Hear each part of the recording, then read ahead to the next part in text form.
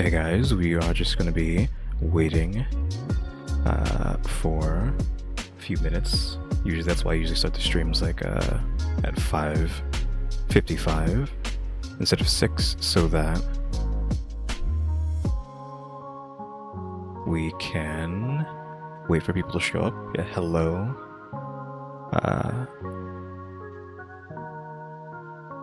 Tortelloni? I don't know if that's how you want to say that. I haven't said it out loud before. We just do this, turn this stuff off.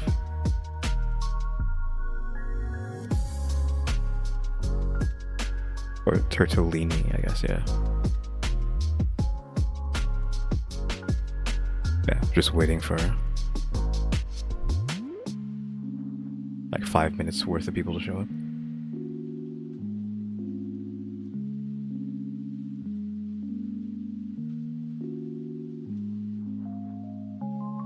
That's fine. Because you just watch it whenever. Though, I don't know how long this one's going to be. I'm probably going to talk about it afterwards too. But this video is like what, over 3 hours? Even sped up, it's still going to be like 2 hours, 2.5 hours. So we might be here for 5 hours. I don't know if I should just do, I don't know, like part 1, part 2 of one video, or if I should just sit here for 5 hours and, you know, just tank it. That's assuming I'm able to talk for, you know, the same amount of length as a video, like I try to. So yeah, we could be for like 5 hours, 6 hours if it wasn't sped up, like well over 6 hours if this video wasn't sped up by 25%.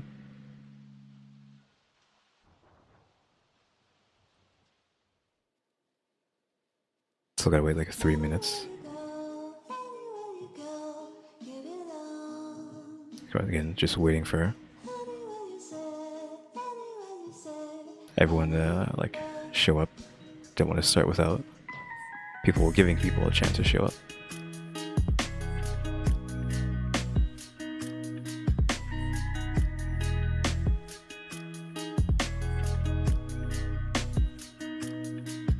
Again, I don't know if I should do it like I cut it in half or not.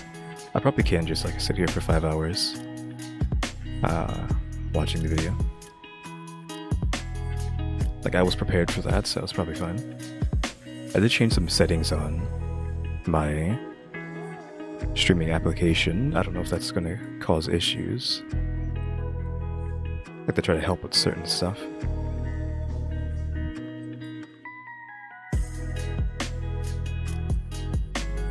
Like a minute until I start, like roughly. So I do see that the stream buffers for like a nanosecond every so often. I feel like that might be because of the setting that I turned on, which if it is, oof.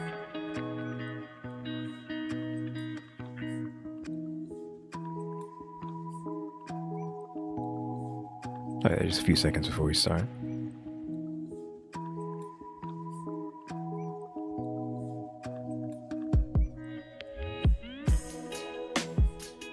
I forgot to type in chat to say that I'm waiting for 6 o'clock to come around, just waiting for people to show up. But oh well.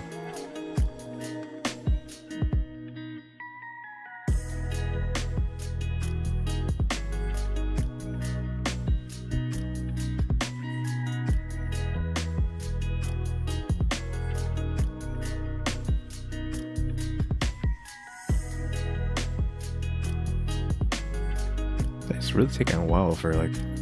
Okay, there we go. Okay, we can start now.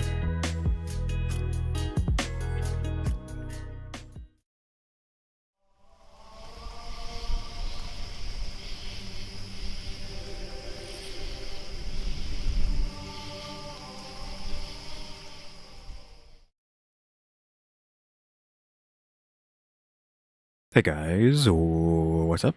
We're back with some more Reactions After Dark. Of course, we're going to be watching teen boy's Snapchat and party pic reveal his secret connection to Karen Reed murder case. Did he do it? Obviously by Rotten Mango. Also, she's just keep getting like more and more ridiculous with these like the lengths of these titles. I couldn't fit it up there on the top of the window, the fake window there, and I even had to shrink it a bit just to fit what I have up there. Like, she's always just maxing out at 100 characters in it. Don't even get me started on my title, having to like erase so much. But yeah, last time we left off, it was ridiculous, right? Just everybody was dogpiling on Karen because everybody in the city is basically connected. The cities or whatever city, town, state almost is run by the Alberts ? I think that was their family name. Like basically the entire city is run by the Alberts. If not just by them, people who are related to them, or whatnot. So everybody was just dogpiling. So I'm hoping that obviously with the FBI's involvement, maybe things change. I was told that spoilers, things do change ? But I guess we'll have to see if that actually comes to fruition or not. We probably will just get started now. I kind of wanted to like use the new model or like show it off for a second, but we can just get straight into it because we're going to be here for 5 hours. Bada bing, bada boom. If you want something to disappear forever, you're gonna throw it in the trash at a military base. Okay, she has one of those stickers again. And what do you mean at a military base? I've never heard that before. And it kind of makes sense. Military trash is very different from regular civilian trash. Each US military base, they handle their waste systems very differently. Some overseas bases, they have burn pits where they get their daily trash. Some bases, they have enough trash to fill 2.5 single family homes every single day. Sometimes it's filled with medical waste, chemicals, paints, plastic, food, human feces. They just round it up into a pile in the middle of nowhere, pour jet fuel into it, and light it on fire, potentially giving everyone within like a few mile radius lifelong complications like asthma, if not just like straight up lung disease. Like what? I have not heard that before. I didn't realize they were just burning trash, which burning trash is, as you were saying, bad. Is it not illegal to burn trash? ? With how much damage it does to the environment, for one, but also just to humans in general? Like what? There's no way that's happening on a daily basis at every military base all over the United States ? They don't do that on US soil most of the time. Here, Okay, it's not on our soil, doesn't mean that makes it any better, but there are waste systems in place, and usually there are daily pickups of trash at military bases, and they get taken to a very specific military landfill where they are then separated, and then eventually some of the trash does end up with civilian trash. But let's say you have your entire life belongings of sentimental value, your life savings, your passport in a little baggie that someone accidentally trashes at a military base. Your odds of finding that are slim to none. You likely can't even voluntarily search these military landfills. They have controlled access limited to authorized personnel only. Even if the trash is still sitting at the bottom of the dumpster on the military base, you would need a federal search warrant to go in and look for it, which is perfect for Brian to take his phone. okay, this is that guy. It's blurred out right now. I'm assuming when she gets further, it's not going to be blurred out, but I think it's this guy maybe? I'm not sure. Could be someone else, though. I have noticed something. I don't remember. Maybe I'm like remembering incorrectly. She didn't change the, like, there's 2 people here. She said she might change them, or this guy here, because he's like, the guy like behind this picture, there's a dude here with a white border. She might change him out because he's not important. But I don't remember this guy being here. Was he always there, or is he new?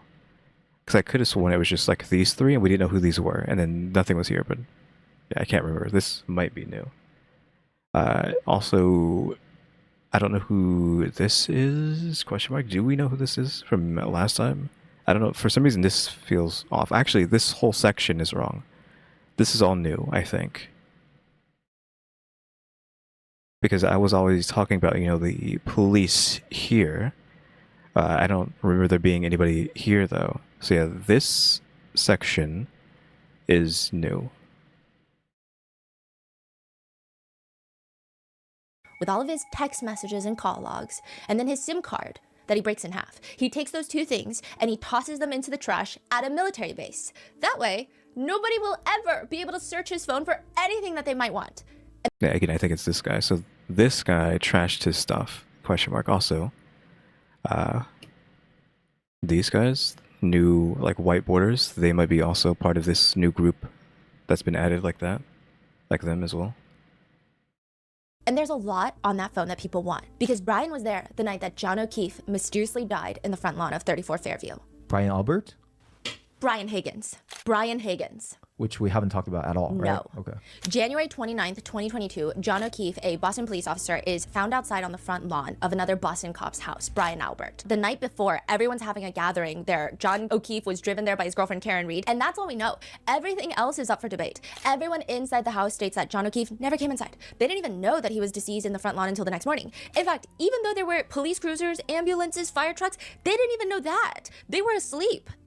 Everyone in the house at the time of the party says they never saw John O'Keefe come inside. John's girlfriend, Karen Reed, will say she saw him walk inside to make sure that they're welcome, and he never walked back out. But this is not Brian Albert that's trashing his phone. This is one of Brian Albert's best friends. Another Brian Higgins, a federal ATF agent. Oof. So they do have someone on the federal side, and it is this other Brian. Weird that these two Brians met each other. I guess Brian's like a common enough name, question mark, that you could have a friend named Brian when you are named Brian. ATF? Alcohol, tobacco, and firearms. But it doesn't necessarily mean that he's like a higher rank. It's just a different jurisdiction. I mean, some law enforcement think that anyone with the feds are higher in rank, but it really depends. Right, but they don't work directly together at all. They're just friends. Sometimes they'll have mini projects together, but not directly. Sometimes they'll work at the same police station, because a lot of federal agents will have floating offices, and they'll have like their own little desk at a police station, because there's not a federal office in every town. This Brian Higgins. I just forgot about the ads. Let me turn that off. Delay that. Okay, that's turned off. Yeah, I don't think you missed anything. As soon as because I got the ad too, so I paused. Wanted John O'Keefe to come over that night. This is also the man who was interested in dating Karen Reed. In fact, the two, Brian Higgins and Karen Reed, shared a kiss at John's house. And What? Excuse me? She said that these two kissed at his house. So she cheated on John. Maybe if you want to call it kiss cheating. She cheated? Question mark. And hold on. What?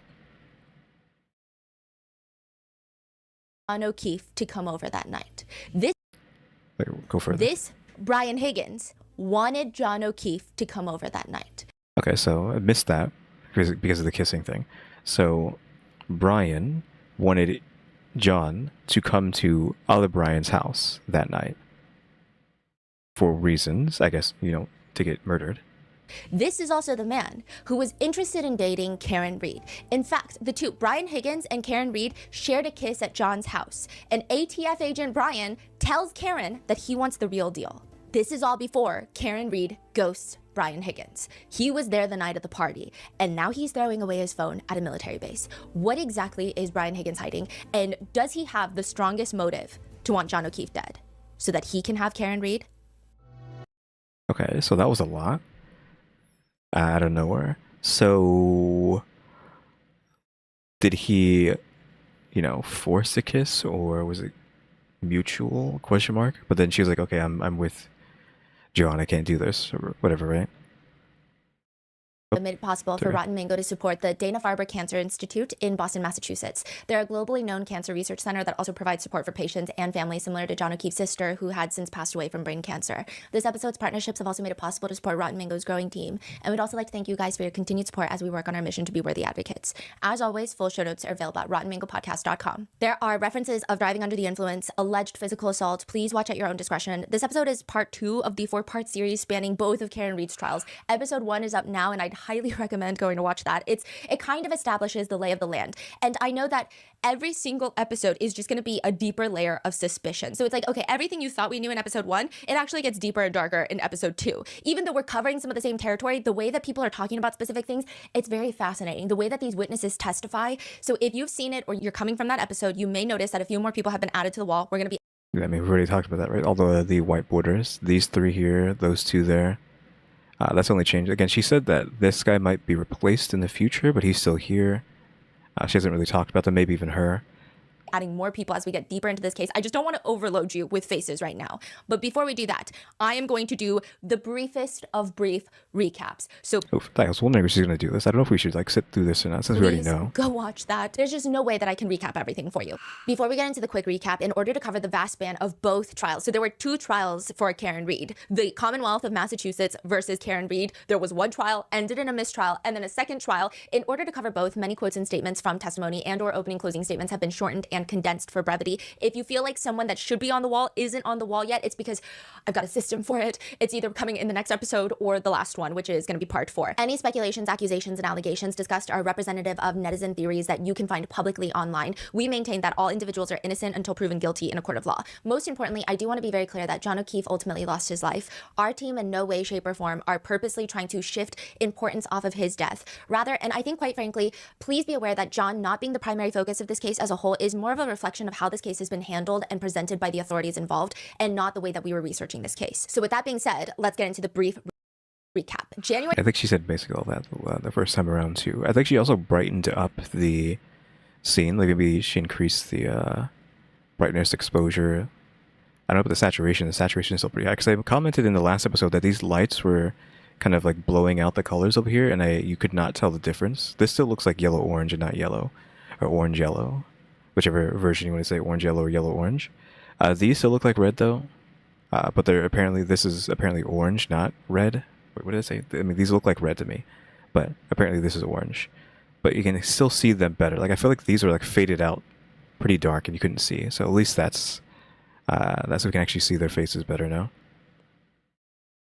January 29th, 2022, Karen Read calls 2 people. The first one is Jen McCabe, and the second one is Carrie Roberts. And she tells them John O'Keefe, her boyfriend of 2 years, has not come home last night. And she's freaking out. It's like 5 in the morning. They were getting drunk last night at a bar. They were all hanging out with friends. Jen was there. Carrie was not, and she's freaking out. She doesn't know what to do. She calls them. They start searching for John. They go back to John's house. They're searching here and there. Karen is allegedly a mess the entire time. She's screaming. She's frantic. She's hysterical. She keeps repeating the same things. Some people say that she was saying things like, could I have hit him? Other people are saying she said, I hit him, like a declaration, a confession of sorts. Eventually, they make it back to 34 Fairview Road. This is a very important address. It's a single family home owned by none other than Brian Albert and his wife, Nicole Albert, who also happens to be Jen McCabe's sister. So they're blood relatives. This is Jen McCabe's brother-in-law. They were all going to his house after the bar last night, Karen and John included. So John is in Karen's car. They roll up to the house. Karen says, hey, we get to the house, we've never been here before. We had to call Jen to get instructions to even get here. And once we get here, it doesn't look that welcoming. And like,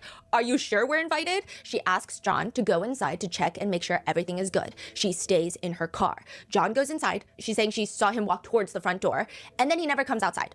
She's getting. So I know we're just doing the recap. I don't know if I should just like let her just roll and not say anything in between, because like, we've heard all this before. But maybe the fact that it wasn't welcoming was on purpose to make it not look suspicious for them to, you know, delete him or murder him. I don't know if we can say that he was murdered at this point, because YouTube's so dumb. But yeah, for them to murder him, like that's why it looks unsuspicious, or not necessarily not suspicious, but it just looks like nothing's happening there.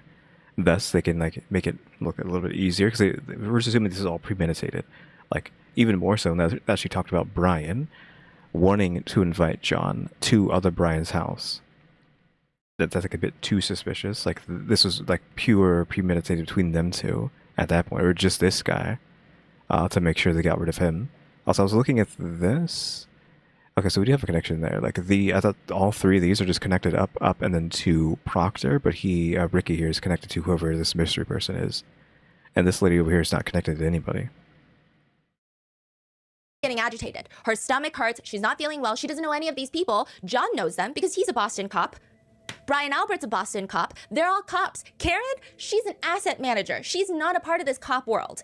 And so she decides, I'm just going to leave him because he's kind of making me mad. He hasn't checked up on me. He hasn't opened the door and said, come in. He hasn't texted me. So as she's driving home, she leaves a series of very angry voicemails calling John O'Keefe a pervert, telling him to go f himself, telling him that he's a loser, telling him that she's going to leave his niece and nephew, who he has custody over, home alone, and she's going to go back to her own place because she's over this.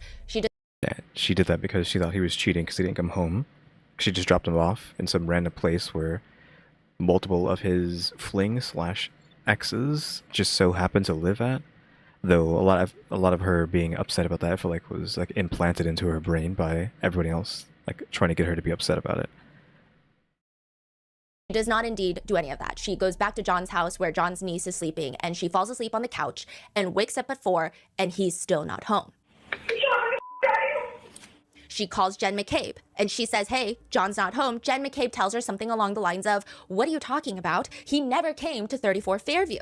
So Karen naturally starts freaking out, calls John's childhood best friend, who he also went to prom with, Carrie Roberts, and they go on like a little early morning search party through a blizzard. This is blizzard conditions at this point. It wasn't last night when they got to 34 Fairview, but it is this morning. They start driving all over the place, and Carrie and Jen say, Karen's weird. As they're driving back to 34 Fairview, they say that Karen just starts screaming, I see him, I see him. She's kicking at the door to get out. She runs outside into the snow onto the front lawn of Brian Albert's house, and they just see a mound of snow. They get out the car, they say they moved the snow off, and there is John O'Keefe laying in the snow. Paramedics are called to the scene, police officers are called to the scene, and it becomes this whole ordeal of, initially, people thought, well, people didn't really know what to think. They just knew that a police officer was found deceased in front of the lawn of another Boston cop, and it doesn't make any sense. He's got some injuries to his head and his arms that don't make any sense. It doesn't make sense how he ended up in the front lawn. Did he go in the house? Did he not go in the house? That's the biggest debate. When law enforcement officers, they start interviewing witnesses that were inside the house, they all say John O'Keefe never came in the house. So that must mean that Karen is the last person that knows what happened to John, right? Was she saying, no, he went into the house? Who are we to believe in this situation? You would think maybe it's numbers. Maybe it's all the people in the house. There's a handful of them versus just Karen, right? You would initially think that. However, everyone in this town is connected. All these investigating officers here in this dark blue color, they're all somehow friendly with the Albert family. The Albert family is the most well-connected family in the little town of Canton, Massachusetts. His brother, Kevin Albert, is a Canton police detective. His other brother, Chris Albert, is one of 5 Canton selectmen who oversee the entire Canton Police Department. Yeah, I think this guy is just like almost like a mayor, like a mayor council, right? I feel like we can say that's what that is. And the state troopers. So there's many different law enforcement agencies that get involved. The state troopers, they're not Canton PD, they're Massachusetts State Police, right? However, they are all somehow connected to Julie Albert, who's Chris Albert's wife. So they're all interwoven, interconnected. Everybody went to high school with one another. Everybody's kids play on the same baseball team together. Everybody is friends with everybody except for Karen. Karen is not friends with any of these people. And all of these people have now decided that Karen ran over John O'Keefe in the front lawn of another Boston cop's home, drove home, leaving angry voicemails, and left her boyfriend of 2 years to die on the lawn. That is the theory. But is that really what happened? February 26, 2020. Okay, so now have we like finally gotten out of the recap? So this is almost nearly exactly a month after John O'Keefe has passed. At this point, Karen has been arrested, released on bail. So there's a lot developing, but there is this picture taken of 3 guys at a bar. And Yeah, this is from the thumbnail. You can see that his right knuckles are bruised. Not his left hand though, just the right hand. the only one that really matters is the guy in the middle. And these guys, I don't even know if I can call them guys. They look incredibly young. They look like boys. Now, the guy in the middle, he's got a black baseball cap on backwards. He's got both of his arms around his friends. They look like frat boys. And his right hand, if you look at his right hand. It's very bruised. I mean, even past bruise, it's scabbed pretty heavily. His right knuckles are just bright red pink. Knuckles are pink. Knuckles are pink. Like it was injured? Yeah. How would your knuckles get pink? You punch something, right? And you got to punch something very hard for them to stay pink, right? Yeah. Now that guy... Well, it's beyond pink. Like, they're actually scabbing and might even been, like, even further than that. It's weird that his left hand has nothing on it. Like, he just was just full right hands and nothing with his left. In the middle is none other than 17-year-old Colin Albert. 17? 17. Son of Chris Albert and Julie Albert. So this guy's 17. He was 17 at that moment. I mean, she's saying they look like kids, but, like, you see, like, the arms on that guy? He looks like what they use in, like, movies. Like, 30-year-olds playing teenagers. I don't know about his face. I didn't look at his face close enough, but, like, the rest of him looked like 30-year-old playing a 17-year-old. I mean, again, the left hand thing. I'm guessing maybe he used his left hand to hold and right hand to attack, if we're saying that's what happens. is the nephew of Brian Albert. Brian and Chris are brothers. Uh-huh. So this is the nephew of Brian and Nicole Albert, and netizens think that this 17-year-old was the one that killed John O'Keefe that night. And Karen's attorneys seem to think so too, because defense attorney Alan Jackson, he gets up on the podium and he starts asking Colin on the stand, because Colin is called to testify by the government. What happened to your knuckles in this picture?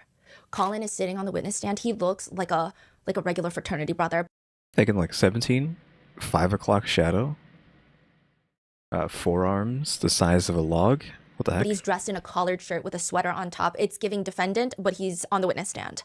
I was at a party, a house party my senior year, and I remember it being icy outside, and it was kind of like a steep hill of a driveway, and I was walking up the driveway. So he's walking up an icy driveway, and I slipped down the driveway. I tried to catch myself, but I had something in my left hand, so I tried to brace myself with my right hand, but I ended up landing straight on my knuckle. So he's slipping on the ice, and he lands on his knuckle. Crazy Okay. I mean, story. Like this. I'm not saying it's that crazy of a story, but not even like that. You could just, it probably would be more, I don't know, vertical with your body. So it's like vertically parallel with your body. So I can't show you, but like your fist is pointing straight out, not horizontal, but like vertical.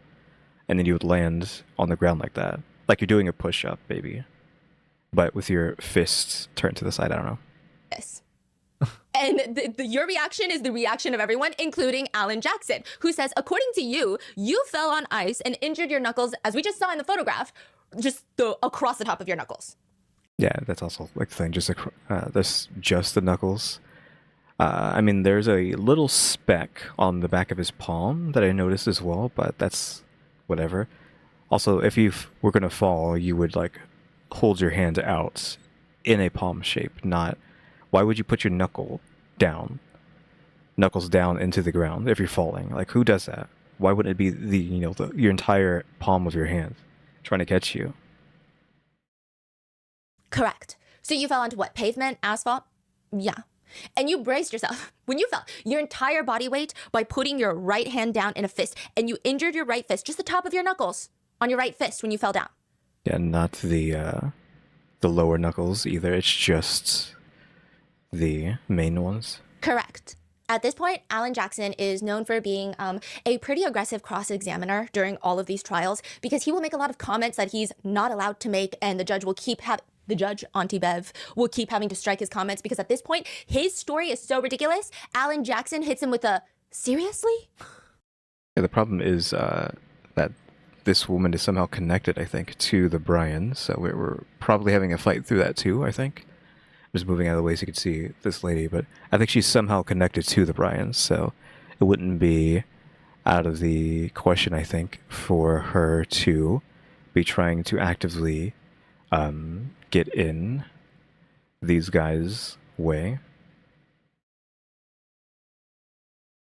And you braced yourself when you fell, your entire body weight, by putting your right hand down in a fist, and you injured your right fist, just the top of the knuckles on your right fist when you fell down. Correct. Now, again, who catches themselves with a fist? Seriously? Objection, Your Honor. Sustained. That's his question. The objection. It's weird that you could just be like, he said seriously, objection, and then that it gets added. So it's like, oh, I guess the seriously doesn't count. Him asking seriously doesn't count. Seriously? You fell. Your entire body weight on your right fist, and you just injured the top portion of your knuckles. You didn't break a finger. You didn't break a knuckle. You didn't sprain your wrist. Nothing? Correct. You ever been in a fight before? The defense shows yet another photo. There's a picture of Colin with his arm around another person, and his knuckles are scratched up again. And it's always just the right hand. So it's not the left and the right, it's just his right hand. And that picture was apparently taken just a few days after John's death. So there's a picture taken a few days after John's death where his knuckles are pink, and then another one taken a month after where his knuckles are pink. Now, why is this relevant? That's what everyone's trying to figure out, because initially, when everyone inside the house during this little blizzard party, January 29th, 2022, nobody mentions Colin being inside that house. Okay. I'm guessing like the second photo a month later has to do with like him getting into a scuffle with someone else, and that's just like his MO, right? Is that he only uses his right hand, which again, like he probably grapples with his left hand and swings with his right, which is why his left hand is never bruised, I'm guessing.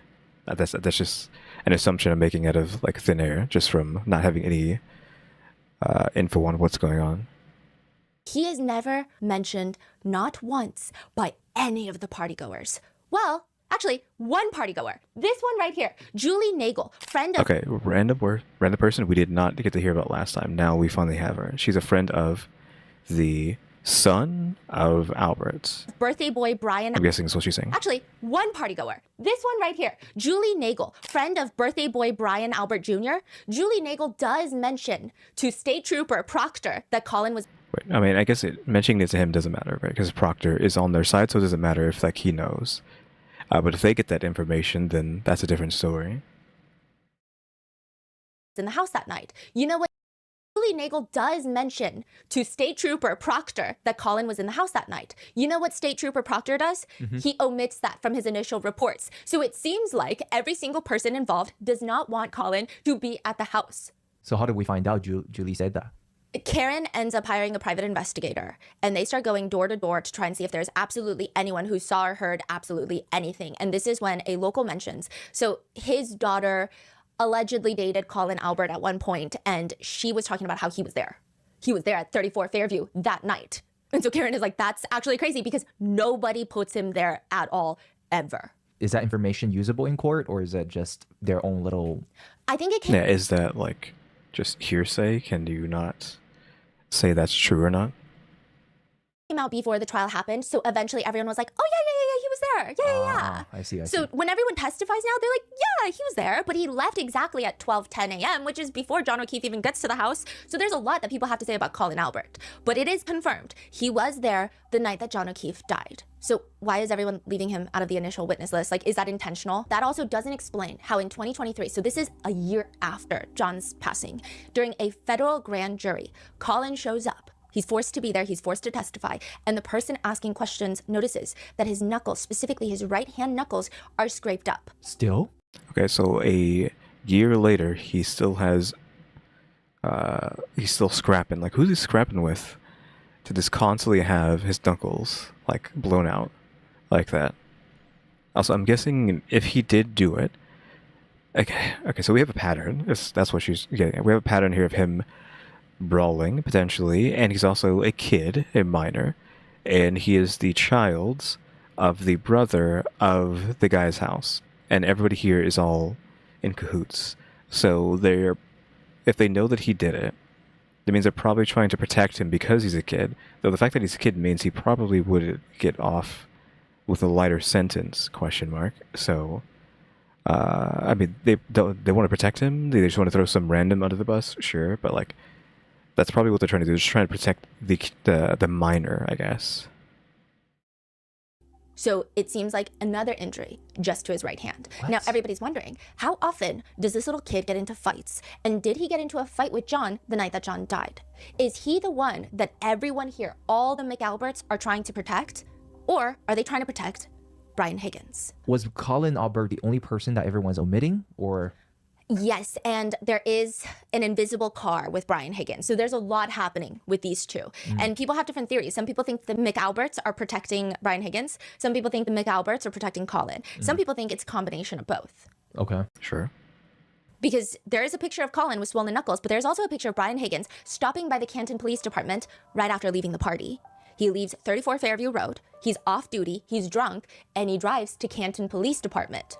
He's an ATF agent, but he's got an office at the Canton Police Department because his best friend is the chief of the Canton Police. So middle of the night? Yeah. He went into the office for what? 1 a.m. He goes into the office, he says he's going in there to move his cars, but he spends quite a bit of time in the police station. And on top of that... Wait, hold on. How do we have this video footage of this guy doing this? You think they would, like, since, again, everybody in the city, town, state, whatever, are in cahoots with each other, that they would have deleted this or not offered it up to investigation? Even like the FBI, they could have been like, oh yeah, we didn't have the camera footage for that day.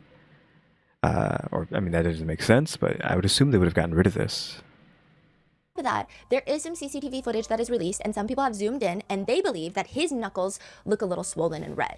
Okay, that's a bit hard to see with this archaic footage that we're looking at.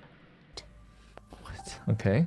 There is this reality show. It's a TV series called Boston's Finest. It lasted 2 seasons. It's about Boston police officers. Now, That sounds familiar. Not that I've watched it. I'm just going to give you a quick recap of all the different law enforcement agencies investigating or involved in this. So you've got Boston Police, which is John O'Keefe was a Boston police officer. And then Brian Albert is part of Boston PD. He is the head of the fugitive unit, or he was. And then you've got the Canton Police. This all happens in the town of Canton. So they commute to work in Boston, but this is 30 minutes away in Canton. So the chief of police is Kenneth. And then a lot of these people in dark blue, so Sean Good, Paul Gallagher, Michael Link, these are all Canton police officers, as well as Kevin Albert. And then you've got the Massachusetts State Police. So you went from local town, then you got big city of Boston, and then now you got the state of Massachusetts. You have these 3 state troopers, Tully, Buchanan, and Proctor. Proctor, do you remember him from part 1? Yep. No nudes, Proctor? No news so far. Exactly. Okay, so these are the 3. And then you've got a 4th agency, the feds. The FBI are investigating the investigation into John O'Keefe's death. They're not even just investigating John O'Keefe's death. They're investigating the investigation into his death because all these people are shady. Every single one here, maybe not the people in the white backgrounds, but all the dark blue, wall of shame at this point. And we're going to get more in depth in part 3 because the way that these people are connected is criminal. And then the dark blue background are the ones that's currently working on the case, and the light blues are the officers that's not investigating the case. But they are involved in the case. Right. Yes. So the dark blue are investigating officers. This show is kind of like a documentary. It's like a day in my life as a Boston cop. I mean, with a lot more background music. It's filmed really well, and featured on there consistently is Brian Albert. Oh, he was on this show, question mark. I was like, what does the show have to do with anything? But apparently he was here on that show. Okay. Much younger Brian Albert. He is the owner of 34 Fairview, Boston cop, head of fugitive unit. In the show, he says a lot of really intense things. Like he gives a lot of quippy one-liners. Violent felons, they will do just about anything to get away. Some are going to try to run. Some are going to try to hide. Sometimes it's diving out windows. They're going to do whatever they can to avoid capture. Throughout season 1, you see Brian Albert trying to lead his team and make sure they're not in trouble. And he says about conducting search warrants in people's homes, it's one of the most dangerous things you can do is go into somebody else's house. He says the person you're looking for, that's their castle. If they wanted to assault you, they know the places to hide. Sometimes you take a deep breath, you stick your head in there and just hope that you don't hear a pop. They explain that finding fugitives is very meticulous work. I mean, you're looking for people that other cops couldn't find. He says we're the unit that gets called when somebody's wanted for a serious crime, mostly violent crimes, and they're on the run. That's our specialty. That's the purpose of our unit, and we do a pretty good job at it. It's not easy, but there's a method to the madness, and he gives a few tips throughout the show. So in the show, Brian Albert states, the rule is simple. You follow the love interest. Okay, are we saying that? Like, are we saying that because we're using his own tactics against him in this case? So we're saying follow the love interest. Like, what are we talking about? We're talking about Karen at this point? Though, if we're talking even further, then we're talking Brian number 2. Because Brian number 2 is interested in Karen. Brian Higgins, a.k.a. ATF. Immediately start talking about Brian number 2. Brian, he's a federal agent in the alcohol, tobacco, firearms, and explosives. It feels like nobody really knows what an ATF agent does. Some say that they take down massive gun running organizations. Others say they do that, but they don't actually do anything. So they're basically a federal gang agency, is what they say. You can interpret that however you want. Some people interpret that as they take down gangs, because gangs are often, they typically have violent firearms and other weapons in their possession, or they're a gang of agents. Yeah, so that's what I took it as first. Like they are a gang of agents. And they basically just shoot dogs. There have been numerous incidents where pet dogs have been injured or shot and killed during ATF raids. And do you remember Waco?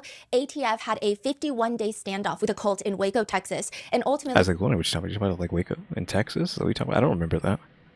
Maybe I do, and I just don't know. And ended with 70 people dying, including children, and some of the first shots fired by ATF were aimed at the pet dogs in the compound.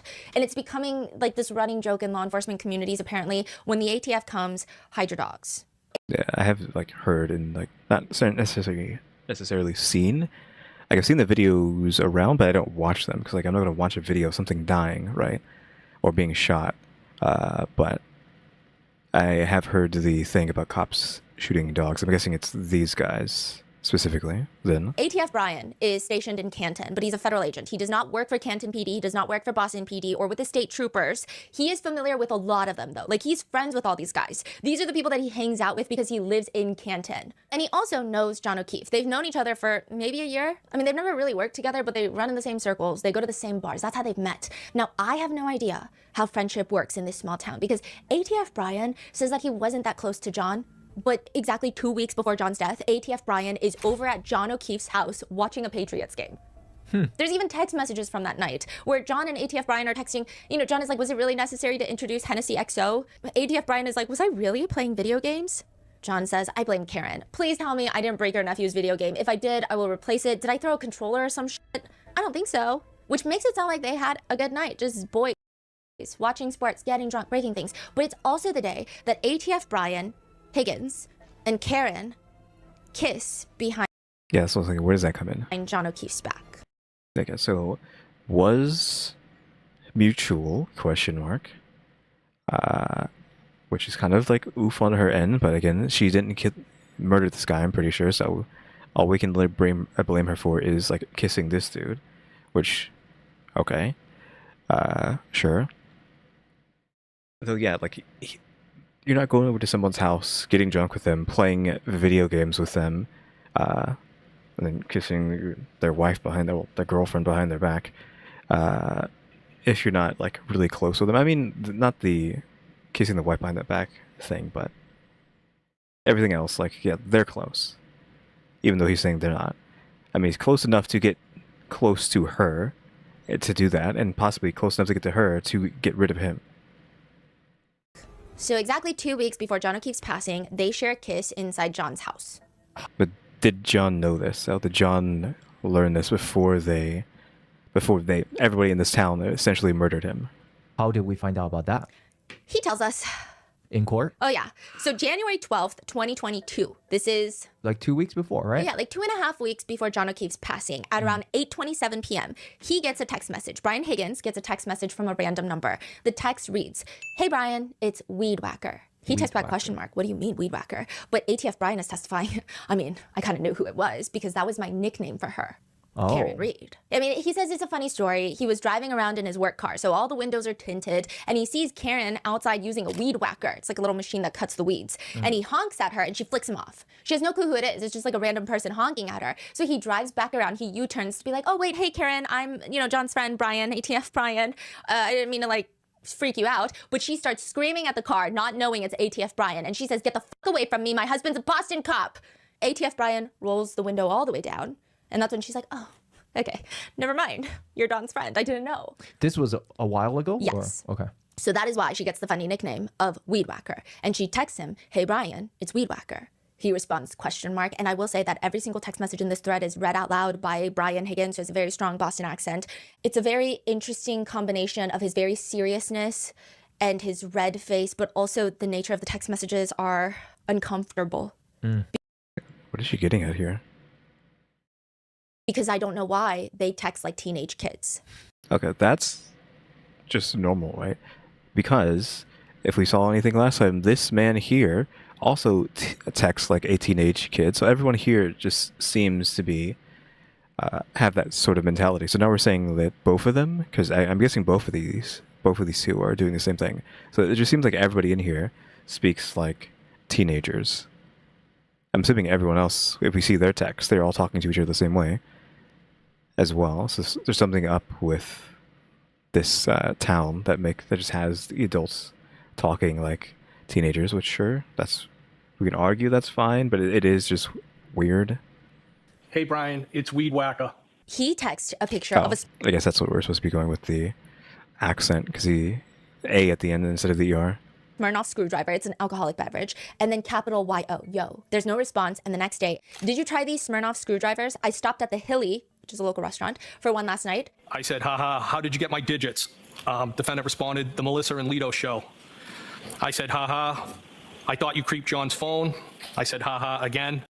Like, having to hear the word haha out loud is cringe, but as we saw last time, you get objectioned if you don't say the exact thing out loud. You have to speak it out loud. So I can only imagine what saying LOL sounds like out loud. Haha. No way. And she does a girl with the crossed arms emoji. I was the last person in Greater Canton who didn't have your number. I think even Carrie has it. Side note, not Carrie Roberts, a different Carrie. And he's like, what? I just don't give out my personal number to anyone. How would Carrie have my number? I don't know, Melissa had it. Eventually they start talking back about the nickname. And she says, The defendant said, I'd prefer a Weed Whacker. I responded, Yeah, the Weed Whacker. What is going on. I lost my train of thought because of the way he says weed whacker. That's the thing about nicknames. You don't have a say, and I believe I was referring to nicknames. I know, they need to happen organically. I'm the queen of nicknames. Okay, so that's what I was going to say. Why is Karen going out of her way? Well, first off, she went out of her way to get this man's number, right? Why? Why did you do that? Second off, why are you engaging in conversation, this random like chit chat with this man? Like, it's like she's trying to cheat for some reason, but like, why? Does it make any sense? Like, why is she just being flirty with this random man? I mean, she's not being flirty yet, but I'm guessing it's going to get there. Wait, so they met, I'm assuming, months ago? They met months ago at a bar through John O'Keefe. So John O'Keefe and ATF Brian run in the same circles, and John O'Keefe would introduce Karen to all of his friends. And so Karen's not really part of this cop world. It's through John O'Keefe that she meets all these people. Yeah. And one day he drove by, beep, beep. They talked, I'm assuming. Soon after, Karen texted him. And they sound flirtatious? Very flirtatious. Karen just changes the topic abruptly. We were tossing around the idea of a short vacay with another couple, wanted to see if you were game. Vacation where? I was just gonna rent a beach house in Fort Lauderdale, something quick and easy. I'm the queen of vacays too, always a good time. He's like, I'm going to Nashville next month, 19th to the 21st, for a benefit. One of our guys got shot in the head. You guys should come. It's like a crazy text message to send. Later on January 13th, Karen sends a picture of a guy struggling to use a weed whacker and texts ATF Brian, "You're not a creep." And he says, "Nope, you're kind of..." What is that? You're kind of a loner, which I used to be. Okay, apparently Karen is a loner. Where did they get this meme from? Like, guy...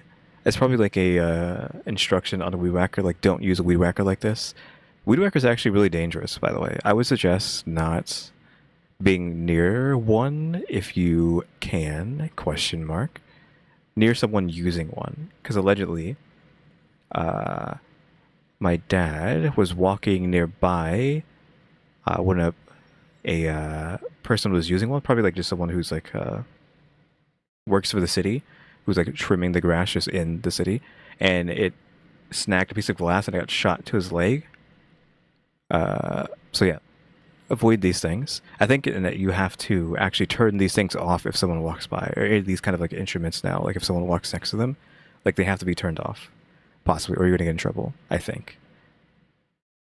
of a loner, which I used to be. No, not really. I have tons of buddies, but I only let a handful of friends in that I'm tight with. So you think you've got me all figured out? Karen says, yeah, I said loner, not loser. I assume you know a lot of people. You can never really figure anyone out completely. Your dad died when you were young? Question mark, question mark. How do you know that? He died in March of 2020. I'm so not a loser. You won't figure me out, LOL. No one's a loser. I just didn't mean loner to imply friendless. I'm sorry, that sounds recent. It wasn't COVID, was it? Cancer. I know you date girls who don't lock the house behind them and you're private and observant. And then she says, I'm sorry, what kind? So they're having like simultaneous conversations talking about his dad's passing, but also talking Yeah, like what is this again? Like what is this teenage conversation? about Brian's dating habits. Lung, brain, kidney, pelvis. How did you know all those things? You're funny. Yeah, again, like I was asking earlier, how do you know these things? How do you know about his dad? How do you know X, Y, or Z? Like, what is going on with her? How did she get all this information? Is she just like a private investigator herself? Mm-hmm. These text messages are a lot. Yeah. Yikes, wow, that's rough. Jesus, I'm sorry. We chat a lot at the hillside. Don't be sorry. Life is hard sometimes. I always figure it out. Who chats? Life is hard, but losing people is the hardest, so I'm sorry. We chat. Yeah, like messaging two different conversations at the same time. I've done this before, but like it is weird to see someone else doing it. Literally, they're having multiple conversations at the same time. That's all you got? We chat? Sure. I mean, you're from Brockton, spit it out. You and I chatted about the girl who kept forgetting to lock the door. Oh, she's been out of play for like 3 months now. And so they're like having this flirtation of talking about people that are, quote, out of rotation in ATF Brian's circle of girls. Yeah, like she's trying to get information on who he's dating to see if he's single or not, so that possibly she could mess around with him. But like, again, you were dating John. So why are you flirting with this random dude to, I guess, potentially cheat? Are you going to break up with John to get with this guy? I feel like she should have done that faster if she was going to do that, because maybe John will still be alive if she would have just, like, left him to go be with Brian. Yeah. Yeah. And ATF Brian finally tells her that he got a Saturday invite from John O'Keefe to come to John O'Keefe's house that Saturday to watch the Patriots game. Karen is like, did you say yes?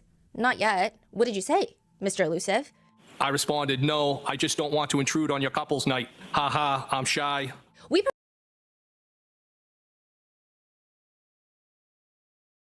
This 50-year-old man in court saying, haha, I'm just shy. Like, oh my god.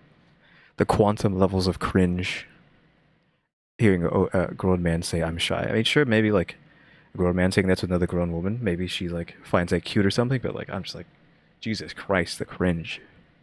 prefer to hang out with non-couples. Bob Gallery is probably coming too, solo. We'll probably play cards or something at one point, so I'm inviting you. Haha. Later, Karen texts him, John said, quote, Brian's being wishy-washy. Haha, did you tell him you texted me? No. ATF Brian gives a thumbs up. And this is when we head into very, Wait. What was that? John said Brian is being wishy-washy now. Which Brian? Are we talking about this Brian? Did you tell him you texted me? Me? No. Okay, so she is not telling John that she's talking to Brian, so John has no clue that she is in DMs with Brian. ATF Brian gives a thumbs up. And this is when we head into very, I would say, Karen is a little sensitive to the word affair because she's saying, you know, I'm not married, John O'Keefe's not married, we're not married. Yeah, it's not, you're not married, but it's still cheating, even if you're not married. It's not really an affair. And she also says that John O'Keefe was allegedly flirting with other girls too. So she feels like it's affair is a strong word. But we do get into like that emotional cheating territory where she says, well, don't be so anti-couple. Most couples don't even like each other. He says, name a few. Name a few. I don't know all of them, but they all want to hang out with single people. Later in the messages, it seems like this might be when he comes over for the Patriots game because ATF Brian texts Karen, foul ball. She texts him, you stink. He says, you suck and you're double trouble. Defendant responded, you're hot. I responded, are you serious or messing with me? Defendant responded, no, I'm serious. I responded, failing is mutual. Is that bad? How long have you thought that? So this is Brian. He's like, I also feel like you're so hot. Is that bad? Because I'm friends with John O'Keefe. How long have you thought about that? And she's like, are you okay driving? You don't want to just stay here. So Karen is offering for Brian to stay at John O'Keefe's house with them. Okay, well, I mean, that could have been... Did he actually stay? Because that could have turned into them cheating in his own house. Like, somewhere. I wouldn't be surprised if that did happen. But we just don't know that. Because no one's saying it. Yeah, I'm fine. I have an office at the police station. You didn't answer the question. She says, I'd rather you stay here. ATF Brian testifies on the stand that as he's leaving John O'Keefe's house that night, he says goodbye to John, and John might have gone to use the restroom or something. He's not entirely sure, but he says, as we were walking out, the defendant planted a kiss on me. So as I was Okay, so Karen initiated. exiting the house, and as we were walking out, the defendant planted a kiss on me. He's asked by the prosecution, Lally, how did she kiss you? Not like a friend. He says it was lip to lip, like a romantic kiss. ATF Brian says he was taken aback because it just was not something that he was expecting. And later he texts Karen, I think you're messing with me. Why do you think that? Because this is so out of left field. Where did these feelings come from? I just think you're like me. Meaning, do you have your own kids? I have no kids. How am I like you? Hello? Aren't we alike? I think so. So why did you get my number and reach out to me? Shoot straight with me. I told you, I just think we're alike. Yes, agree. I don't know. Shouldn't you know? Brian admits that he's had a... That exchange there was so... not uncanny, but so... rigid? I don't know how to describe that. crush on Karen since the first time he met her. And she responds with, this is like the most lukewarm confession of a crush. I don't know. You're just my type. Okay, You think you can handle me? I thought you were happy. You think you can handle me? Who do you think you are, Brian? How do you know if I'm happy? I just assumed. Are you hard to handle? What do you like about me? And this is when Karen has sent the now viral text message where Brian says, what do you like about me? And Karen Reed responds, Okay. What is this blackout going to be saying? What could it possibly saying? Well, he says, yeah, ditto. So it can't be something too crazy if he's saying whatever she said, he's reflecting back at her. Right, but yeah, this is like just weird, rigid back and forth that they're having. On top of like the teenage stuff, but I guess like in 10, 20 years, if I'm talking to someone, it's probably going to sound cringe to them, right, as like Zoomer or Gen Alpha. Like Gen Alpha is /Zoomers whatever's after alpha, Gen Beta, are going to see my text messages and think it's cringe. So I guess same thing, right? Or you could argue that now. Not that I'm really having conversations like this with anybody. Message where Brian says, "What do you like about me?" And Karen Reed responds wholeheartedly, "I just feel like you're from my neighborhood." Okay, that means nothing, I guess. What do you like about me? Defendant responded, "I just feel like you're from my neighborhood." Wait, what does that mean? Like, Nobody knows. It's like the most lukewarm confession of interest that the world has ever heard in a murder trial. Like you Yeah, it's so weird. Just say, "I like you," or anything remotely close to that. Now it's like, oh yeah, we seem alike. We seem like we are just so alike. We're in the same neighborhood. I mean, the neighborhood thing kind of makes sense. Just like she's saying, nobody understands it. I understand what she's trying to say, but she's already said that like 1,000 times, saying like we're alike. But like, this is just so weird. you have like very passionate text message Yeah. that the prosecutor is trying to bring up, and it's just like, "I feel like you're from my neighborhood," and people didn't know how to respond because the severity of the context that these text messages are being read in is very severe. This is a murder trial, but at the same time, it's like, it's very hard to wrap your mind around that these are the text messages that everybody has to treat very seriously because the energy in the courtroom is also very okay. so like Adam Lally just didn't follow up much on that. No, she's just like, "Why do I like you? We're like from the same zip code, bro. Like, what do you want me to say?" That's the energy. And he says, "Ditto, Ditto. ditto." And she says, "I just think you're hot." Brian's all, Okay, well, I mean, at least that's something to go off of rather than all the other stuff she's saying. "Oh, you really think that? I have always thought that about you." What? You're hot, smart, witty, but I didn't think you were interested. Witty? Yeah, meaning quick with a response. Tell me why you got my number and reached out to me. I just thought we were the same and from the same neighborhood. Now that she's repeating it now, it's like, what are you talking about? Now I'm on the team, like, what the heck are you saying? Are you afraid to say what's on your mind? That's what it feels like. Like, you're not saying we're the same, we're in the same neighborhood. That doesn't... Yeah, I can see her just saying something. That doesn't mean anything because she doesn't want to say what she's actually wants to say. This whole text message exchange is very hard to listen to. I think that the government thought it was going to have the same effect as Michael Proctor reading out his messages of no nudes so far and all of these things. But I think Yeah, his stuff was crazy. This is just like cringe, like kids/teenagers text messages. It's I thought we were in the same neighborhood thing. I think it's kind of like you would see maybe teens saying, I don't know. I don't know. I feel like just them saying I don't know over and over again. Like, oh, what do you like about me? I don't know. Teehee, something like that. Just over and over again. That's what it feels like. Because they're just too shy, quote unquote, to say what they want to say, or they don't know what to say because, again, they're teens. But these are grown, like 40, 50s. the general energy of these two messaging each other, it's bad. I do think it's bad because Karen is clearly having a relationship to some degree outside of her relationship with John O'Keefe, and she's accused of murdering John O'Keefe. So it is bad. It is serious. However, Yeah, this is bad, but it has nothing to do with... Well, it has nothing to do with... This is bad, but it doesn't make me be like, oh yeah, Karen murdered him. Like, no. It's just... She was doing something bad. It's like, no one's like a perfect... Sure, there's some skeletons over here, but she didn't kill John. feels almost juvenile when you see this ATF agent on the stand reading them out loud one by one. I said, haha, how did you get my digits? Haha, I'm shy. And I said, haha. I said, The haha, I'm shy. haha. I said, haha again. And it also seems like both parties are into it. Even ATF Brian, I mean, this is his friend's girlfriend, and he's just, quote, "I will give you what you want. How are you texting me right now? Are you leaving me hanging? How am I texting? Is everyone asleep? I'm just wide awake on my phone. Yeah, they're asleep. I should have stayed, LOL. So now what? Yeah, you should have stayed."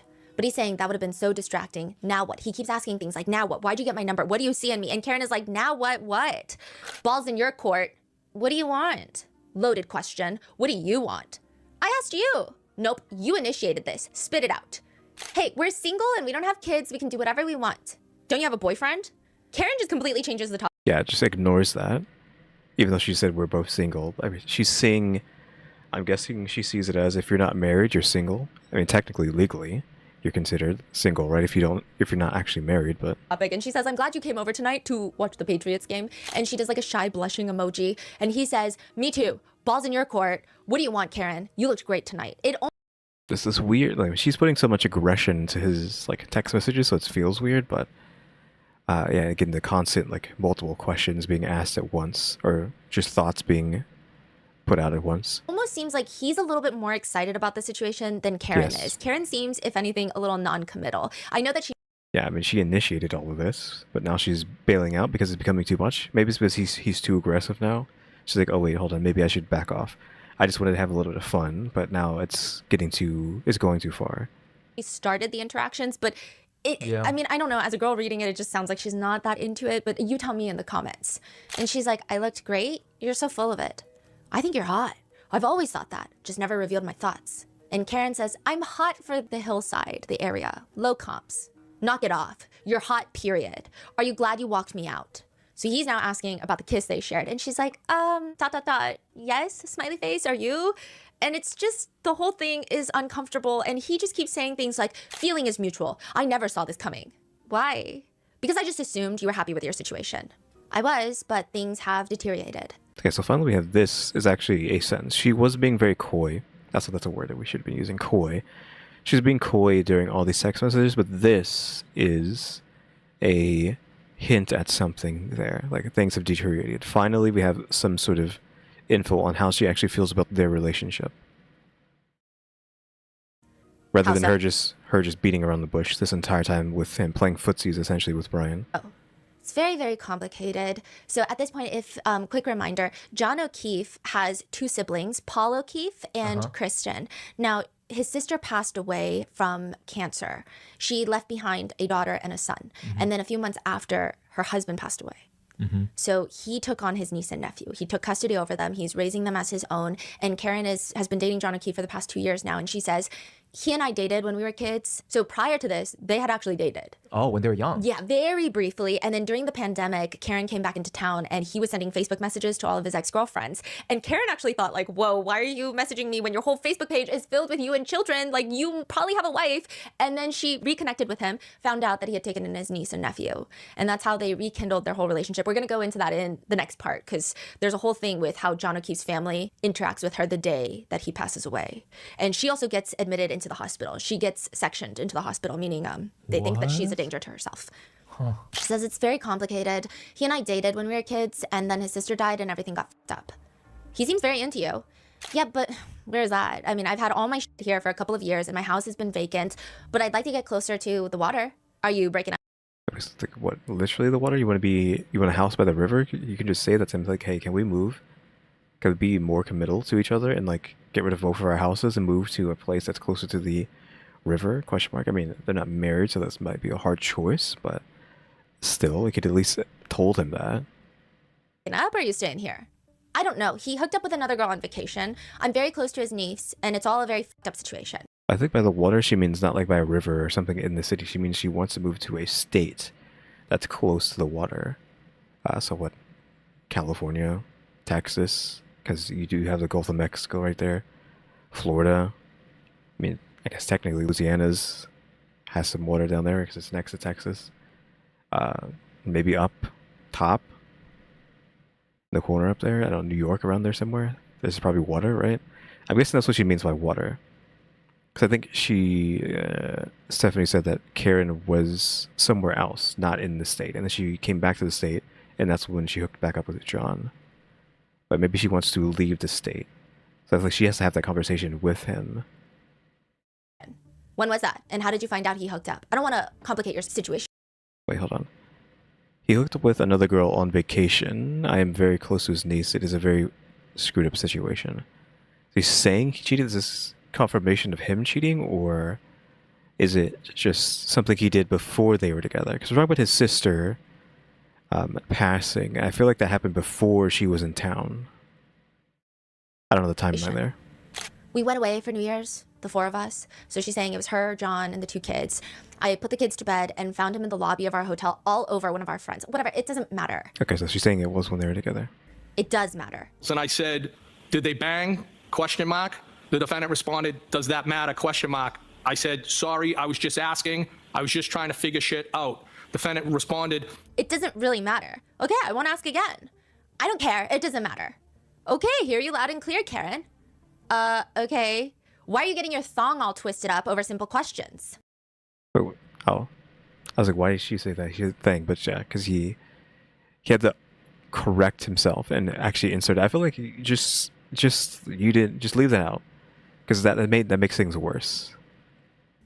She responds, I'm not, am I? You kind of Like autocorrect saved you, and you went in to shoot yourself in the foot. getting defensive. Not at all. Eventually, Karen asks what Brian Higgins wants, and he responds he wants the real deal. To which she's kind of cynical. She says, it doesn't exist. Sometimes it's a lot. A lot why? He's like asking her, a lot why? Because I went from being solo to trying to give attention to kids who aren't mine, and I never wanted kids. I thought you were happy in this relationship. Everybody is happy at the hillside. Oh, God, you avoid things. It's just a very complicated dynamic with the four of us. He isn't cut out for what he's doing, and the kids present constant issues. I think he believes he's doing the right thing. Well, of course he is, but his heart isn't in it. It's only because he was very, very close with his sister. I know kind of how you feel. I was married. So Brian was married previously, and his ex-wife had brought in a child from a previous marriage. And he said that he's been divorced since 2017, and he has no kids anymore because they got a divorce. And she says, I tried very hard, but the kids are very spoiled. They're not my family. My parents keep telling me I'd feel differently if they were mine or my own sisters. You know, then I told you he got sloppy and drunk on New Year's Eve while we were away, and that's really affected me. What exactly did he do? I never got married, and now somehow I'm arguing with someone about raising kids. Eye rolling emoji. Why don't you just tell me? He was a puddle all day, and then he disappeared. Then I found him all over our friend's sister in the lobby of our hotel, and she's gross, which I think may actually be worse. Not sure. Oh God, did they bang? I'm not sure. I was with the kids, so I was with the kids celebrating New Year's without him, which shouldn't be my role, but I doubt that they did it. I mean, he was a mess. Was it the first time with her, or do you think there was others? I don't really think there were others. I'm with him all the time. He never seems to want to go anywhere without me. But honestly, the issues with the kids bother me more than him actually cheating. They are constant, and it feels like a lose-lose. Genuinely is starting to feel like Karen is just using him as a therapist and not actually. Sure, just trauma dumping onto Brian. Now, I guess at this point, but he is like, he might as well be begging her to tell him everything. So I don't know. Like, she is, and again, trauma dumping onto him, but I feel like he wants her to do that. He wants to hear everything that she has to say. So it's kind of like mutual, at least, I feel like, there. You don't know what's going on with John. We have to take her on her word that he was doing that stuff. She also said he was very wasted, so not that excuses what he was doing. Actually interested in Brian Higgins at all. And he even notices that you clearly have a lot of feelings swarming inside of you. Yeah, it's very complicated. Sorry for the rant. You can vent, babe. Oh. Wait, this is all from the same night? Yeah. Dang. Okay. It's like in the span of 9 days, they go through all of this. And she's like, basically, I just feel like I spread myself too thin, and sometimes it's thankless. Now, I will say there might be some validity to her feelings. I don't think that, I'm not saying any of these messages are appropriate. However, there were rumors in Canton, and Jen had semi-confirmed it, that everybody called Karen, and this is so mean girl coded. What is it going to be? She's confirmed by Jen, right? So Jennifer said whatever she's about to say, that everybody in Canton thought this about Karen? A glorified babysitter for John O'Keefe. Okay, so everybody in the town thought she was John's kid's babysitter. Really? How did we find out Jen said that? Jen was like, yeah, that's what Carrie said about her. Carrie Roberts. Okay, so that's what Carrie said, but that... John O'Keefe's childhood best friend. How does that equate to the basically entire town seeing her as a babysitter? Now, during that time, you had indicated that you had heard a statement that you said was horrified you in some way. Is that correct? So basically, Carrie is a talker. She said something like, John really loved Amy, and in my eyes, Karen was just a babysitter with benefits.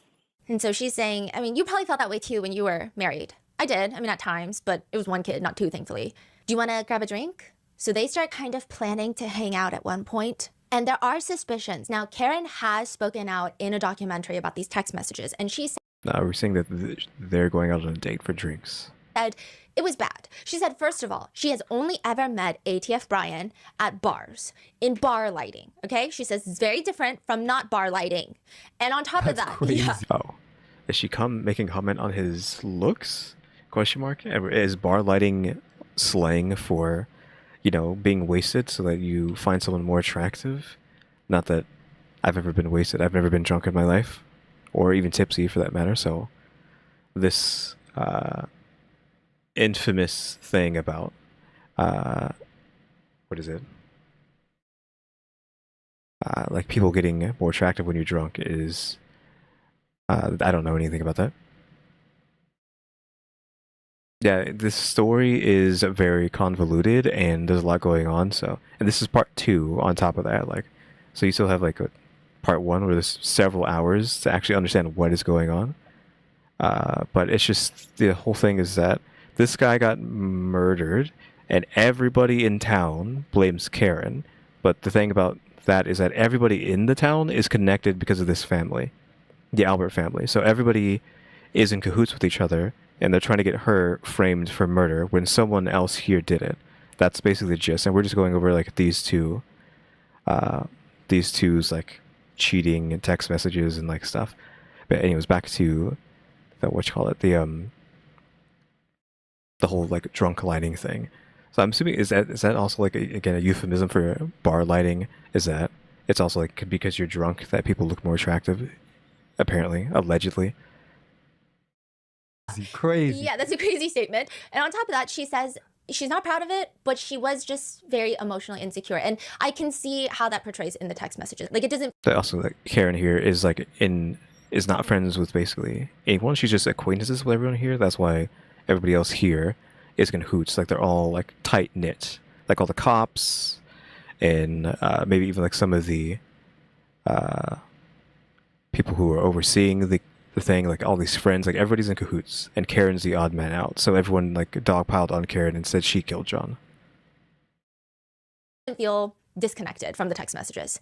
There are certain points where he's saying like, do you get angry when you don't get your way? And she texts him, I rarely ever get my way. It seems like all of her messages are a little bit on the more depressing side. However, this message, I think a lot of people, a lot of netizens feel that Karen was just trying to use Brian to get John to like her more, or to... Oh, she was using Brian as like a jealousy thing so that John would like pay more attention to her. I think that's what you're saying. Yeah, that makes sense about the alcohol. But again, like I've never gone and gotten drunk or tipsy or anything, so I don't want my agency taken away from me via drugs or alcohol. So that's why I've never been drunk or done drugs. I would like to keep my mental state perfect. Chase after her more or want her more. And is that something that we should be doing? Probably not, but the message reads, John has showed me about 5 times the ring video of me walking you out on Saturday. My voice and accent are killing me softly, throwing up emoji. Wait, John has shown... Wait. That's so dumb. Right, because okay. To explain, because she just said. I think what she just said is that John, who is her boyfriend, has ring footage of these two the night that he came over, right? And I think on the porch, they made out, right? So John actually has the footage of them doing that, is what I think she just said. Which, if he has the footage, he keeps showing it to Karen, I guess, like upset or jealous or whatnot. Because if that's what she just said, that's crazy. That John knew about it. Show Karen? Wait, what? Ring video of her walking Brian Higgins out of his house the day of the Patriots game. That's weird. And he says, what? Yeah, he has cameras everywhere. You cops, rolling eye emoji. Like the kissing thing too? He's freaking out. He says, Jesus. And then Karen says, he's like, Christ, are you guys hooking up? Oh my God, great. I don't need drama, dude. No, it's fine. Seriously? I'm serious. You legit planted one on me, saying you literally kissed me. And Karen says, I know where the cameras are anyway, duh. Wait, so she's implying the kiss is not on there? Yeah, implying the kiss is not on there, but I guess that they were appearing friendly. Right. That John is saying something to her about it. And the way that she's texting... Okay, so he didn't see the kiss, but he's implying like her leading him out of the house means a little bit more than it should, which I mean it did. She did kiss the guy, so... It almost seems like that was the purpose. Right. It's like, kind of the vibe. Yeah. Like she's not bothered by it. Like, hey, by the way, John was jealous about it. She's not like, keep it down low. Don't say anything. He's already on to us. Like, she's not saying any of that. It almost seems like, it worked, is the energy of the text messages. Brian is feeling that too, right? You planned it on me, like... Yeah. He seems a little more startled than Karen does. And she says, I know where all the cameras are. And he's like, so your slick move wasn't on there? Of course not. Oh my God, I almost threw up. It was just a peck anyway. I kissed Carrie and gay Jeff too. Yeah, weak. Huh? Who is gay Jeff? I'm guessing Jeff is gay, so I mean, I feel like that doesn't count, right? Because it's not like... Well, does it count if you... I feel like it doesn't. Like, girls do stuff like that with each other. Well, not like that. That's not what I'm saying, but... I don't know. Carrie, who is Carrie here? Is that the person who's not on this list? She's trying to write it off as like not a real kiss. Like it's just a kiss you have with friends. I don't know. Like, oh, like she kissed her gay friend on the mouth or something, and she kissed her female friend on the mouth. Like, oh, like tee-hee doesn't count. Like, I feel like that's what is being said here. I agree. He's saying the kiss was weak. LOL, funny. So now he's jealous of me? No, I told you he likes you a lot, which makes it worse. You said or did something at the bar last week and he goes, I like Brian more and more. He's a good dude too. Yeah, he is. Funny. What's your end game? What do you want from me? You will just confuse the shit out of yourself because I'm a lot of fun. And so Karen is just like, what is happening right now? They start texting about how they're maybe going to go out for drinks or go to each other's places for drinks. Karen even says, I'm 42. I know what happens when you invite someone over for a drink. He calls her a master of avoidance, and they have this little like back and forth non-stop. So Karen's saying that I know what happens if we go to our houses, and she's not saying yes to the house. She does eventually go to ATF Brian's house. Mm-hmm. And what happens there? He says it was really uncomfortable and awkward. Like I said, it was this type of like, what is this all about? And then she left. Like they just repeat the same conversations that they were having over text message. And again, this is why a lot of netizens feel like, was it appropriate for Karen to do this? Absolutely not. Was this a good thing to do? No, but it does indeed feel like she is not interested in Brian Higgins. The intention. Yeah, like we were saying that she is just using Brian to make John jealous at this point, which I feel like that's perfectly possible is what's going on there. And Brian's like, he's about it. He's like, yeah, let's hook up. Let's become a couple. Let's start messing around, right? But Karen is just like, that was never her intent. She was just, I guess, again, trying to get him involved a bit to try to make John jealous, to make John pay more attention to her. I'm perfectly on that boat, saying that's what's happening. Though again, I feel like that has nothing to do with her killing him, because that's not what happened, right? She didn't kill him. Everybody else killed this guy. Brian might even kill John to get with Karen, but we still have the stuff at the beginning with Colin. We're saying that Colin possibly killed John. Not the intention. What is it? Is there a motive, for example, for Karen to murder John O'Keefe for another guy? That's kind of, yeah. Text message, yeah. So that's kind of how the prosecution is showing it. Right. Like Yeah, that would make sense, because this guy is the prosecutor against Karen, so he's trying to make it out like, oh yeah, she was doing these texting and like trying to hook up with Brian, and it was like trying to kill John so she could be with Brian, which that's kind of like, okay, sure, if that's, I don't think that's like a good enough excuse, especially with like what they were saying and how they were acting with each other. Like that's weak. she's ready to move on. She doesn't like John O'Keefe. But when you actually read the text messages, it's kind of, it seems like she maybe likes John O'Keefe a little too much. Right. There's no Yeah, she's doing this for John. passion. There's no like, and maybe it's toxic. I think that's a subjective word for a relationship. Some people are like, no, I would do the same thing. Some people are like, that is crazy, it's toxic. But toxic doesn't mean you're a killer. Right. I guess is where a lot of people are confused. Yeah, she's not like a yandere at this point, right? She again is doing this to get his more attention, but I don't think it's to the point of her like killing the guy. I think we already know that she didn't do it, but it is crazy like that the prosecution try to use these like teenage-esque text messages to frame her as someone who killed John off of just that. But yeah, I'm perfectly on boat with her just using Brian to make John jealous. Of course, we're just trying to buy time as she goes over the ad to read here. I wonder how many ads are in here, because this is like a 15,000 hour long video. So this first ad like near an hour. Let's see if I can find another one. There's Brian there for a sec. Oh, there's another one there. Shopify eventually another hour. or so. Yeah, another hour from now, maybe another hour from there. Let's see. We got a third ad. Do I got a third ad? Okay, no, just the two. Okay. Brian even asks, so he's cool with you dating other people? I'm not happy per se, just realistic. There's cracks. So she's saying in her relationship with John, and it's far from perfect. I doubt it. If he's seeing someone else, I wouldn't want to know either way. He probably feels the same way. And you probably feel that way about whoever you hook up with. I think it's normal. And Go back. I just wanted that on the screen. Yeah, like there's like almost no argument there. Like if she's doing all this for John, like why would she kill him? But that's why I mentioned like yandere. It's not like she's a yandere who would kill someone that they loved, right? Just the whole love them so much you got to kill them so someone else gets them kind of scenario. But like this is real life, so that doesn't hold up. What was she saying here?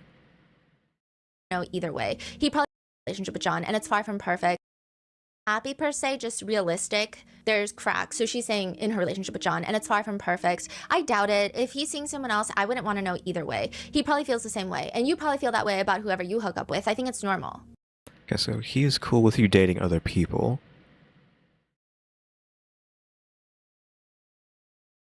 But is she saying that she doesn't know if he's hooking with someone else, even though he literally, from what she said, tries to spend all of his time with her, outside of that one occasion where he was doing the same thing she was doing. But I think he was drunk and just like was like fooling around, and like out in the public, not like behind closed doors, public with someone. So that's why that happened. But she is saying that she doesn't want to know if he's fooling around, and she wants to fool around behind closed doors, but she kind of doesn't. Because we already seen that she went to his house and is just dipped immediately, because of course she didn't want to do any of that stuff. She's just using this guy. I don't know, this is weird statements here. And all of this comes to a climax where she goes over to his house, they share a drink, and they have this same conversation, and Brian says it was awkward, and she just eventually leaves. And it was just a weird vibe. Yeah, he invited it over, probably because he wants to like mess around. But it just ends up being awkward and she leaves.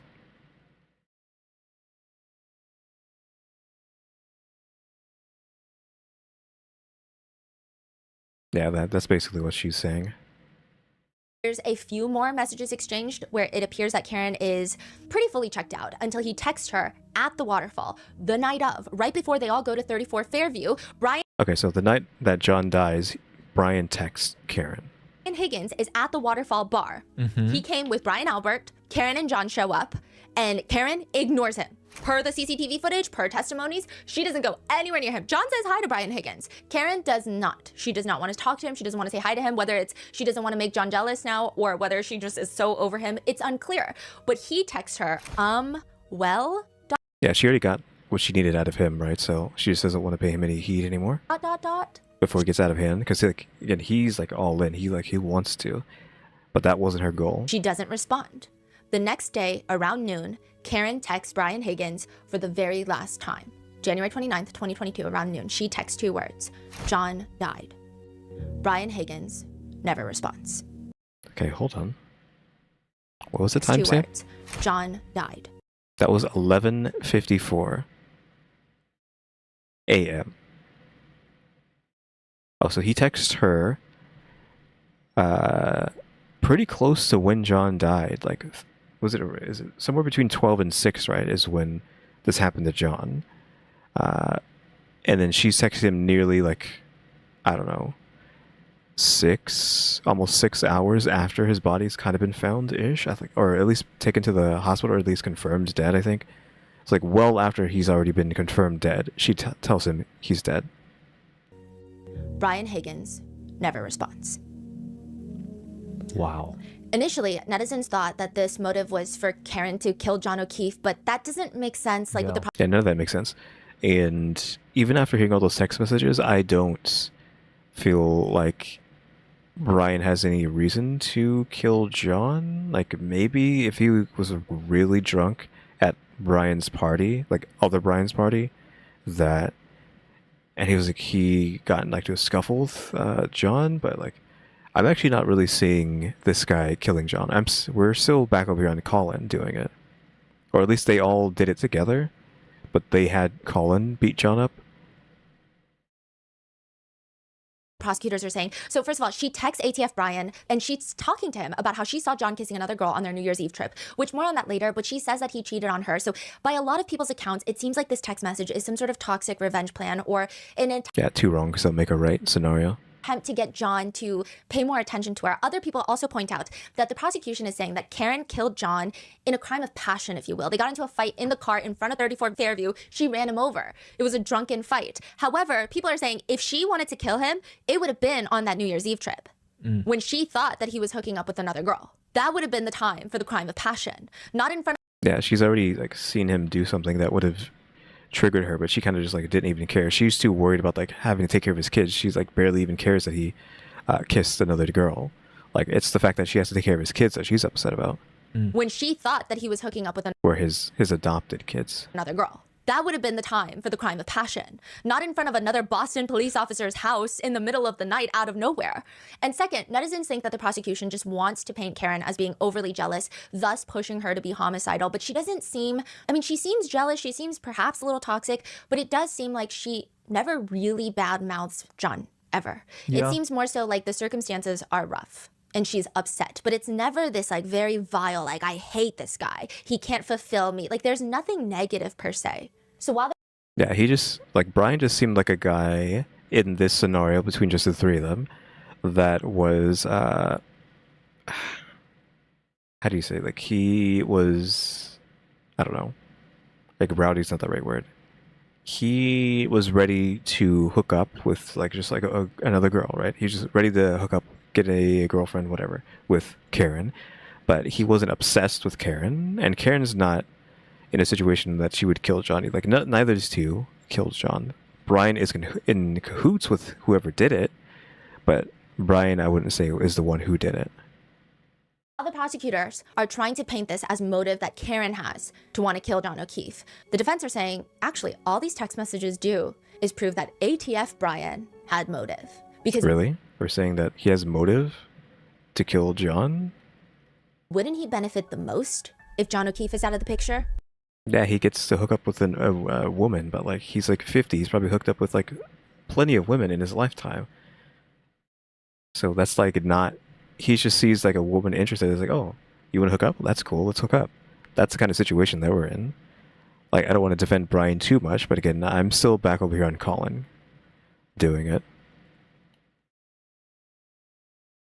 This is kind of a side note, but a lot of people also point out the fact that Karen and John had previously dated. They ended up breaking up and then reconnecting over the pandemic, where they actually started seriously dating for 2 years.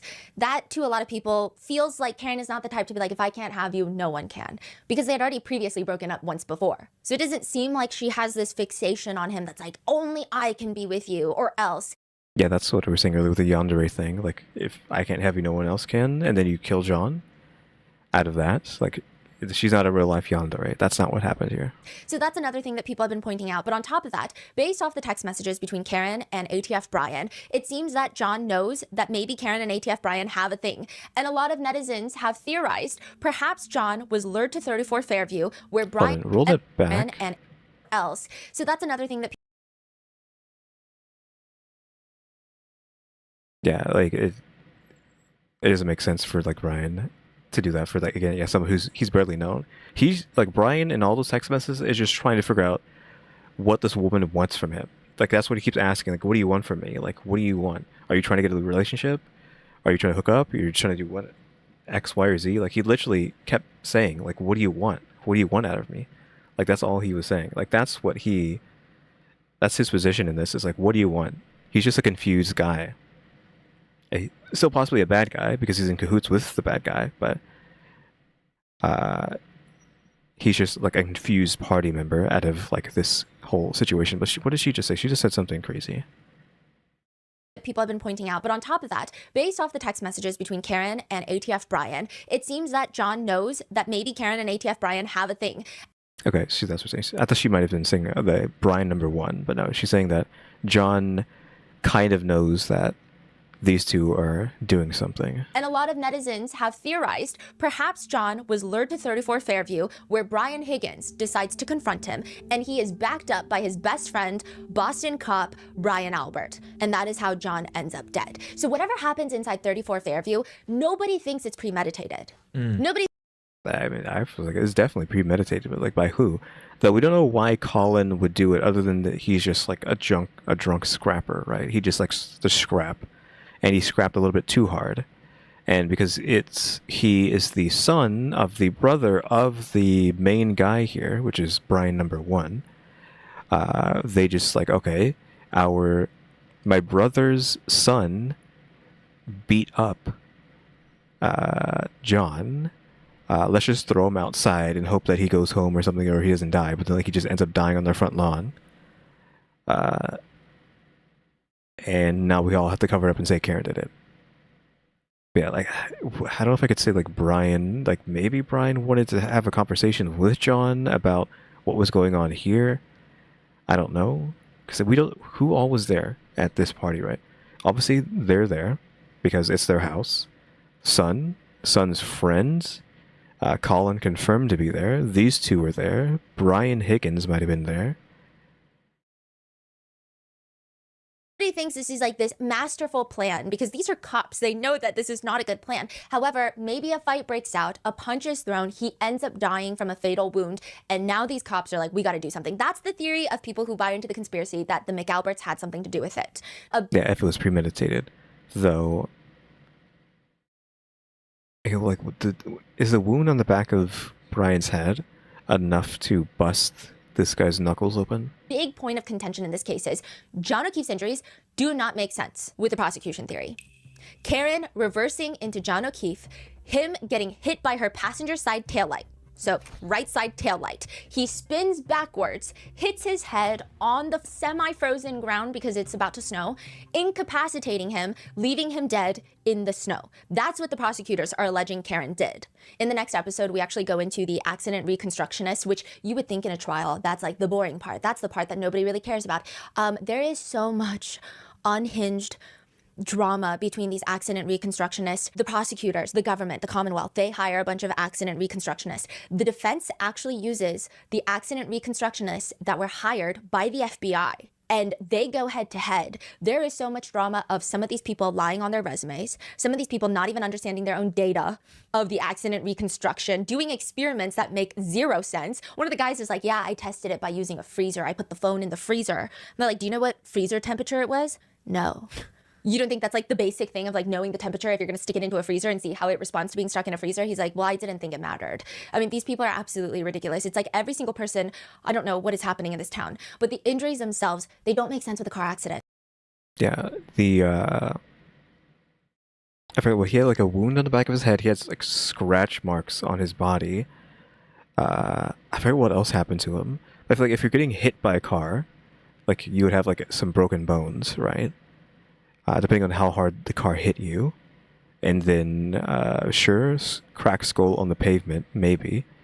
But I'm pretty sure all he had was like the wound on his skull and scratches. I don't remember everything he had, though.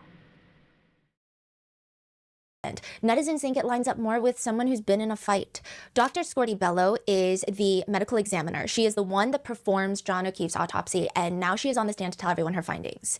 Yeah, they're just making everything more confusing, though apparently we're not going to learn about the deconstructionist until next episode, which I'm pretty sure next episode is 3 hours too, which is like, oof. Is it actually down here? It's not actually down here on the list of her videos. Actually, there it is, yeah. Framed for Murder, No One Believes. That might be number 3. That was 9 days ago, so probably. So yeah, next episode after this is also 3 hours, so this case is just so long. While autopsy photos are shown, Paul O'Keefe, John's brother, is seated.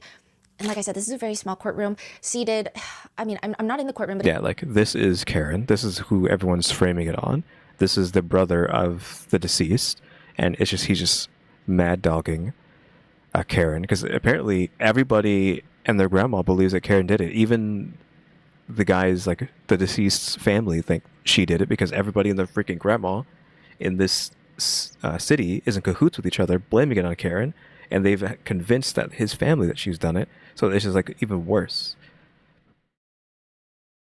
But it just appears like A few feet, right? yeah, and he's just staring down Karen the whole time. Dr. Scortibello notes that John O'Keefe has a small cut to his right upper eyelid, abrasions on his nose, bleeding and swelling of both of his eyelids, and We have like a loading bar for what is we about to see? Am I going to get in trouble for this? Stephanie, what are you doing? What are you about to put on the screen? I mean, she's not in trouble, but hold on. I will look at this first. eyes. He has these weird Oh, it's blurred. It doesn't matter. abrasions on his nose, bleeding and swelling of both of his eyelids and eyes. He has these weird Yeah, he has like slashes on. He had slashes on his arms, which that isn't too consistent. Like you get hit, or not even hit. You got nudged by a car going in reverse, and then you have a bunch of like slashes, like cuts like this on your arm, from being like hit and then pushed to the ground. Like that's what happened. He got hit and then pushed off into the ground. He didn't get ran over. He got hit and then pushed is what they're going with as like what happened. The accident is how Karen got him. cuts on his arms. They look I saw the photo. It's like throughout his whole arm. yes, and they're all almost linear. Yeah, they're all straight lines. Straight line, straight line, line, line, line, line, line. This is kind of like a bruising like scab. This is maybe, that's actually like 2 lines there. But it's all just like scratches. Or are you like slashes, like that's 2 there. Like that, and that's just like a welt there. Even argue like that's a slash there too. Yeah. So it's not jagged everywhere. It looks like if you were to get, and I'm going to try to use an analogy that is not applicable to this case. If you were to get, you know, those leaf rakers, and then you were to just slice someone's arm, because there's so many up and down his arm. Yeah. It kind of looks like that. He just has these weird lacerations on his arm and a few bruises on the back of his right hand, as well as a small scratch and vague bruises on his left Okay, the bruising on the hand actually is possibly more impactful than you think. arm. Yeah. It kind of looks like that. He just has these weird lacerations on his arm and a few bruises on the back of his right hand. She has the left hand too. So bruises on the back of the hands, that could imply a few things. Like it can imply defensive wounds, right? You're putting your hands up. I mean, you can't see. If I had if I was using VNAN on this model, I could actually move my hands up and you could see my hands. But like, imagine like you put your hands up like you're in a defensive state, right? With your backs of your fist to who's trying to attack you, right? You would get bruising on your paw, on your hands, right? So I'm assuming that's possibly what this is. These are defensive wounds, like not someone who got hit. And as well as a small scratch and vague bruises on his left hand. Yeah, like bruising on the back of your hands seems like defensive wounds, like trying to stop yourself from being attacked. Bleeding under the eyelids usually is an indicator of something really bad. They're called raccoon eyes. And Dr. Scortibello says bleeding around the eyes could signify that there's a much larger injury inside the skull. And it's Oh, because she just said this person's name. So this, I think this is the autopsy person, question mark? Which is weird because she is slightly tethered to Proctor, and Proctor is the guy who's trying to throw this woman under the bus. Like, he wants to get her in jail time, like from the stuff he said in the first episode. So it's weird that this woman who's tangentially like knows about Proctor is like, yeah, this is her. Like, what's going on with the body is a bit weird, and not like it's weirder than it's saying. Cause I'm guessing she is the what you call it, the I forgot the word. The person who's looking over the body, the autopsy lady. Dr. Scortibello says bleeding around the eyes could signify that there's a much larger injury inside the skull, and it's not just bleeding of the eyes, which is exactly the case here. Ultimately, the cause of death for John is a giant laceration on the back of his head. That is consistent with blunt force trauma, aka hitting your head against a blunt object. It could be a microphone, it could be a dumbbell, it could be a stick, it could be the ground. It's just something that's not sharp. So it's not a stab, it's blunt force trauma. It could be the edge of a table, And Dr. Squarty-Bello states that the injury to his head would not have instantly killed him, but it would have likely incapacitated him. It caused a fatal skull fracture. He had hemorrhaging, bleeding in the brain. And if he's out in the snow, then the hit to the back of the head incapacitates him. That's a cause for hypothermia. So she believes the laceration to the back of the head and hypothermia is the combination that caused his death. Yeah, I think when Karen and Carrie and Jennifer found John's body, he was still alive, I think. But then once he was taken to the hospital, that's where he was confirmed dead. In comparing the blunt force trauma versus the hypothermia, Dr. Squarty-Bello says, I do believe the blunt force trauma injuries were sustained first. These are not injuries that are immediately lethal. This is not something that would cause death in seconds, and therefore Mr. O'Keefe may have been incapacitated by the injuries or knocked out, if you will, and was not... Yeah, like he got attacked, or in the prosecutor's, what the prosecutor is saying, he was ran over. Well, not ran over, he was hit by the side of her car and was left in the snow to die to hypothermia on top of that. But for going with what actually happened, he got beat up and then thrown outside and then left to freeze to death. Not able to get himself into warmer environments, and therefore hypothermia set in. So in my opinion, I believe the injury to the head came first. Mr. O'Keefe was likely incapacitated or unable to move into a warmer environment, and then the hypothermia set in. So she's assuming that he got injured outside the house. Well, no, because it's vague. Oh. If that trauma comes first, then yeah, I mean, he could be injured outside the house, but a lot of people say it's vague enough that he could have been injured anywhere and then taken somewhere where it's cold and he can't get up and move. Got it. Prosecutor Lally asks Dr. Squarty-Bello. Now, doctor, with respect to the head injury, specifically the fracture, what, if any, opinion can you give or can you say in regard to the type of force or amount of force necessary to cause the fracture to the skull that you observed with regard to Mr. O'Keefe? Can I say something about Mr. Lally? This man asks the most convoluted questions I've ever heard. I guess we can read that again. She's saying, I mean, that's his job, right? To confuse people. Where is... There it is. She's saying this guy makes the most convoluted questions because he is the one trying to get... Oh, actually, didn't use it. He's the one who's actually trying to get her thrown in jail, right? So he's saying the most confusing things possible to try to like mess people up, I think.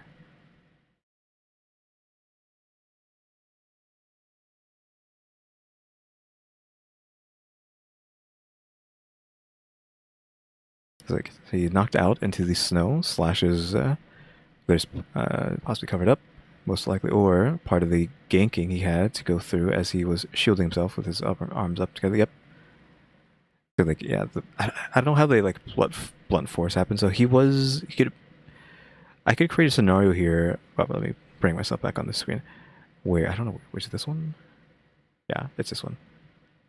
Where, cause I feel like the fracture on the back of his head might not be from like being hit like with a punch. So I feel like he again had his arms up in a defensive like boxing stance possibly, and was like blocking attacks, which is why his arms are bruised. Maybe even was like trying to like block some slashes, maybe like something not too sharp.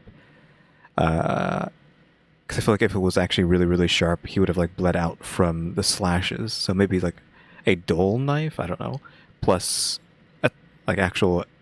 Hold on. That thought just gave me another thought. I'll roll into that after that. But someone came up behind him, because everybody in here is in cahoots against him, comes up behind him and hits him over the head with like some sort of blunt force object rather than actually being beaten up, right? Reverse that back again to another scenario. Again, Albert over here, Colin, his right hand knuckles were blown open, right? They're like busted up from pictures that we've seen. But his left hand is not damaged in any way. Now, what did I just say? Punch, like his arms are slashed up. So maybe Colin was punching with his right hand and had some sort of object in his left hand, and that's why he wasn't swinging with both hands. That's why only his right hand is busted, though every time he gets into a scrap, his right hand appears to be broken and not his left. So I don't know what he's doing with his left hand. That's keeping it clean. I was saying he grapples with his left, punches with his right. He never swings with his left hand. But maybe he had some sort of weapon in his left hand, and that's where we get the slashing cuts on John's arm. over just like being hit. And then I don't know about the back of the head. Like maybe again, someone snuck up behind him, hit him in the head with like an actual like blunt object, or maybe again, Colin maybe just got in there and cracked his skull open from behind in that one particular spot. Like maybe he had him like again. Cause I was saying he's grappling with his left hand, so maybe chokehold, punching someone in the back of the head until it fractures.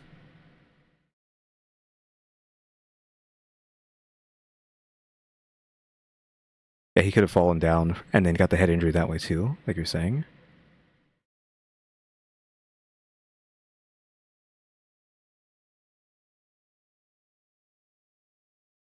Yeah, because I think the wounds were only on one arm, right? So maybe the idea that I was saying, weapon in his left, swinging with his right, holds up against that, because then John's right arm would have the slashes, and his left arm wouldn't really have the slashes, but again, the defensive wounds on the back of his left hand, defensive wounds on the back of his right hand, that still makes sense. Spoken in court. It's just kind of ridiculous. I don't understand any of these questions. He makes every single question so complicated for no reason. She responds, I can't really give you a number. I'm not a physicist. I can tell you that the skull is a pretty thick bone. It takes a considerable amount of force to fracture the skull. So that was a pretty considerable impact. Prosecutor Lally wants the jurors to know considerable impact, you know, like a car reversing at 24 miles per hour. 24 miles an hour? Is that actually enough to... Because I was saying in the first video that reversing, like, how fast can you really go going backwards? Especially building up to that speed. Are we going to say that was enough to, you know, knock him down to the ground fast enough to, like, crack his skull open on the pavement? Like, maybe. But that's where everything stops making sense. Wait, so he said that car reversing at 24, He or keeps he's hinting implying? at, yes, Okay. he keeps implying it. Why? Yeah, it's not like we know how fast she was going. We don't have that information. You're just making up a number. Because maybe he knows what number it would take, just vaguely. 24 miles per hour. That will come in the next episode, but it's Okay. the data pulled from Karen's Lexus. Okay. Oh, I guess cars just keep that information on them now, I guess. They claim, right. Now, John's lower extremities, so his neck down, pretty much, does not have a lot of injuries from his neck down. There's barely anything. Usually, Okay, so no neck, that's what I was saying, like no broken ribs or anything. No broken bones, so yeah. Arms up in boxing stance. Like, you know, biting his knuckles, essentially. Protecting his core. And just soaking the blows like that. Like, none of his core got damaged because he was protecting it. Assuming he was in a scrap and not ran over, right? if you're hit by a car, the lower extremities are highly susceptible to injury. You'll notice Yeah, also his legs, right? Like, nothing happened to his legs, even though he got hit by a car, allegedly. a lot of pelvic bone injuries when pedestrians are hit with bigger cars like SUVs. You'll notice knee injuries, femur, tibia, the fibula. I mean, John has none of those. He does have fractures near the ribs. His ribs are fractured, but those are very common locations for CPR-associated fractures. So Well, the amount of room, I mean, she had a decent amount. It was kind of weird. Like, I can't really say, we can, like, try to get a, because I don't know if she's going to show the location again, but, you know, you have, like, the house. I'll just, like, make it as crude as possible. Like, the house. And the streets here. Like, it was just, like, one street. She drove in on the street, but then she didn't, I don't know why she didn't U-turn. So she just went forward, and then she just drove straight back on the road to get out of there. So she had enough room to speed up, but it's just, even that's, like, it's too hard to, like, show without actually having the like, picture up on the screen right now. Like, sure, she could have built up that speed, but where she had left him off at didn't make sense either, where he was allegedly left off at. That's not what, in Karen's opinion, I'm assuming that's what the prosecution is saying.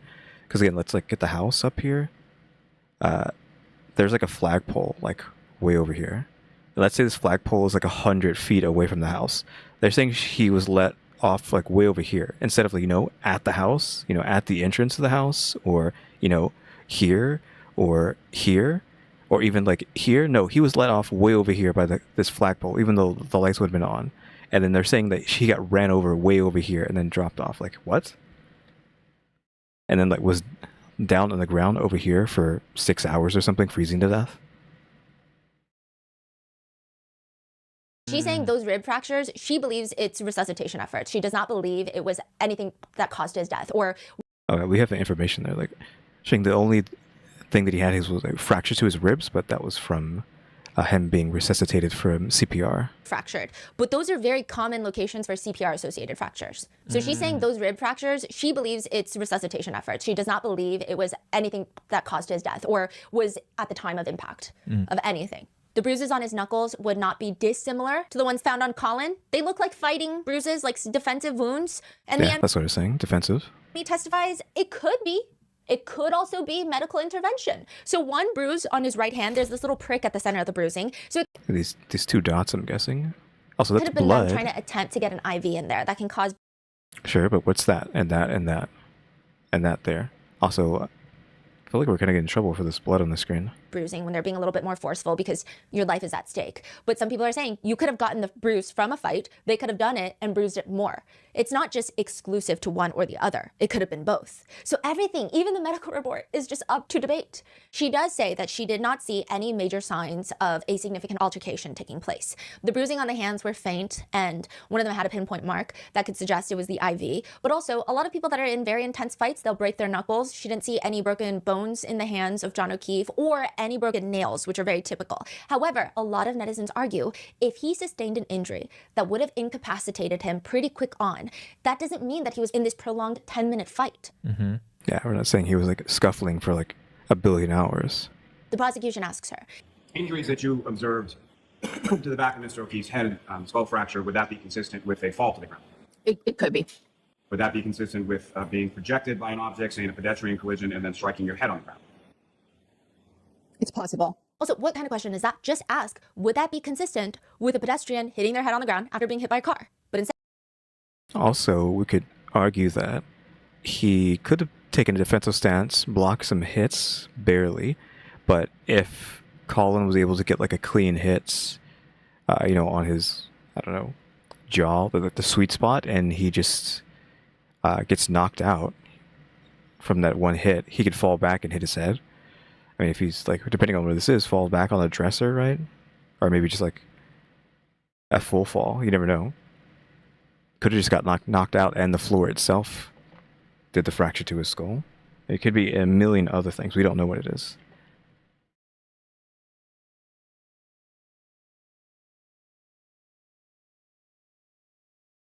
Yeah, it's like I don't have control over like the like what the video has for streams. Like when you're uploading videos to YouTube, it forces you, well, once you have monetization, it forces you to like list what your video has, or it won't let you continue uploading. So you have to say, okay, this video has this or that. But with a live stream, it doesn't do that. So it's up to YouTube whether they didn't like that or not. But this was like 2 weeks ago, so I'm assuming it's fine.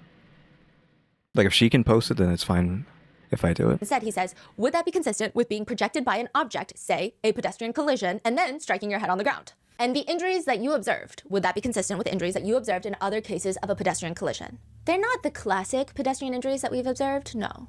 Defense attorney Elizabeth Little does the cross, and she asks if these injuries could also have been caused by, let's say, a dumbbell. You know, the Alberts, they love working out. They've got a home gym in their basement. Could it have been a dumbbell?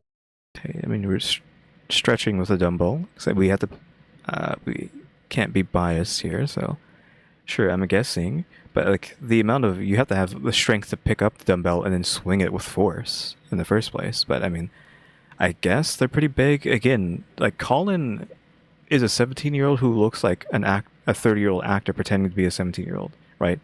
I said earlier, he has like a 5 o'clock shadow and 4 arms the size of a log, right? So sure. Dumbbell? Could be. She's also asking one by one. You know, it's very interesting. So there were no injuries to his shoulders? No. Chest area, aside from the resuscitation attempts? No. No injuries to the torso, to his back, hips, pelvis, thighs, knees, feet, ankles? None? None. So from the neck down, he did not have a single broken bone, again, aside from those CPR-related injuries, correct? That's correct. Not a single fracture. Correct. Would you agree that John O'Keefe's injuries, or lack thereof, are inconsistent with having been struck by a vehicle at 24 miles per hour? I would say it's likely and unlikely at the same time, depending on the position of the body and the vehicle in question. Yeah, she's not trying to pick one or the other side. I mean, it's probably her job to not be biased, right? which I can at least appreciate that again because we have this little line here that means these two are at least somewhat they somewhat know each other, right? And this guy again is like a bad guy. This is a genuine bad guy on the police force here. So it's at least nice that she isn't like picking sides. She's trying to be non-biased. I would assume she's like, it could be a car or it could not be a car. It just depends on the scenario. Like it literally could be blunt force or it could be a car.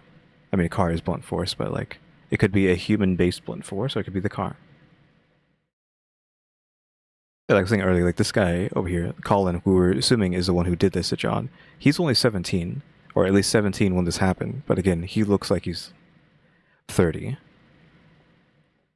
Would you agree that his injuries to his face are consistent with having been punched? That is a possibility. Your internal examination notes also cite a tongue laceration on the right Tongue laceration? That's new info. On the right front of the victim's tongue. front of the victim's tongue. Do you recall that? Yes. And you'd agree that a tongue laceration can be also caused by blunt force trauma. Correct. And that could also include something like a punch to the victim's face or jaw. That's a possibility. The last Yeah, she's just saying that's a possibility.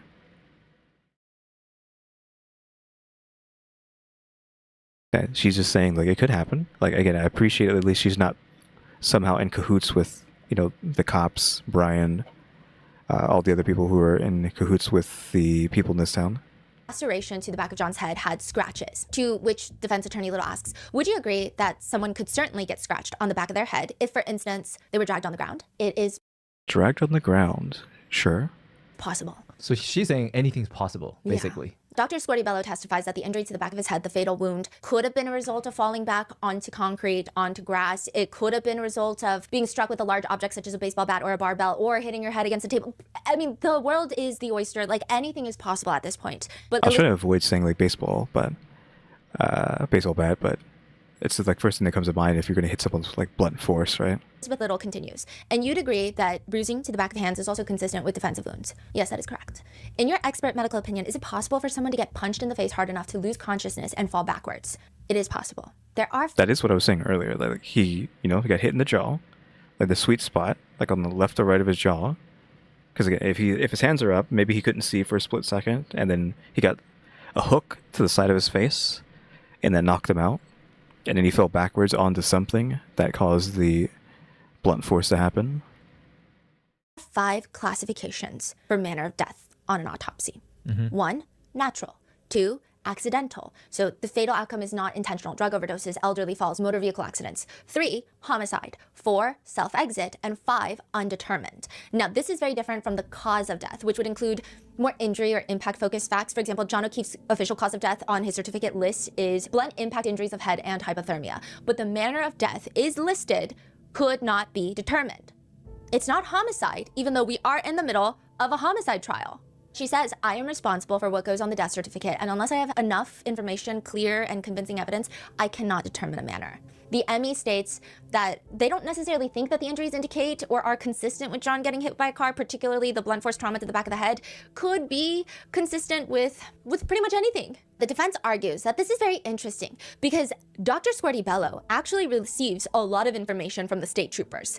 The state troopers give her a lot of background information that can help her narrow down her medical findings. They don't influence her. She says they never tried to, and she would never accept it if they did, which makes sense because I think if they did influence her, she would have put it down as homicide or something. But she says, no, they gave me this information. I mean, they told her that Karen said, I hit him, and they were talking about hitting him with the car, and she still ruled it could not be determined. So the defense is asking, you had all that information, you still were unable to conclude the manner of death for Mr. O'Keefe, correct? Correct. And that is Yeah, because we don't know if it was the blunt force or if it's the hypothermia that killed him. You can't really say which one or the other. citizens argue it just doesn't make sense, with the sentiment being if you really wanted. I mean, sure, you could try to argue that he was hit by the car somehow, and there are these odd once-in-a-blue-moon instances where maybe the injuries are just not how they seem. Another thing a lot of netizens have been pointing out is that you see a lot of drunk driving statistics where the drunk driver themselves always come out alive, whereas the sober people who are following the laws, they end up passing. And I think per instance, it's different, but there have been anecdotal evidence, and maybe there's scientific evidence out there if you guys can inform me on that. But when you are drunk, your limbs are a lot more They're What, not loose? as stiff. And so your body Yeah, we're saying you're stiff or not. You're loose when you're drunk, so you're not suffering as much damage because they kind of just like, I don't know, soak the damage. But if you're like really rigid, it's applying more force, I'm guessing, to your bones and possibly even muscles, and they will tear and break easier if you're stiff. Is that what we're trying to get at? I'm guessing. takes the impact typically a tiny bit better. Interesting. And so people are saying if he were to be hit and he was that drunk, it doesn't make sense. Typically drunk people are a little more jello-y. He might have fallen. Yeah, if he, I'm guessing what they're saying is if he got hit by a car, he would have taken the impact a bit more. It would have like he wouldn't have taken as much damage because he was drunk. He would have absorbed the impact better. But this feels almost like he became stiff as a board and like twisted and just banged his head down instead of being a little more jello-y, which is like you would fall onto your bottom first or something of that sort. But again, that I don't know how scientific that is. It seems a lot more anecdotal. But people are Yeah, because with the car theory, we're saying he got bumped by the car and then fell straight back, but we're saying he basically fell like a rock as hard as humanly possible back on the back of his head to cause him to gain that fracture instead of, like, you know, falling on his butt first or his hands or any form of thing that isn't just him falling as hard and as fast as possible on the back of his head in that one spot. But like maybe we can believe that. However, what are the injuries to his arms? It doesn't make sense. Now, the prosecutors, they're going to argue, and we're going to get more into this in the next part, that when Karen hit him with the back of her car, her tail light shatters. And then she almost drags him by the arm with her cracked tail light. And then he spins around, does like a pirouette. They literally use that word, like a ballet spin, and then hits his head on the frozen ground. Yeah, that's what we're trying to say. The scratches came from in the first one is that they were from the taillight somehow breaking and snagging into him. But I'm assuming that we're going to go into like how that is not really the case. Well, what she just said is like we're doing this whole song and dance with the car and his body is how he died now. And passes away. That's what they're trying to say. Dr. Scorty Bello says about those arms, we have this collection of linear abrasions that measured up to 7 centimeters and extended from the upper arm down to the middle of the forearm. I mean, the arm has no broken bones, no fractures, just these lacerations. She states, I do not know how they came to be. Defense attorney Little asks her, could they have been from a German Shepherd's claws? Or a German Shepherd's claws? Claws. Possibly, yes. What was it? A little smell, which of course Chloe is on this board. If you haven't noticed, there is a dog on this board. And that's like the only reason Chloe is on this board is that Chloe could have been in the scuffle as well. It might not just be like I wasn't using Chloe because I knew we were probably going to get back around to Chloe when she showed up later, but it might not just be like a weapon, like we were saying with Colin, like weapon in the left hand, punching with the right. Chloe might have also been in on this fight just because, you know, it's Chloe is their dog. If anything happens, she's probably going to attack the person who is unfamiliar. So this is why Chloe is going to be very important later. Some people are very split. I think at this point with the injuries, a lot of people believe that John O'Keefe was killed inside the house. That's just the conspiracy out there. A lot of people just don't feasibly understand how these injuries came from the impact of a car. Also, just to add more information, just in case you didn't see any stuff from the first part, but this happened in or at their house, because obviously he died on their front lawn, but because all these people, even Kevin down here, are in cahoots with the Alberts, and these are all law enforcement, these guys, since they're all in cahoots with the Alberts, because the Alberts essentially run the town, essentially, they never investigated these people's house. Like, they never went in, they never looked around, nothing. They had months, maybe even like forever, to just clean up the mess. Like, if anything, a scuffle actually happened in their house, and they're already law enforcement, so they already know how to clean this place up, like, there's never going to be any evidence. Because they've had months and months and months to clean up whatever evidence that would have been there. So, like, it doesn't even matter, like, if it happened, like, because all the evidence is gone inside their house. So if it did happen in the house, it doesn't matter. It's all gone at this point. It just doesn't make sense to them. And I think it's not just this, it's the way everybody testifies, all these like negative, weird associations with the no nudes yet, these random butt dials we're gonna get into, everybody's kind of suspicious. And then the injuries are not consistent, it's weird. Now, some people are split on who killed John O'Keefe inside the house. And again, these are conspiracies. Some believe that it was Brian Higgins. Others say it was Colin. But regardless, many netizens believe he went inside the house and he was killed inside the basement. And we're going to get into all of The basement, specifically. That's the new location that we haven't really...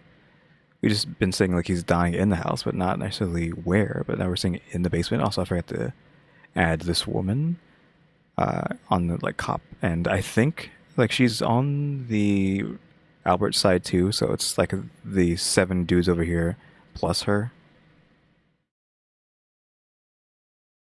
the pictures of the basement because the Alberts decide that they're suddenly going to renovate the basement and then put their house that they have lived in for generations. This house was owned by Brian Albert's parents prior to this. And they're going to put it on the market and sell it. No freaking... Is that not suspicious? Like, how could you not be more suspicious? Like, everybody in cahoots with the Alberts is so suspicious. And yet, just like, no one's getting in trouble. It's just all Karen. Oh, yeah. Guy died on our lawn. Like, recently. But yeah, we're going to renovate the basement, you know, to make sure that nobody finds the evidence. And then we're going to sell the house for $1 million. Like, what? So we're not attached to it anymore. Hello? Wait, when? Like months after. That is so shady. Before the first trial. Like, yeah, literally. Before the first trial even happened, yeah. We know a guy just died on, like, our lawns, but, yeah, we're renovating the basement for some reason. We're not going to tell you why. And then we're selling the house for $1 million. And the new owners are going to let Karen Reed's defense team into the house. Oh, that was dumb. That was kind of dumb of them. Like, you... Okay, first, not first, but like that. Again, like, everybody and their grandma is in cahoots to make Karen go to jail. And yet they keep making so much mistakes and mistakes and mistakes. Though they're not getting in trouble for it. But like, really? Like, who are the new homeowners? I want to know that. But yeah, they're like, oh yeah, let's sell our house. And just get out of there, try to get rid of all the evidence.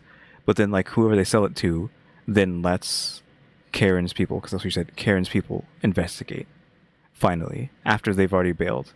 But if they didn't do a 100% job, they could end up finding something. So that's kind of dumb on them. They should have just stayed there and be like, no, you're not allowed out. You're not allowed in our house.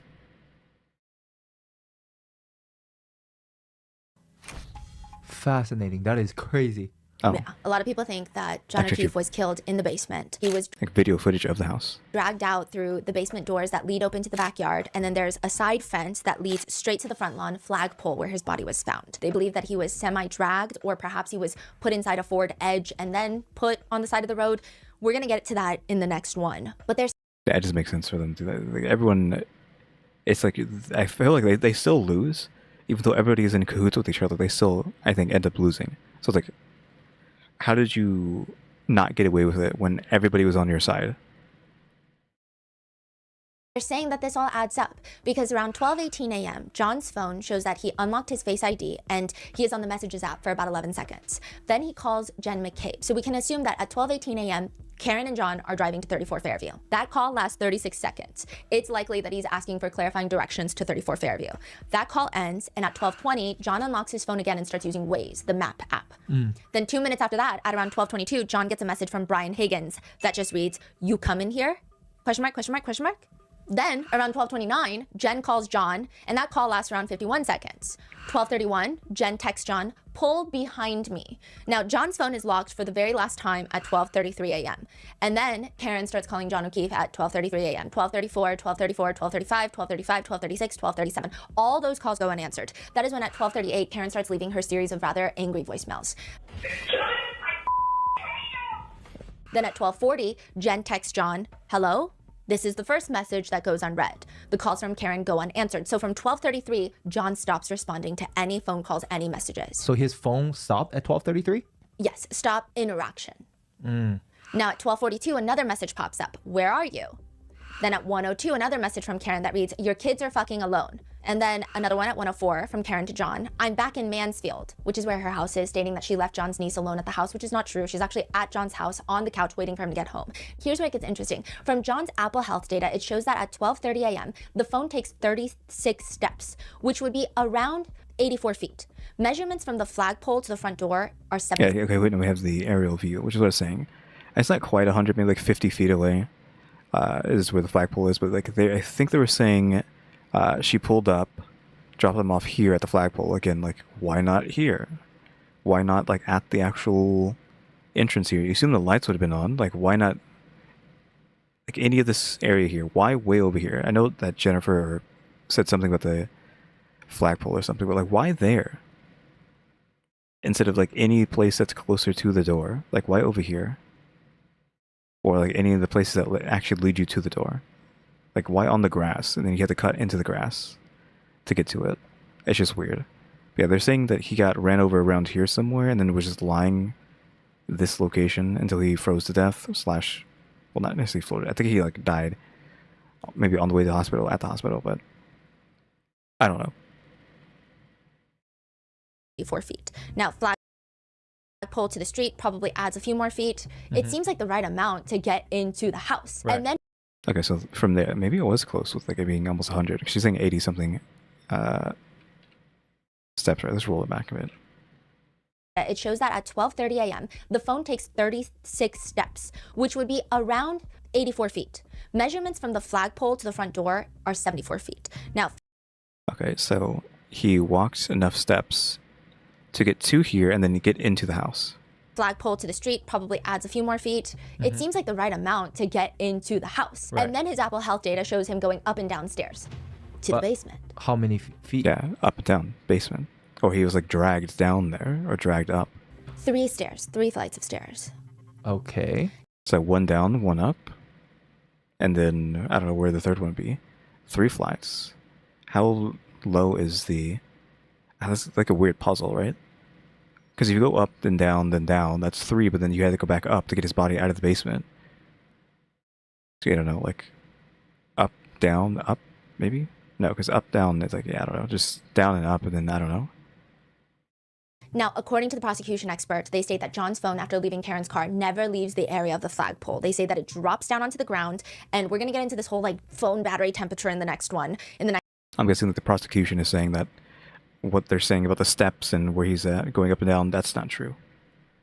But Next episode. But there are theories online that John made it into the house and was killed in the basement. That perhaps Chloe, the German Shepherd that's not great with strangers, attacks John's arm because a fight has broken out, probably, maybe, conspiracy with her loved ones, people that she loves, and a stranger. And she jumps into the fight, allegedly. There is a bigger physical altercation. She causes those lacerations, and that is the theory. But when they run the DNA on John's shirt, there's no dog DNA. okay. Only pig DNA. What? Pig DNA? I mean, the only thing that comes to mind is like if we're talking like pig DNA, are we talking about, you know, like one of these? Right? Because it would have pig DNA on it because it is a literal knife used for cooking, and there'd be pig, I don't know, meat, juices on the knife from like cooking pork, ? I'm guessing. So it is like a knife or some sort of utensil. I don't know, a fork perhaps, possibly too. Like I just put like a cleaver on the screen, but I'm guessing it could be anything, like a fork, knife, anything that you're using to cook food. That's the only thing I can think of if we're talking about like pork DNA being on his arm. Like it would have to be a utensil that you would use that would come into contact with pork, right? What? Where the hell are they getting pig DNA? Before I give you a full rundown of the full statements of everyone in the house, I have to do a quick rundown of the theories that are circulating on the internet so you can decide whether, if any of these theories make any sense at all, and if so, which one makes the most sense. So first theory is an insane theory. I'm going to tell you that straight up. It's a house full of swingers. House full of swingers. That is a crazy concept, though she's saying it's crazy, but we're saying that John did kiss another girl. Karen, who was not there, but Karen is trying to mess with Brian. Brian is trying to hook up. Obviously, he's trying to hook up with someone. Don't know if the homeowners want to hook up with anybody. I mean, it is kind of crazy. Again, if you don't know what swinger is, it's like you're just a couple that messes around with other couples. You're swinging around. The theories come from speculations and rumors from locals, alleged locals, that Jen McCabe and Brian Albert, so Jen McCabe is sisters with Nicole, Nicole is married to Brian, that Jen McCabe and Brian Albert were having an affair, and that Brian Albert and Nicole Albert were swingers, that the McAlberts, they're swingers in this town. That's what they're saying. The most interesting part of this theory that netizens grasp onto that makes the most sense is Karen asked John when they get to 34 Fairview, can you go inside and make sure we're welcome? Which is kind of a weird thing to ask. Some netizens will interpret this differently as, ooh, Karen got bad vibes from these people from the get-go. Like she doesn't know if they like John or not.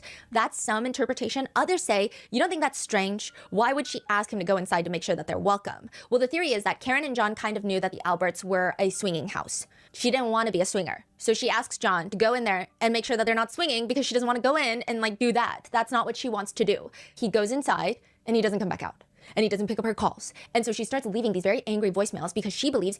Yeah, because she left a bunch of like, you like cheater, perverts messages on John's phone after she left. So that kind of like plays into that a bit, I guess. But we also know that a few of his flings / I don't know, exes live on the same street that these people do. So it can also just be because of that. She thinks he's at those flings' houses instead of at their house. Like he went to their place after she left him there. He's in there doing some swinger stuff. Doing stuff that he shouldn't be doing because why else, I mean, these conspiracy theorists are wondering, why else would she call him at 1 a.m. calling him a pervert? Yeah, she says... Yeah, it's 1 in the morning, I'm with your niece and nephew, you pervert. Yeah, this is her calling him, Karen calling him this. But again, we know that the dance instructor and which he apparently had a fling with at some point in his life, and then someone else. I forget who someone we knew by name. I don't know what their name was. Like someone a named character also lives. Oh, Bella's mom. Like right, Bella's mom was it? Like yeah, Bella's mom and dance instructor live on this same street.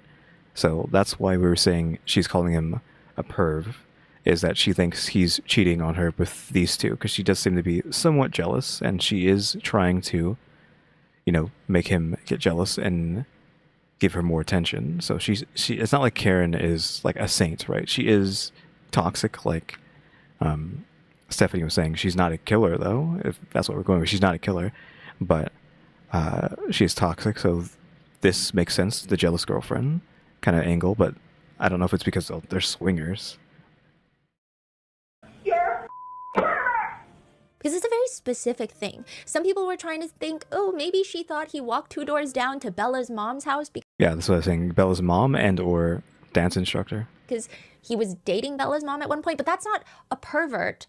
That's a cheater. That's someone that's messed up. That's not a pervert. I guess. They were saying, yeah, because pervert is a strong word for someone who's cheating. Going to someone's swinger house, that you could say that's sure. You could use that. That's a stronger word for being a swinger, going to a swinger's house, but I don't know. A pervert is so specific. So this theory is kind of built upon the text pervert. Angry voicemails of pervert, the weirdness of like, why would she send him in there to go see if they're welcome? And also, a lot of locals have come out anonymously online, so take it with a grain of salt. We can't confirm any of this, that these people are swingers. Okay. But isn't like are the kids at home too? Brian Albert Jr.? Yes, but Karen didn't know that. Okay. So Karen's like, go in and make sure they're not swinging, Gotcha. right? Yeah, I think a recap who we have. We have these two are there. Maybe both kids are there. This guy's friends are there. We don't know who that is. This is his friend, I think. But this was plural, so we don't know what friends are there. They're not on this chart. These two are there, possibly even 3. Colin is there, which we found out earlier. I don't think Carrie didn't want to go, so she's not there. Obviously, John was there. I guess Brian was there too. So there's that. I can make this better. Like these people. Oh, I mean, Chloe was there, so that counts. Like this section of people were there. John was there. Colin was there. No one else is here, I don't think. Maybe his brother and his brother's wife were there, but I don't know about those two. Don't remember if they're there, but these are at least the minimum amount of people there, plus extra friends on the son's side. The theory, though... Also, Colin is 17, so keep that in mind. We have a 17-year-old allegedly at a swinger's house. Is how did the death occur then? Because he would walk in, they're not swinging. What then? The theory is that John walks in and Brian Higgins is demanding he go get Karen. Or maybe he's inciting John. He's drunk. He's like, hey, guess what Karen texted me? And Brian Albert's egging it on. They're having this little moment of like, haha, John O'Keefe. A fight breaks out, one punch, and John ends up dead. Yeah, the swinger part, whatever. The them getting drunk and then egging John on about Karen being a cheater. Sure, that could happen. It could have easily been why Colin got into the fight. So we go with that. Like, okay, so Brian eggs on John about his girlfriend cheating. Colin is just looking for any reason to scrap because, as we heard earlier, that a few months after his death and even a year after John's death, this guy still has blown out knuckles on the right hand. So he is scrapping 24/7. Like every time he is in the court, his hand is blown out for some reason. Even though this guy has been deceased for like a year, his hand is still busted up because he cannot stop attacking people. Allegedly. So he's just looking for any reason to fight. So if something happens between these two, it's easy to see that he would just jump in and start going ham. And again, everybody here is going to be against him because they're all on, like most of the people here are his family, so. They start panicking. Karen... And it's his house. He's in there doing sexual things. She drives off. She's pissed off. She's leaving voicemails. And there are plans now put into place of what they should do. Which, why don't they just report it then, right? I mean, it's clearly not a premeditated intentional killing. They know that someone's going to get jail time. These are all cops. I don't think they're going to have a good time in jail. And two, netizens believe that this group is very image-oriented. They don't want the whole town to know that this is a swingers gone wrong party, which is a crazy way to phrase things, but that is theory number one, swingers. Theory two, the Bryans, Brian Albert and his bestie Brian Higgins, are ready for a fight. They had just driven down from New York together, and ATF Brian is telling Brian Albert about his text message flirting with Karen. Brian Albert is riling him up. He's like, you need to confront John about what his woman is doing. Like, that's the way that this man talks, okay? Just, I watched Boston's Finest, okay? Oh yeah, this guy here, if you weren't here for that, is on the TV show Boston's Finest, and I guess that gives a hint into his personality, assuming that's not just reality TV, and he's just hamming it up for TV, but he was on TV, so if you want like any sort of personality check on that guy, it's in that show. Okay, and this guy likes to call everybody females. That's the vibe it gives. And he's saying, you gotta man-to-man, say something to him. These are all fictional, in our minds, conversations. We don't know if any of this is true. And he's like, end this once and for all. Which is why Brian is texting John, asking if he's coming. John walks in, a confrontation ensues between Brian Higgins and John O'Keefe, where again, John ends up with a fatal head injury, and now everyone's freaking out. Theory number three, Colin Albert bloody knuckles. Colin, 17-year-old high schooler, very arrogant, little I feel like a combination of like 2 and 3. So, I mean, propensity for getting into fistfights. He gets into an altercation, probably over nothing, with John O'Keefe, punches him, causing the fatal head injury. Everyone now plays cleanup. Why would that happen? Like you say, they previously have bad relationship, right? Yes, so that is... Oh yeah, I forgot. In episode 1, she did say that John, she's already pointing at Colin, but Colin and John have like bad blood for some reason, and I would assume that's because, again, the 17-year-old is getting in trouble all the time, and John has no reason to kiss his butt, right?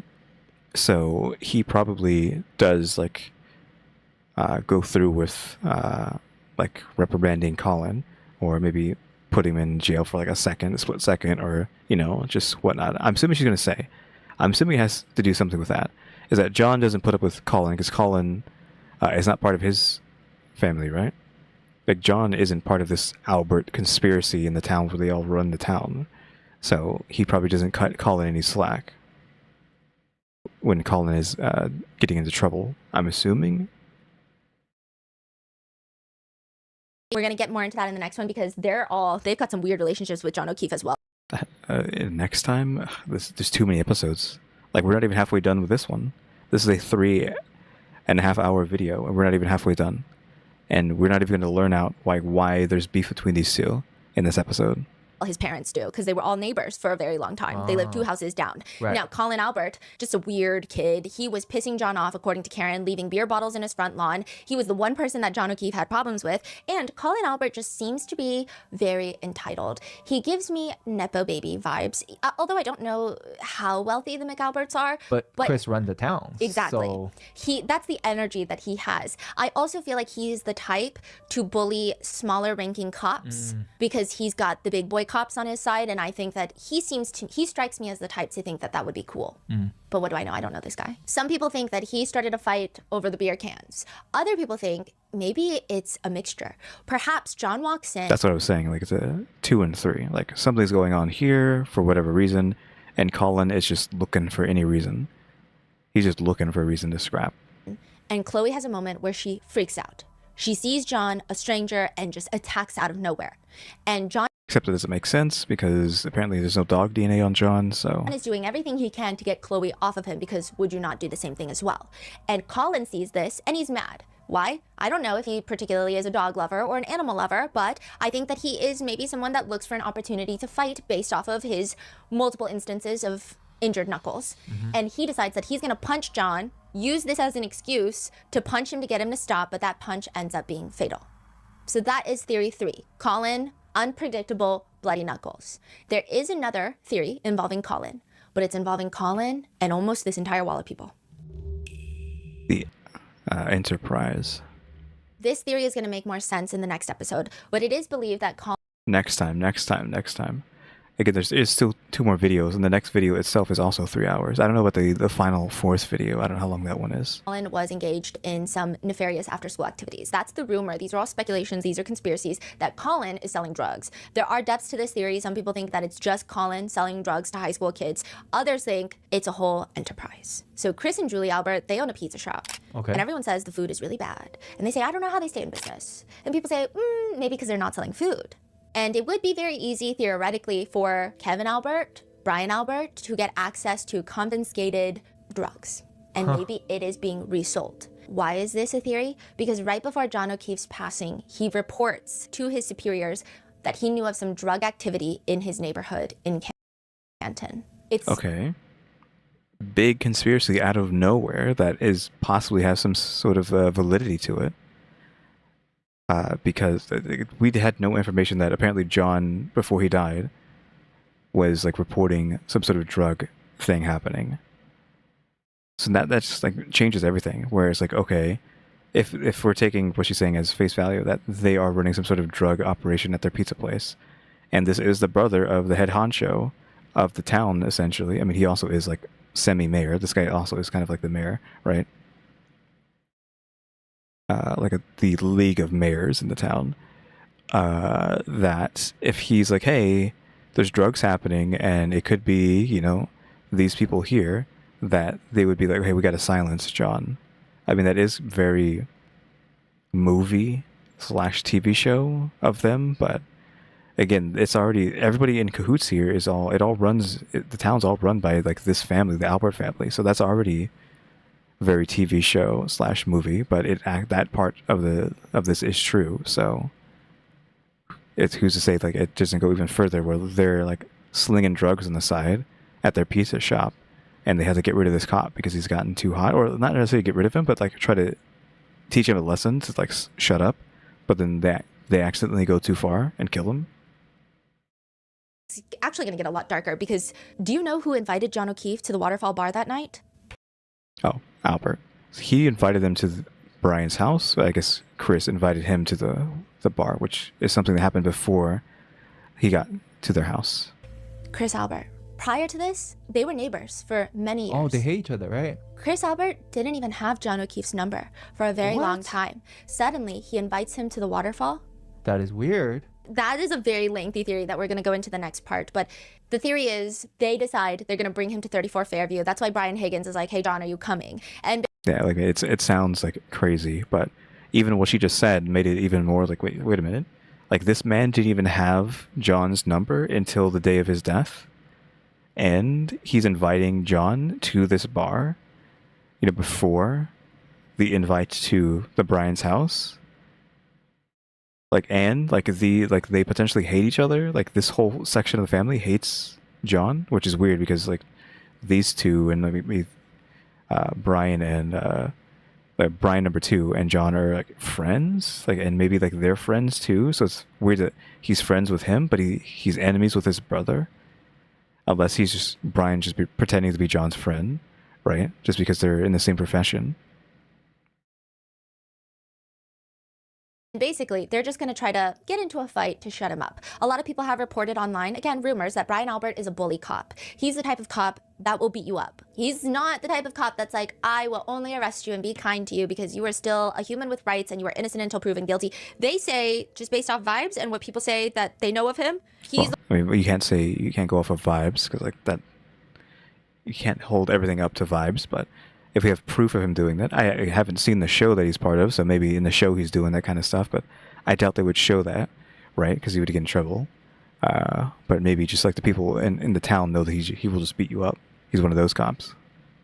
He's the one to turn off his body cam. Allegedly, this is a conspiracy, this is the vibe, this is the picture that I'm drawing you, the vision, but it's not actual deeds that he is accused of doing or has... Yeah, we can't really let that sway our opinion in any way since it's off of quote-unquote vibes. Have been proven to have done. But people say he's the type of cop to turn off his body cam and beat you up and then turn it back on. So they decide John's going to come over and we're just going to tussle him up so he knows not to mess with it. That's what I'm saying. Like, it seemed, it's perfectly plausible that it is just an accident, but it's a nefarious accident. Like, there's so many different variations where it is like nefarious because, again, kingpins over here are like, hey, you need to shut up. And then so they beat him up and then they go too far. Or they didn't know their own strength or something because he didn't have too many wounds, right? He just got hit really hard once and that was like too much. Not to talk about it, not to investigate further because it's none of your business. And that is theory number 4.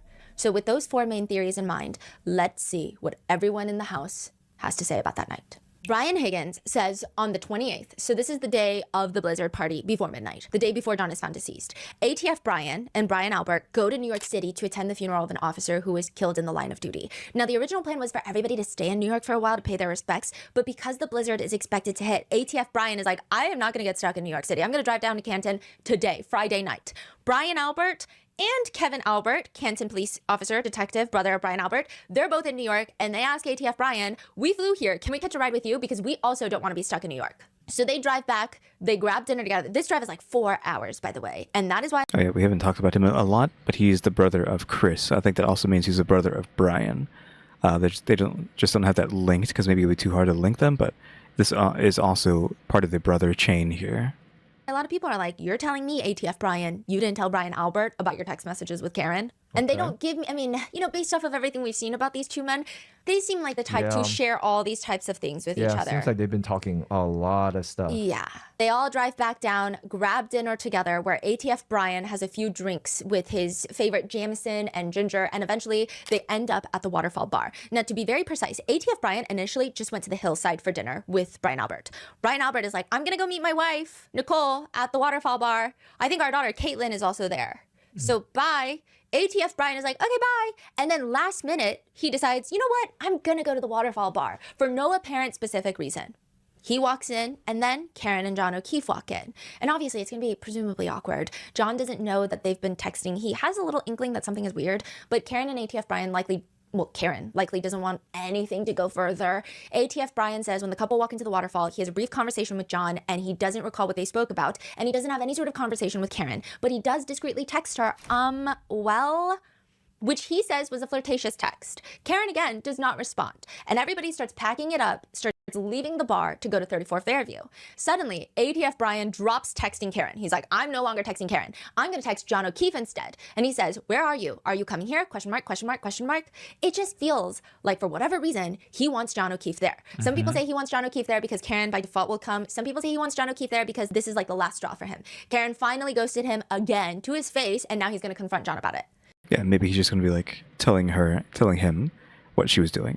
He might actually be doing good, quote unquote, here, but I mean, it still ended up with John dying. But like maybe because Karen keeps ghosting him, he has decided, okay, I'm going to stop being a homewrecker and tell John, hey, Karen, these are the messages that Karen's been sending me, yada yada yada. She kissed me, yada yada yada.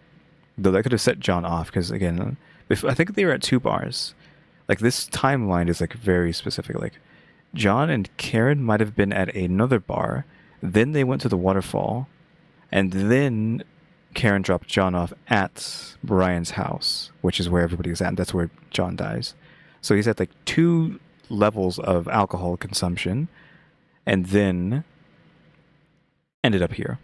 So he might be pretty drunk. So hearing Brian tell him the truth, like Brian trying to do good, might set John off, and then he gets mad, and then he gets scuffled and like beaten up, and like possibly by accident again. It's still manslaughter, even if it's like wasn't on purpose. He gets beat up and left for dead. Though the leaving him out on the front lawn is very vindictive, or not vindictive, but like very, like I don't know, mean. I don't know if mean's like the right word, but I don't know. Like, why did no one try to help him? Like, oh yeah, he's drunk, he's like passed out, we knocked him out, let's just throw him outside. That is kind of like weird to just be like, throw someone outside that you think might be dead. So it kind of leaves the impression like, okay, they didn't know he was going to die. Then maybe they just thought he was fine after, getting scuffled like that. I don't know. Just leave him outside. I don't know. I feel like I need to be right back. We're not even halfway done with this video, by the way. We've been going for 2.5 hours. We're not even halfway done. We still have like, what? An hour, 2 hours actually. We have 2 hours left of this video to go. But I am going to have to be right back. I'll be back in like a minute or two. Gotta go do something.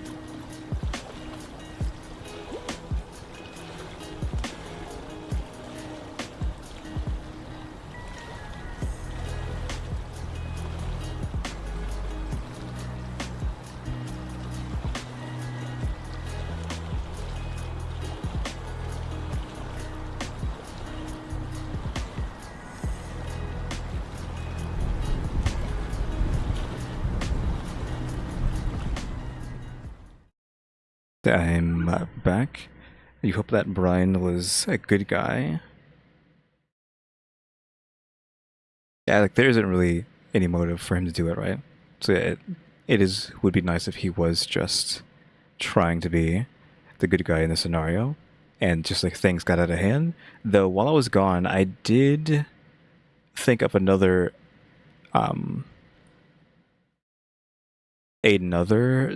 like situation that could actually make it nobody's fault, and that nobody has said yet. So again, there's a blizzard happening, right? And Karen said she saw him go up to the door. She didn't see him go into the house. She saw him go up to the door and disappear. Now, the door has a few steps, right? There's a couple steps up to the door. Now, what could have happened is he's going up to those steps. Those steps are very slick, right?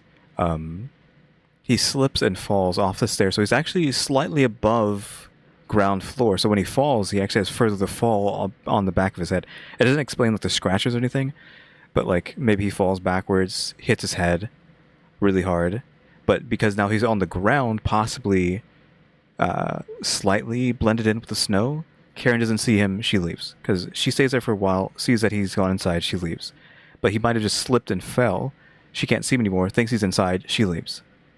Right? And then maybe he like wanders around a bit, like falls over somewhere else. Maybe he scrapes himself. Maybe he tries to get up with his right arm, like his right, because he's also intoxicated, right? So his right arm gets like scraped up on the ground, the concrete or something, as he's like trying to lift himself up. I don't know. And then wanders over and then falls over and then he never gets back up. Like that is just something I thought of. Like it doesn't explain everything, but I feel like that's a better scenario than some of these other ones. Yeah, like literally just because again he is like probably super wasted, and he just like slips on the top of the stairs and then cracks his head open, unfortunately, and then is just left for dead because nobody knows he's there. He never makes it to the door to actually get them to know that he's there, and Karen thinks he's gone inside because she can't see him anymore because he's like laid slightly in the snow, right? Well, I mean, happy ending, but like not really because like someone died, right? And he's going to be like, you know what's been happening? I see. Okay. It's been interpreted both ways. ATF Brian gets no response from John O'Keefe from that message. And he testifies that John and Karen were absolutely... Well, happy, not necessarily happy ending, but like, sure, again, like I said, someone dies, so it's not really happy, but also we find out that a lot of these people are just like terrible people. Yeah, the more fortunate ending, but yeah, like a lot of these people are actually terrible. Like this guy, right, Michael Proctor. We seen you missed his messages in the first video, but he's saying like a lot of like crazy teenager level things, specifically about Karen, about how like she's like this is a police officer on the case, right? He's doing the investigation on this case, but again, he is in cahoots with the main family. How hot she is, and all these other things about her, and like he's going through her phone during the investigation. He doesn't find any nudes. Like he's like specifically looking for nudes on Karen's phone while he's doing the investigation on what happens to John. Like a lot of crazy stuff that this guy said about Karen, like a lot of like messed up stuff. So even if we get the ending where it's actually John just slipped. I mean, we don't know what happened. If John just slipped, and that's how he died, we still find out that like a lot of people here are like terrible human beings, like Michael here. And is anyone else that's like just bad? Like maybe Carrie and Jennifer like setting Karen up to be the bad guy, but that's kind of just like backstabbers. Well, Jennifer and Karen, I don't think are friends. Like, is Carrie and Karen friends? I think these two are friends. These two are acquaintances. Like anybody else? I don't think this guy was too bad. I'm not sure. Colin might be bad because he seems like to just want to be doing a lot of fighting. But yeah, this guy specifically is like one of the bad guys here. And he specifically said like Karen's crazy, and like, what do you say? Like something like he wants her to be locked up. Like we're gonna make sure she gets locked away forever or something. I don't know. Absolutely not inside the house at any point. He said. Yeah, whenever we get the deconstructors, which I don't think they're on the board here. The deconstructors were doing some messed up stuff. I mean, allegedly these guys are drug kingpins, so. After I left the waterfall, I never saw the defendant or John O'Keefe ever again. During cross-examination, the defense attorney, Alan Jackson, he starts asking ATF Brian about that kiss. And he's like, it wasn't some passionate, long kiss, right? It's safe to say that that was not some hot, passionate, long kiss, but you think it was more than just a friendly peck, correct? I wouldn't describe it as a peck. I describe it as more than friends. It was a kiss. Well, you did describe it as a peck, didn't you? When? When you texted Karen and she said it was just a peck and you texted... Yeah, he did say it was a peck when he was talking to Karen, but that can be waved off as him trying to push for more. Like he's trying to say it was more, so I'm seeing it as you doing more, or like as not as more, like you doing as not that much. I want more than that out of you, right? That might just be like him trying to manipulate's a strong word, but manipulate her to give him more, right? By calling it a peck instead of like a real kiss, because he's trying to get more out of her. Said back, I agree, it was weak. He said it was a figure of speech. Or the truth, right? Figure of speech. The defense is trying to argue Karen really is just not that into you, ATF Brian. I mean, it's pretty clear from the messages that she's emotionally upset over the rough parts of her relationship with John. She's likely using ATF Brian to make John jealous. If anything, that gives ATF Brian a bigger motive to want John gone than it does Karen. Attorney Jackson asks him, you were very interested in her romantically at that point, correct? I was attracted to her. I don't know that I would say very interested in her. You're showing romantic interest in her? I wouldn't say it was romantic. I was trying to vet it out. My question is... Yeah, I mean, he's trying to save his butt there, but I do think he was trying to figure out what the heck she wanted out of him. Like, that was very clear. He kept asking her, what do you want out of me? What do you want? What do you want? What do you want?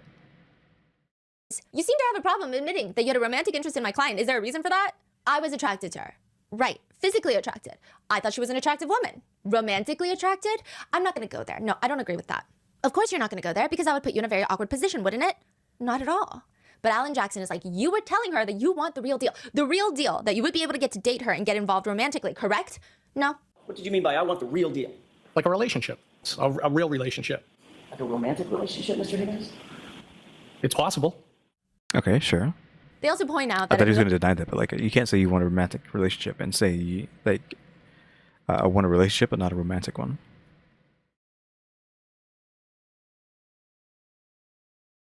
Yeah, he wanted more out of it.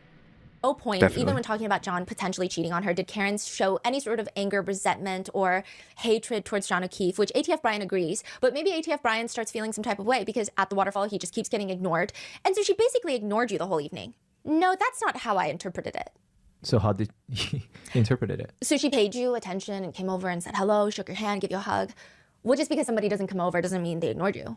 It's like you didn't even exist. I think that's dramatic. No, I don't look at it that way. Did she ignore you or not? No. Are we saying she was constantly looking at him? Is that what you're trying to say? She didn't talk to you. She didn't brush up against you. She didn't touch you. She's like, oh yeah, what's he saying? Like, she was giving him looks? Is that what he's trying to say? The entire time? I mean, sure, that you can argue that's something. Someone just like, you know, they're with someone else, but they're looking at you. I don't know. Is that what he's trying to say? No, she did not ignore me. She was working the room, talking to people, saying hello, catching up. And the one person she didn't come over to talk to and say hello. Okay, so you're saying that she was too busy talking to everybody else to get to him. She wasn't explicitly ignoring him, is what he's saying. Hello to and catch up with is you. I don't know that I was the only person, but I was one of the people that she didn't say hello to, yes. Treated you like a stranger. I didn't feel that way, no. Did that upset you, that she ignored you or didn't pay attention to you? Okay, I see what Alan's trying to do, but he's like I get it. He's trying to poke him to make him like confess to something else, but I don't think Brian. I mean, I don't know if I think that Brian didn't do anything, but like the best case scenario, Brian was just trying to do John a solid and tell him like what happened and things got at hand, right? But like, as you see, like Alan, which you can't see him because he's behind me. Alan's trying to poke Brian to get some sort of confession out of it, but like he didn't do it. I did not feel ignored and it didn't upset me at all. But it bothered you enough to send her a text message, didn't it? No, it was a flirty text. It was just, that was it. Oh, okay, so with 6 M's. And she ignored the text, correct? Well, I don't know what her mindset was, if she was purposely ignoring the text or she didn't see it. I don't know, I didn't read into it. Just, well, like a well in the ground. I think you know what I mean. Yeah, I think you do too, sir. You meant, well, when are you going to pay attention to me? No, that's not correct. Well, why are you ignoring me? It's not correct. Well, am I chopped liver? Objection. All right, that's sustained, Mr. Jackson. I feel like that's Objection. The chop liver comment. When the objections come in, it's just like they're always on silly things like that. teenager boy could figure this one out. And I feel like the rejection is very clear. Yeah, like what are you? Yeah, the texts between them are very teenage, so it is kind of like hard to figure these conversations out. It's so weird. Even he talks like a teenager too. Like when he was saying all that vulgar stuff about Karen, like it was all like very teenage level stuff. So it's weird that all these lack for a better word term boomers here are talking like they're 15, right? When they're like in private DMs. saying. Yeah. Which we're always like making like that's like the joke is to make fun of like boomers not being able to use technology, but they're out here. I mean, these boomers are out here talking like they're like 15, like the lingo they're using too. Oh no, you're ignored and you're kind of butthurt about it. This one, a few of these people on this wall, I feel like their egos and their true colors, like this man, Alan Jackson, does know how to poke them. There's That he is poking. Like that's definitely. Well, I was saying he's trying to poke Brian for something, but Specifically. there's nothing really to poke there though. I see. like he gets people angry on the stand. That is how a lot of reporters have talked about him even before this case. They say he's very adversarial. At 2:20 a.m., after you left the waterfall, you made your way over to 34 Fairview. You were more interested in getting John to come to 34 Fairview than Karen. No, that's not how I would describe it. The defense insinuates that ATF Brian had told Brian Albert about everything that's been happening with Karen, and he's going to confront John that night. And ATF Brian is like, to be honest with you, I mean, on a personal level, I kind of keep things to myself. I was a little embarrassed. I wasn't really proud of them. Kind of maybe didn't show me in a good light with respects that I was John's friend. So he's saying, I never told Brian Albert a single thing. He says that the text messages with Karen, I mean, I'm not proud of these text messages. It is what it is. I take responsibility for them. But John was a friend at the same time, and I clearly wasn't, if they were at the end of their relationship, they were at the end of their relationship. ATF Brian says he stops by inside the house, never sees John. But there's this very strange moment in court. Attorney Jackson brings up the fact that at a previous proceeding, insinuating to be a federal proceeding, these people are much more honest with federal interviews. The FBI comes knocking on their door, suddenly a little more honest. Suddenly they can remember a little bit more. But I forget if the federal investigation happened before the first trial or after. I think she's saying it happened before. Anything to do with the Commonwealth grand jury hearing, the first trial, the second trial, interviews, they just talk out of their butts in ways that I'm like, logically, it doesn't even make sense. But with the feds, I think they know. So the feds, you have only Alan Jackson has that information, and he will bring it up during this trial. The Commonwealth has that information, but they don't want to bring it up. Right. So Alan Jackson is impeaching them with this information. So he's bringing it up during cross-examination. And he says, didn't you at a previous proceeding, you stated that you saw a tall, dark-haired male enter the Albert house that night? I believe Tall, dark-haired male. that was in reference to ask to somebody's brother in a pickup. I don't know if that was during. All I'm asking you, Mr. Higgins, is did you say that? Did you say a tall, dark-haired male entered the house while you were there? I said they might have. Did you say they might have? Yes. Attorney Jackson reads him the previous statement, which Higgins is asked. The male showed up where? You answered, showed up at the house. I think he was there very briefly. I was half paying attention to it. You were then asked, did that male come inside the house? You answered, I believe he did. Do you remember that? Yes. So did the male come into the house that night? No, I said I believe he did. I wasn't sure. You said that you only remember seeing that person come in briefly, and it looked like he was having a conversation with two girls briefly, correct? Yes. You were asked how long was the person in there roughly, and you said it was quick, less than a couple of minutes, and then you were asked what he looked like, and you said, I feel like they were a little bit taller and had dark hair. Side note, there are two ways this has been interpreted. This tall, dark-haired male could fit John O'Keefe's description, but other than that, there's no name, there's nothing. But Higgins knows what John O'Keefe looks like. Why would he say it like this? Because Higgins is a federal agent. Maybe he knows what happens when you lie to the feds about something really bad. Perhaps he's using this as a seed to plant an out for him, to say, well, I didn't really look fully, I was drunk, I wasn't paying attention. Yeah. Using it as an out is probably fine. Like yesterday when we had the I don't recall situation that everybody was saying, I don't recall, because that's an out of being in trouble in case you're caught in a situation where they do know that you were doing X or with X or you saw X, Y, or Z, whatever, at a specific time. You say, I don't recall. That's a way out of getting in trouble. So this is just another I don't recall situation where you're saying, I saw a humanoid who could fit the description of John, but I'm not going to say I outright saw John at this place, because if you said that, well, that's too much heat. So yeah. I did tell you, remember I told you that I might have seen someone come into the house. I clearly didn't think it was John because I was so drunk, I was out of it, but I told you I remembered someone coming in, so I'm not lying to you. Others think, no, he's covering his ass because Colin, every single person testifies that Colin leaves before Karen's car even shows up anywhere. Colin leaves before half the senior adults get here. He leaves right when Brian Albert walks in through the door and he's the first person to get there. So there's no way Colin and John O'Keefe, Karen Reed overlap. Because we're saying that's because everyone here is saying that Colin left before John showed up to try to give Colin an alibi for not potentially killing John. That's why everyone's saying that Colin left. They're protecting him, but that's if you believe that he left before John showed up, because everybody said he did. well, everybody who's in cahoots, who has reason to want to protect Colin, because Colin is, the brother of the homeowner. But maybe Brian Higgins is like, I know that's not true, and I can't lie to them. Colin is the son of the brother of the homeowner. Feds overlap. But maybe Brian Higgins is like, I know that's not true, and I can't lie to the feds. So this is his way of saying, well, Colin was there. Colin was there later than everyone is saying he was there. Because technically, Colin and Brian Higgins should not have crossed paths. He should have left the house before Brian Higgins even got there. Is that the only people who fits the description? Like, there's no other tall, black hair? Really? I mean, those are the only two that fit the description in a way that would make sense. So these are what the netizens are theorizing. Oh, okay. Now, this could be him covering for himself to say, well, I didn't see John O'Keefe there, but I guess I saw him, I was just drunk. Or to not perjure himself on the stand and say that, oh, I didn't see Colin, he left before I got there. So exactly how many people is in the house? When everybody is at the waterfall. When everyone's at the waterfall, okay. You've got birthday Brian Albert Jr. I have these little house Post-its, okay? Because I was like, I like it. these are going to come in handy. I love it. Brian Albert Jr. Okay, we definitely did that yesterday, but I kind of already was saying who's all there. Everybody on this side up to there, because the green colors are people who are actually like part of like the judge stuff. Like the green, this is the judge of the thing.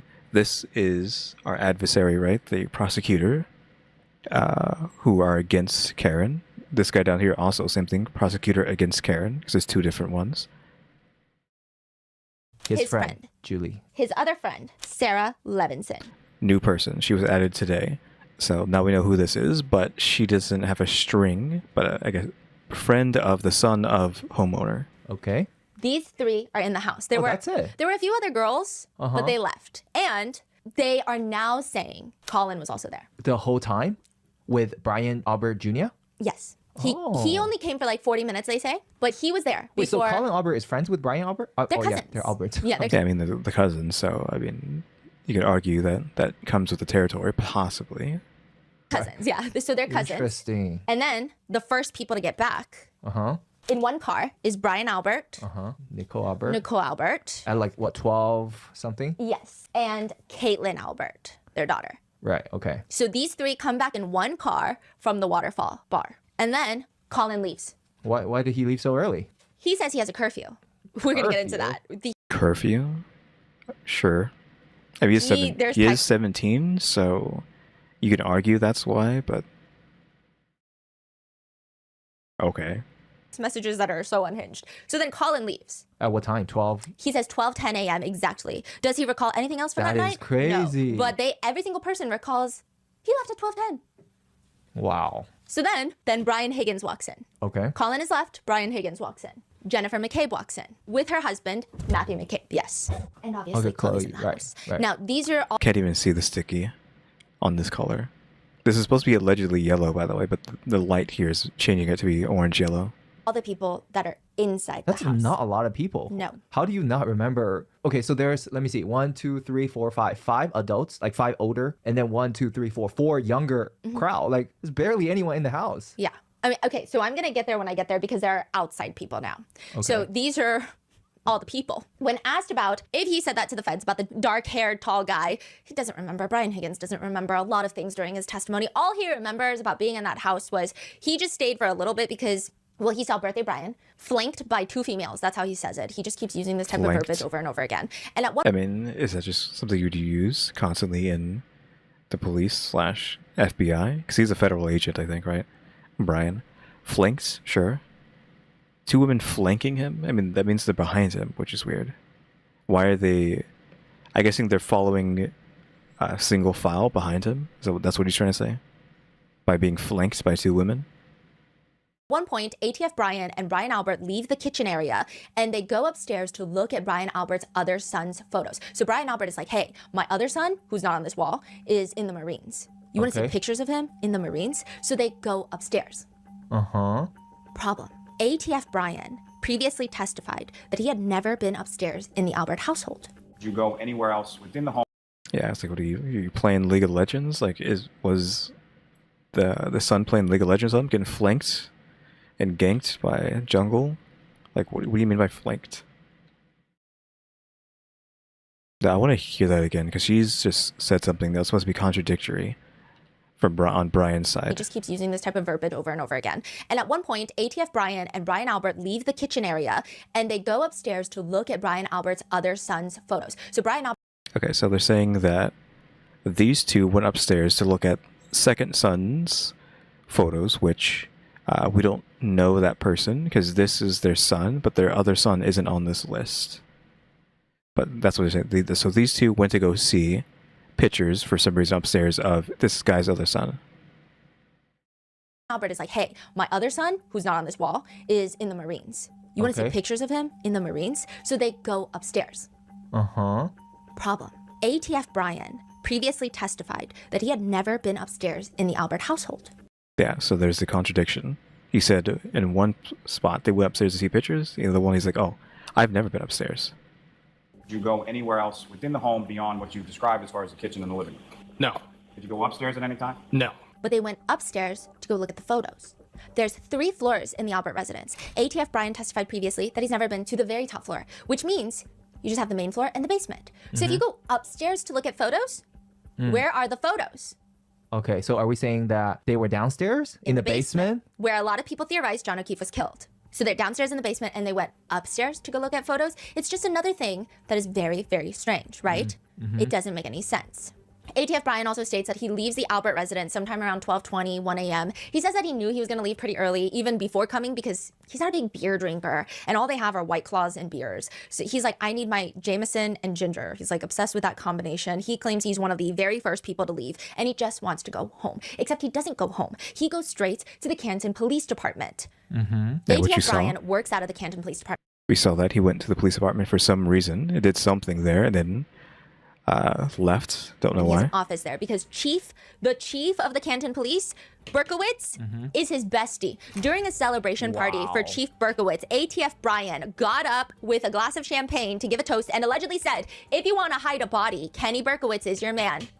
Brian Higgins says, That relationship it was through Chief Berkowitz, born through a tragedy. When my sister passed away, we became friends, and he offered up the space because I had also moved there.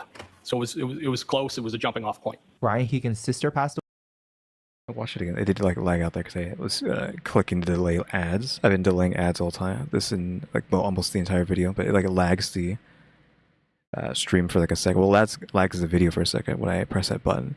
Though I wanted to look at his body language. This is sped up by 25%, but Higgins says, That relationship it was through Chief Berkowitz, born through a tragedy.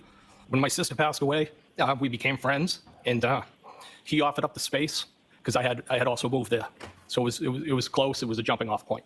he was doing a lot of bouncing there, but I don't think that means anything. But Brian Higgins' sister passed away? yeah. And then he was like, hey, since you're moving to Canton, do you just want an office inside of my police station?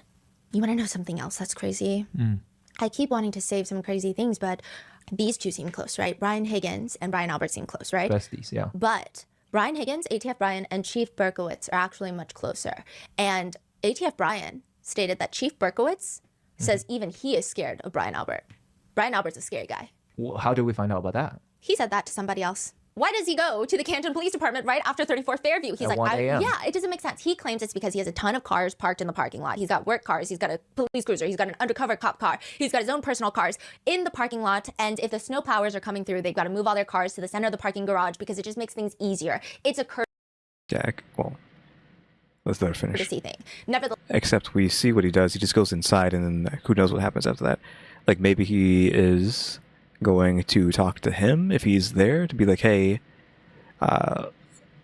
John is possibly going to be dead at the Brian's house, Brian number one's house.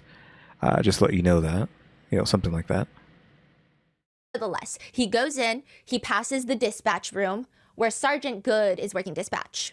And he will be the one that picks up Carrie Roberts' initial 911 call where she's like, hey, have you seen my friend at a hospital or anything? He says no. Then he picks up another 911 call from Jen who says, there's a guy in the snow. There's a man in the snow. And then he later showed up too Yes. at the scene. Yes. It was all him. Yes. These three will show up at the scene. These three are so suspicious because these three didn't even see where John's body was laying in the snow, but they're out here giving all their information to the accident reconstructionist when it's like, how can you give information if you didn't even know where he was in the snow? Right.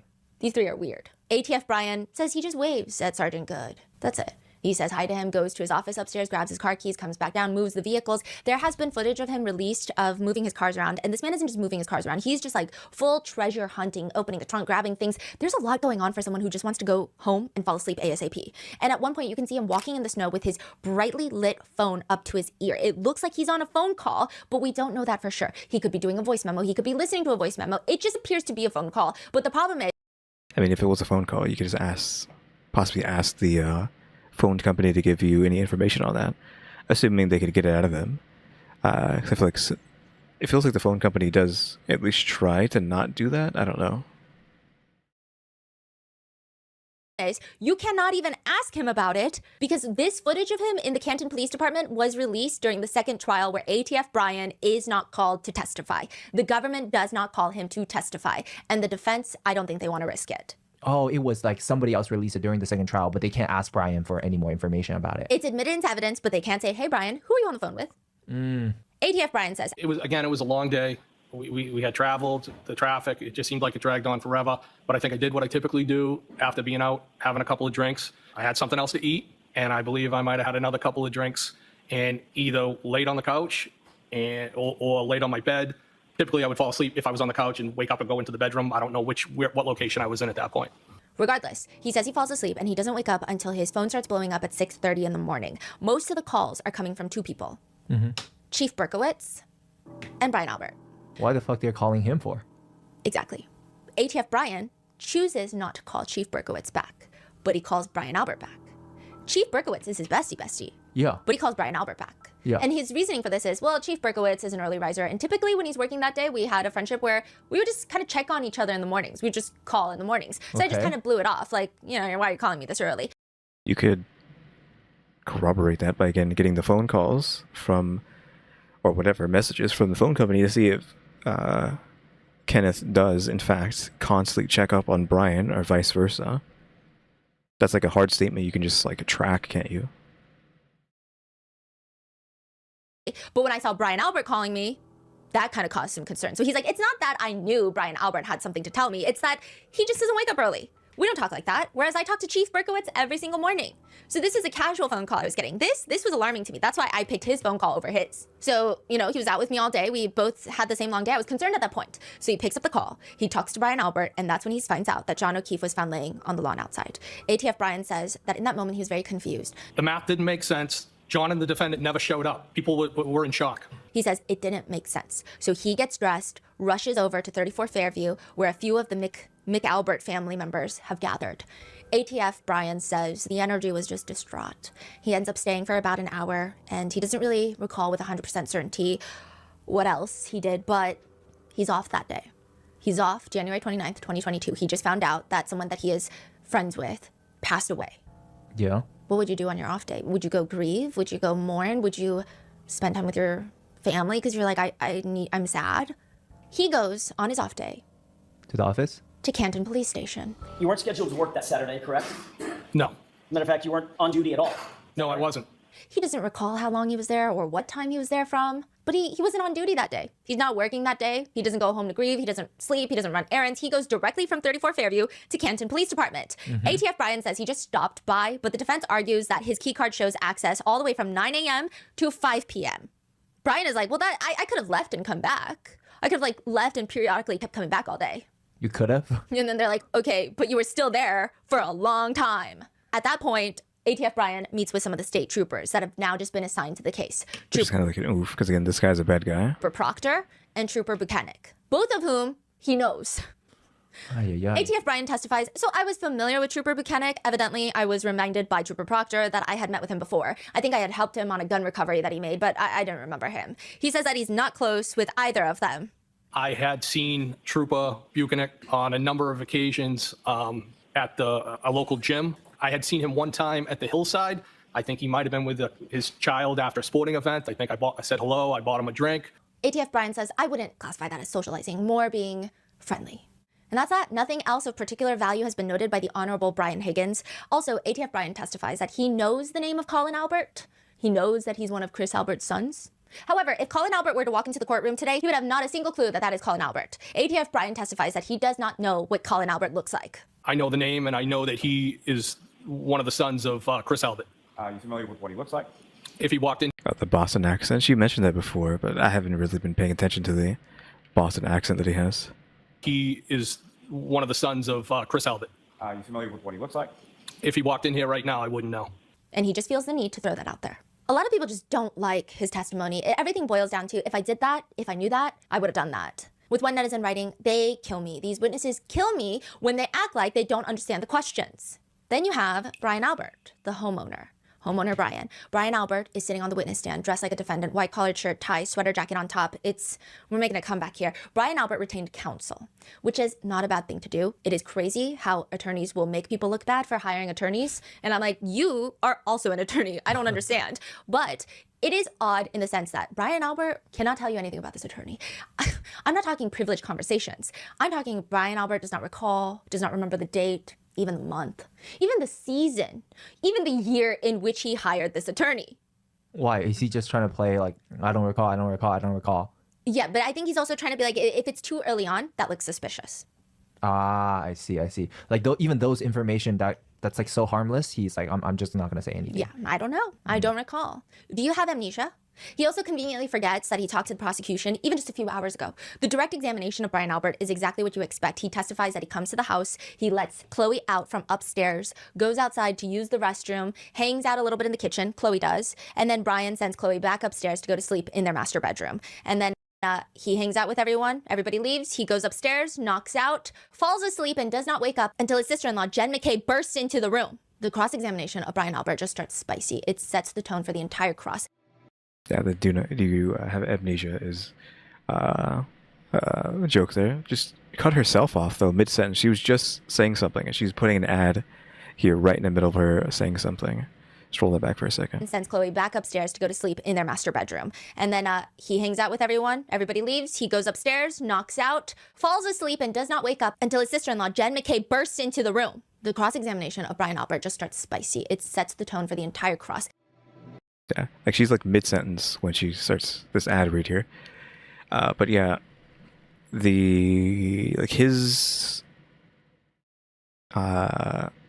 testimony for things was just that they had no clue that any of this was happening on their property. Right? That's what they said in the first one. Like, oh yeah, I didn't know that John was passed out or like dying on my front lawn. I didn't know anything about that. I didn't hear the cops pull up when they took him away, the ambulances, anything. That did not come outside for any of that stuff. I think it was like way later when he actually knew about what was going on.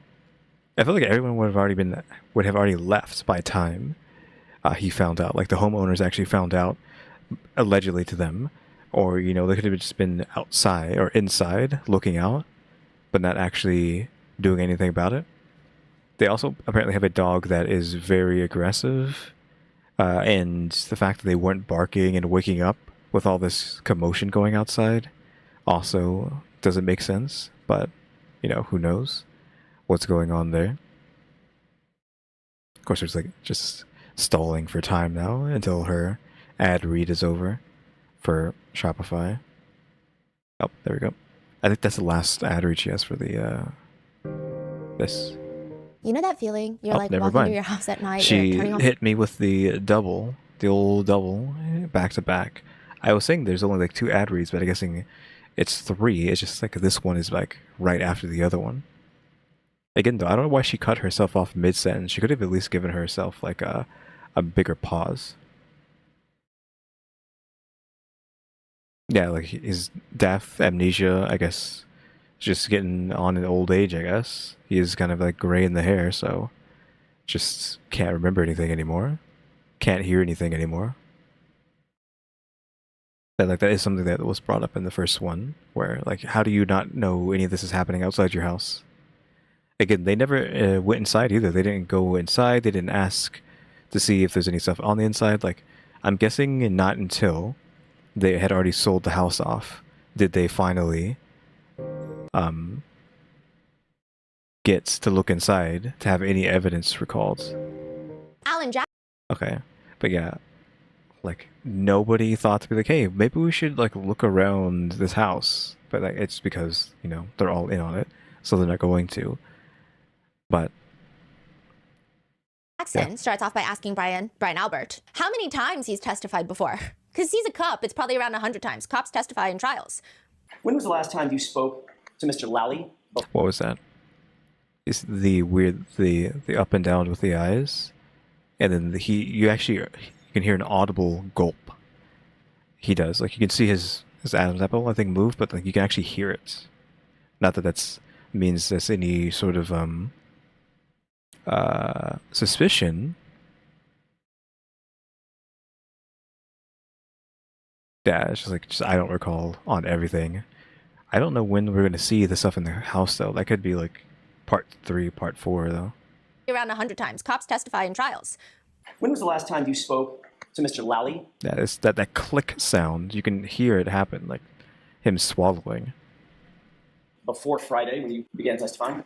Before Friday, the last time I spoke to Mr. Lally was, I believe, on a conference call around the time of my grand jury testimony. Which would have been 2022? Yes. April of 2022. Yeah. I was saying like he doesn't look, outside of like that initial like the eyes and then the gulp, he was like fine, but like actually looking at him, he looks kind of like deer in the headlights. So I was like, he's not really moving, he's not really showing any emotion, but actually he kind of looks, again, like very deer in headlights, maybe even scared. Yes. It's not uncommon for you to Just because like it's his eyes, like the way they look. prep witnesses. This is a very normal thing. The government will call a witness and they will prep a witness. Yeah. They'll even do like mock cross-examinations of like, this is what the defense attorney is probably going to ask you. So let's see how you hold up. So you've not spoken with Mr. Lally since that time? I don't remember speaking with Mr. Lally since that time, no. What about anybody else from the district attorney's office? No. But Brian also goes on to say that he did watch a video of everybody at the Waterfall bar to prep for this trial. That was back in April of 2022? No, that was for the prep for this trial. With whom did you prep with this trial for? Mr. Lally. I'm confused. I thought you had not spoken with Mr. Lally since April of 2022. Except for the prep for this trial, I had not. Okay, that was my question, Mr. Albert. Okay, I misunderstood your question, I apologize. Did you prep for this trial with Mr. Lally? Yes. When? Approximately a few weeks ago. Mr. I don't like looking at him. Looking at him makes me nervous. Like because it feels like on the inside, I'm like on the outside, it's just like subtle things, but inside it feels like his heart is racing, like he's having a panic attack. It's how it looks to me as someone who's had like thousands of panic attacks. Like it's making me feel uncomfortable. Also, she's talking about, or the attorney is talking about him talking to this guy. Let me move my mic so you can hear me. This dude. This is Lally. Like this is who his attorney is.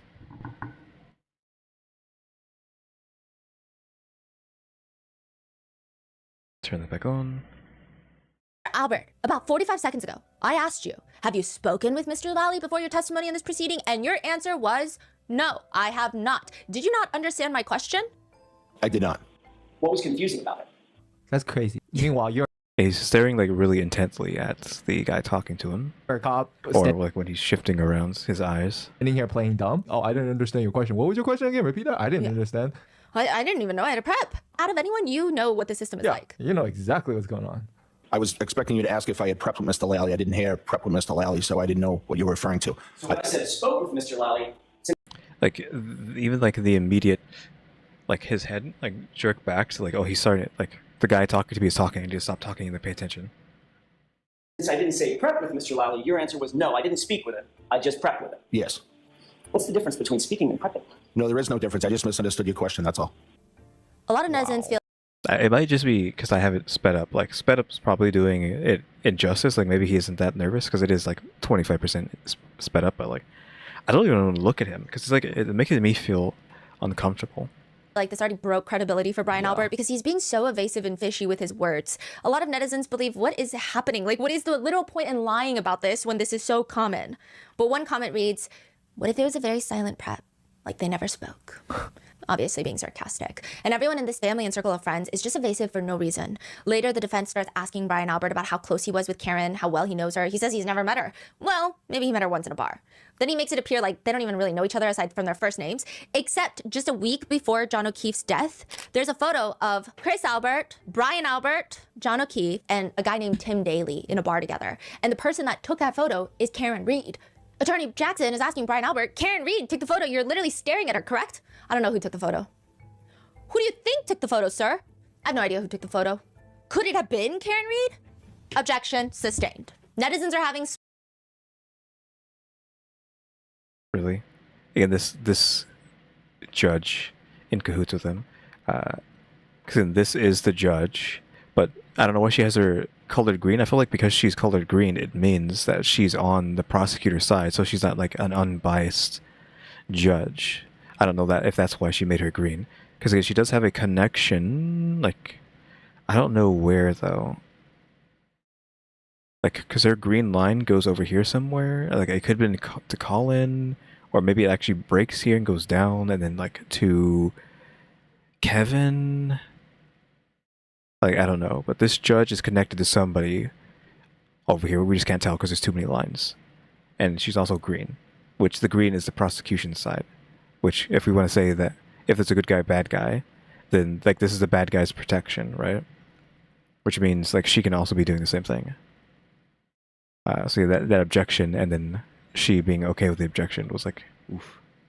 Not that sentence meant anything that he was saying. Like, we can like walk that back. Took the photo. Could it have been Karen Reed? Objection sustained. That because he's asking a question. Could it have been her? And I guess that's not hard facts. So asking him, could someone have been someone, is fine. That's perfectly fine to object to, I guess. But every time we've heard the term objection, she always is, I think, down with it. Netizens are having split reactions to this part of the testimony. Some believe defense is grasping at straws. Others are joking. Is the defense also going to point out that Brian's hand seems to be clenched into a fist in that picture? Others think it's frustrating how much amnesia this entire town has. And suddenly they think it casts a lot of reasonable doubt in the case. I don't know what him having a balled fist means. I think that just nothing. He just has his hand in a fist as he's like has his arms around the other guys. People say they just don't like Brian's energy. They say it's kind of a pure talent that he has to be able to give such infuriatingly vague answers to every single question. Some people are commenting, what's up with amnesia in this town? Is there something in the water? Others, I think yes. their evasiveness is only make them look more sus. Yes. If you don't remember to just try your best to, I think whenever Karen Reed gets brought up, they try to distance so hard that it made it seem more shady. Just say, oh, I met her twice, 3 times, 4 times. Instead of like, I don't recall, maybe, I don't know her, I don't know. And they have to be evasive about everything. Yeah. And it's very weird for the jurors because these people, they seem to hate the defense, but the jurors don't. You're just being combative for no reason. I wonder if this strategy would have worked in like a traditional case that's not this high profile. I think so. You can get away with these things. You're like, well, that could be the case. Some people say, well, yeah, he's being evasive because every single question coming from the defense sounds accusatory. Of course, everyone's on edge. Some people are saying the defense team, they're so hostile. Maybe it's because, just like Brian Higgins, Brian Albert does something that pisses off the defense. He throws what is Brian? Wait, before she gets to that, what is Brian going to say that's going to piss... I shouldn't have said that. Is going to make the defense angry. Like, I was just like repeating her, and I like just like went along with it. Almost said the whole thing. I mean, it doesn't matter. It's just I try not to do that. Defense here is going to get angry. Why are they going to get angry at Brian? Also, we were told... I forgot what, but... this guy, or one of these two, no, it was David, right? Someone leaked info to David that they don't think this, like, whatever's happening here is okay, and like Karen's being framed. Like, someone legitimately called David and said, Karen's being framed for this, and like we need to do something about it.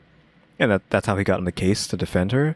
But then, like, as soon as like something happened, and all of a sudden, the person was like, okay, we're like, they don't know what they're talking about anymore. So whoever was like trying to leak information to this guy went silent.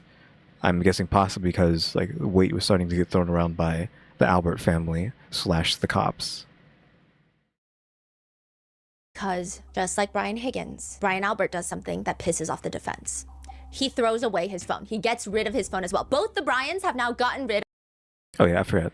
At the beginning of this video, I think, she said Brian threw his info into the military trash, right? So I think both Brians have done this. I'm guessing he did the same thing. They both dumped their info into a military trash to be burnt. The defense. Maybe it's because, just like Brian Higgins, Colin Albert does something that pisses off the defense. He throws away his phone. He gets rid of his phone as well. Both the Bryans have now gotten rid of their phones. Okay, and they're cops. What exactly happened? Like the day of, the day after? What's going on? No, not even the... But then also like throwing away the phone is kind of dumb because there's a record of everything, right? So there is a cell record, but you don't have text message records. When you pull a lot of data, text messages are hard to pull from the service provider. You'll see who you're texting, but you won't get the exact messages. And the cell data will show incoming or outgoing call, right? And they'll give you duration. Yes. But it will not indicate if that duration went to voicemail, if that duration was on the phone. Okay, so Michael Proctor, the no nudes Michael Proctor. Yes. They pull his phone. Yes. They took his phone. The feds. The feds. But Brian Higgins and Colin Albert tossed the phone. And the timing of this is going to be crazy. Attorney Jackson asks Colin Albert, "Sir, you had an iPhone with the number ending in 0888 back in January 2022, did you not?" "Yes." "Mr. Albert, you were notified by the Commonwealth that on September 23rd, 2022, a judge specifically ordered that you were to preserve that phone?" I don't remember receiving that document, no. I don't remember receiving a document that said I need to keep the records of my phone. What? You don't remember being told by the court to be like, hey, we need you to keep your phone. Let's hear that again. What exactly did she say? "Mr. Albert, you were notified by the Commonwealth that on September 23rd, 2022, Look at the Commonwealth specifically. a judge specifically ordered that you were to preserve that phone?" Well, actually, they said the judge specifically said to preserve your phone. And I said, oh, I don't remember that. I don't recall that. Like, what? I might have to, like, for the first time ever hit you with one of these? Like, what? What do you mean? Like, what? Oh, yeah, I don't remember that. I don't recall that. I didn't get any sort of thing from the judge saying I needed to preserve that. Okay. I mean, obviously he's doing it because he knows what will get him in trouble. So he's making sure that the evidence is clean. Well, not clean, but like gone. I don't remember receiving that document, no. I don't remember receiving that document. Sure, okay. Subsequent to me upgrading my phone, I spoke with the DA's office. So after that, they told me via a phone call that was the case. So your So he upgraded, quote unquote, his phone. testimony is that you never received a notice that I just read, but you did talk to the DA, and he told you, loudly told you, that you were on notice that you were to preserve your phone. Was that the conversation, sir? So I don't have the exact date of the conversation. I'm not sure. Who did you talk to on the phone exactly? Was it Mr. Lally alone? Was it a conference call? It was a conference call. Brian says he believes other witnesses involved in this case were on the conference call being told the same thing. Can you name some of those witnesses for us? I believe it was Brian Higgins. I believe Jen McCabe, Matt McCabe, and maybe somebody else, but I can't recall. Did you volunteer that, oh my goodness, I just upgraded my phone last week. I don't have that phone anymore. No. You didn't say that to Mr. Lally? No. You just took the information that he gave you and hung up the phone and what about your business? Yes. Without notifying him that the very phone that he had just ordered you to preserve had just been destroyed days earlier. Destroyed? Destroyed. Well, that's what the Do we defense know? is saying. Brian Okay. So I was like, oh, you know the phone was destroyed? I feel like you can't just make a poke like that, though. Like, we're obviously on the defense side, but you can't just say something that you don't know is true, right? They're trying to poke him to get him to slip up, right? But you're just going to get objected, right? Or even like the case thrown out the window because you're saying something that isn't true, or at least something you don't have information on, like knowing that the phone got destroyed. I'm assuming they're saying like the phone got destroyed, so he'd be like, wait, you know the phone got destroyed? So then like that messes him up, but I feel like he's not going to fall for it. It's a trap, right? But I doubt he'll fall for the trap. is saying, No, the phone wasn't destroyed. I upgraded the phone. Yeah, see, he's not going to fall for that, at least yet. The data was destroyed, sir. Wait, go back. What saying did you say after that? Ryan is saying, No, the phone wasn't destroyed. I upgraded the phone. The data was destroyed, sir. The data was destroyed. Correct? I did not destroy any data on any phone. Where's the phone? he doesn't have it. We don't know where Yeah. it went. So the Brian Higgins, you're saying he tossed it into a military. Yes. Okay, are you gonna explain more on that? Or Yes. Oh, okay. Now, Mr. Albert, I upgraded my phone. When you upgrade your phone, you know that the phone is set back to factory reset before your new phone is handed to you, correct? Happens every time. I don't know that. How many times have you upgraded your phone? Multiple times? Every single time you upgraded, you know that the phone prior, the data is destroyed on it, correct? So it seems like he's trading the phone in. You know that data is destroyed when you upgrade your phone, right? I think some things are come over across contacts, things like that. So I don't know that for sure. That's a backup. No. He's talking about the, your data, not your data, your like contacts and stuff get saved in the cloud for your like Google account or Apple account, I'm assuming. So he's getting an iPhone, right?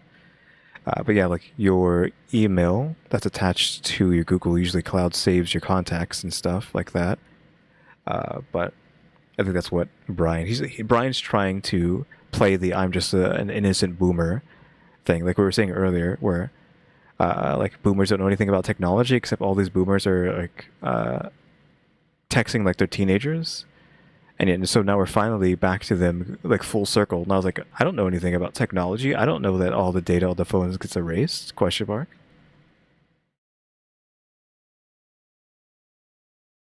No, I don't think that's a backup, but okay. Irrespective, you didn't tell Mr. Lally that you had gotten rid of the phone. I was not asked that, so I didn't tell him that. I see. You felt like if you weren't asked that, you didn't need to volunteer it, even though the conference call was specifically about preserving your phone pursuant to a judge's order. Correct? What was the question?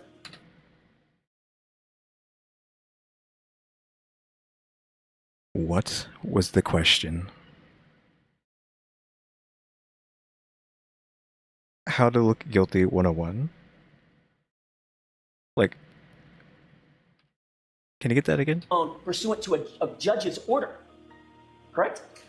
What was the question? Blind staring, like deer in the headlights. What was the question? Jesus Christ. You didn't offer to Mr. Lally that you had gotten rid of the very phone that he was telling you had to be preserved due to the judge's order. I did not. When did you upgrade your phone? I upgraded my phone in September, third week of September, maybe around the 22nd. I can't be sure of the exact date. Wait, but when you upgrade, if they transfer the phone, Yes. the text message gets transferred too. Yes, but he did not do that. Oh, he just restarted a new phone. That is freaking weird. So according to you, you got... Wait, that is so weird. That's beyond weird. Hello? Am I the only one? That's crazy. No, it's weird. That is so crazy. It's crazy. Okay.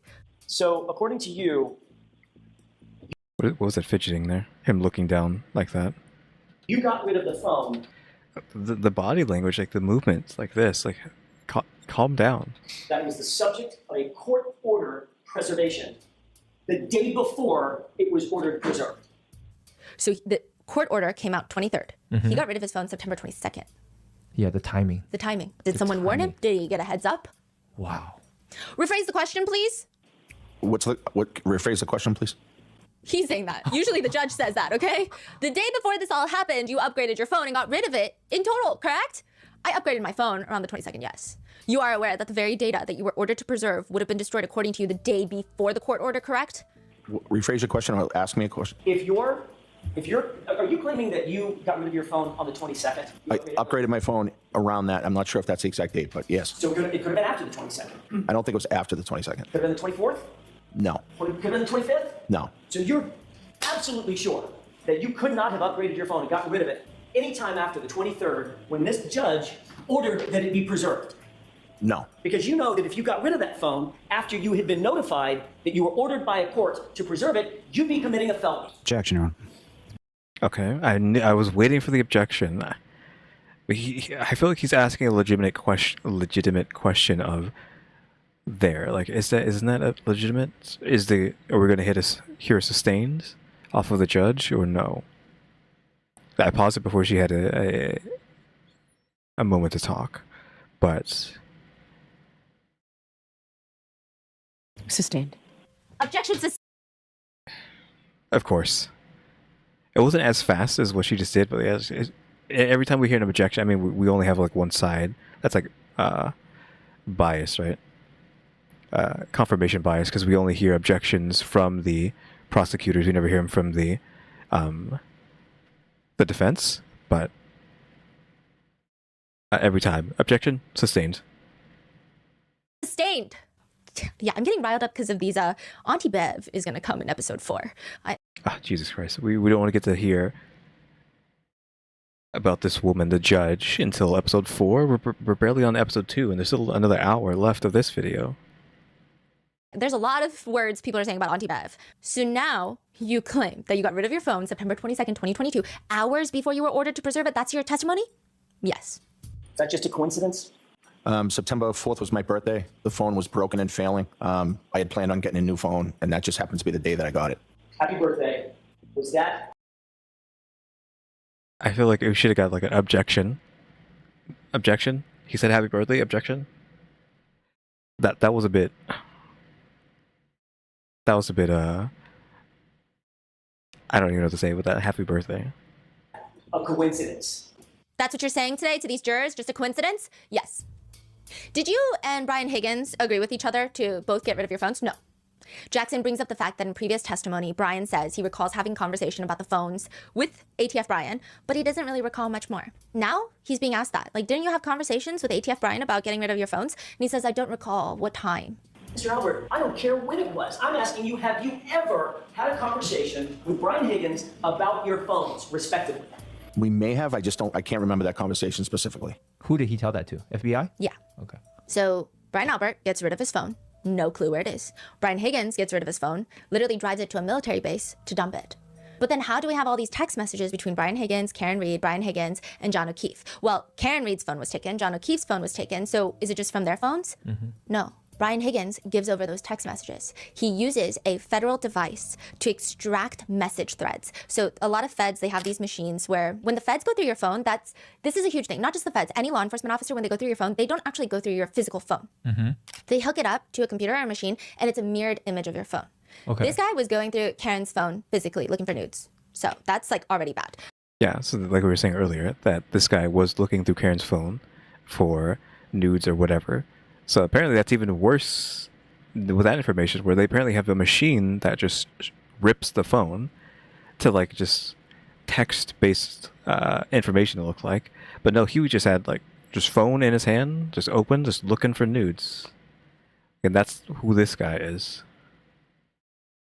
But Wait, what do you mean upload your phone to a cloud and then they can access everything? It's not like uploaded to a cloud. It's just connected to a device. I think it's so that everything is recorded? tracked. Yeah. Like you don't just like scroll through someone's phone like that. Interesting. Okay. So he's just going through Karen's phone like that, which is already bad. And he's looking for nudes. You're saying he was going through Karen's phone without this official government monitor. Yes. He's just like browsing. Yeah.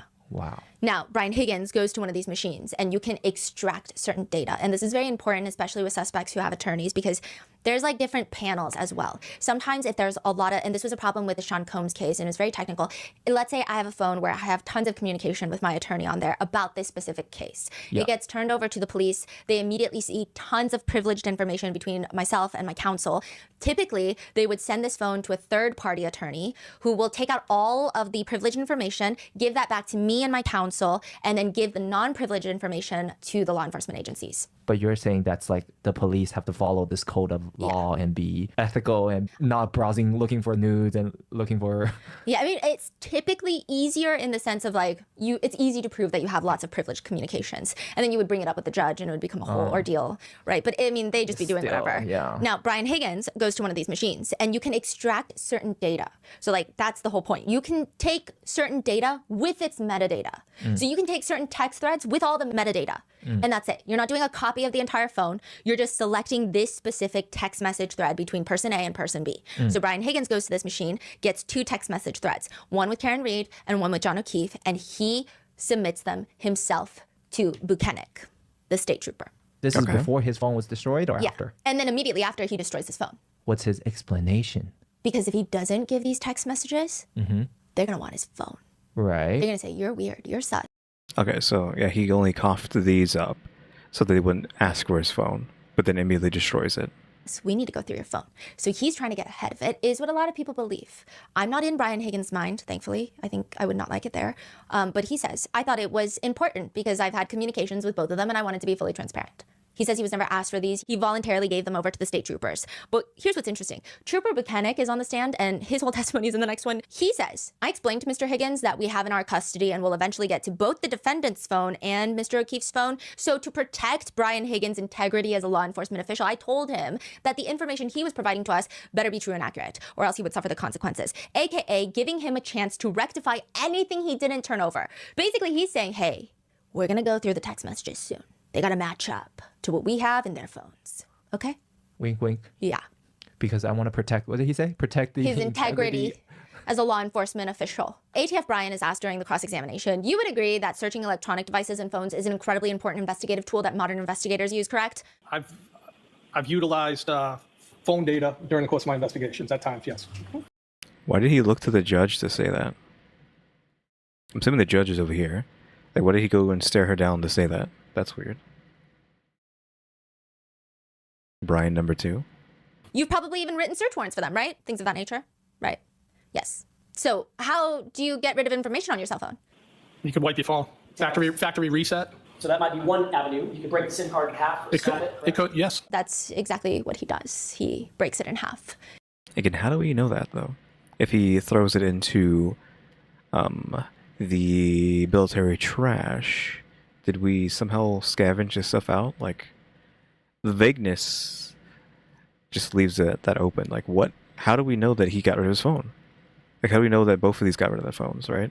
I mean, other than him, like, trading his phone in, like, the day prior to him needing the information to be given away. But this here, though, like, how do we know that he, like, actually physically got rid of it in, like, a very bad way? Also, what is the timeline from this man telling him to get his information straight of, like, the text between, like, him and them? Because if this happened before the 23rd, that means that Brian told Brian number 1 about getting the text straight and thus gave him time to get rid of his phone before anything happened. And gets rid of it. He says, it was beaten, it was broken up already. I already had a new phone and the only explanation is I threw it away. That's it. Later he says, I had a target of an investigation I was working with. He's like, this is the reason I changed my phone, okay? I was doing this undercover investigation. The target of that investigation said he knew my personal cell phone number. And I was like, how did you know? He said he obtained it through open source internet. So I went online and lo and behold, my phone number is out there. So I had to get a new phone number.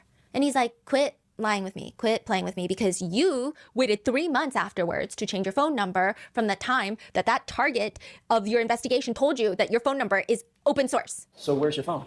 I do not have that phone anymore. You've destroyed that phone, haven't you? No, I threw the phone away. Well, that's Yeah, what does throw the phone away mean? In the trash? Military trash? destroying the phone, isn't it? I had every right to do that. I didn't ask you about your rights. I asked you what you did. Objection. You almost can, like, read, like, the questions being asked. You can feel the objection coming. I feel like she's already saying sustained. I've paused it, like, at the very end of his objection. I feel like I hear sustained being spoken already. I had every right to do that. I didn't ask you about your rights. I asked you what you did. Objection. Sustained. Like, literally, you hear the exasperation this woman had when she said sustained. Like, she was, like, exhaling deeply on that as sustained. Like, she's, like, tired. But, like, That. I didn't ask you about your rights. I asked you what you did. Objection. Sustained. You just yeah, the exhale after the sustain is like, because that's probably all she's saying, just sustained all day. destroyed the phone by removing the SIM card, correct? Did you do that? Did you pull the SIM card out? To the best of my recollection, if I did take the SIM card out, I would have thrown it away. If I was going to take it out, I would break it or cut it. But I did not wipe the phone. I did not take anything else off of it, but I was just going to throw the phone away. That's what I would have done. You were aware that there was a court order that was to not alter, delete, or destroy in any way manipulate your phone or any electronic data associated with it, correct? September 30th, 2022 for you? And you were served a notice on September 30th, 2022? That's correct. Isn't it true that in another hearing, you explained that on September 29th, the day before you claim you got that notice, you changed phone carriers? Also, Both of them the day before? One upgraded the phone, the other one changed his whole carrier. Mm-hmm. But like, how did they find out about this? So the timing is suspicious. Yeah, the coincidence here from them changing the exact same day is too much. You can't just keep saying it's a coincidence for everything. I don't recall for everything. Which means potentially they have some sort of connection with the inside. And it makes me feel like if the FBI wasn't involved in this case, I don't know if, you know, they will win this case because, you know, the Camden, Boston, Massachusetts, the judge, DA, everyone's like the same team. Yeah, like the judge. Like, what is she going to say? Allegedly. I also think... Allegedly, sure. Yeah, the judge, I swear, she is on team prosecutors. Like, she's trying to get Karen thrown away. Because, again, she's somehow connected to the Bryan family, the Albert family, or the McAlbert, so what she keeps saying, because the McCabe's are in this because these two are sisters, and so Nicole used to be a McCabe, but she married into the Albert family, so the McCabe's are like tangentially also in this hierarchy as well. Think him getting on this case because regardless of what you think of Alan Jackson and his previous current clients, he is a big name.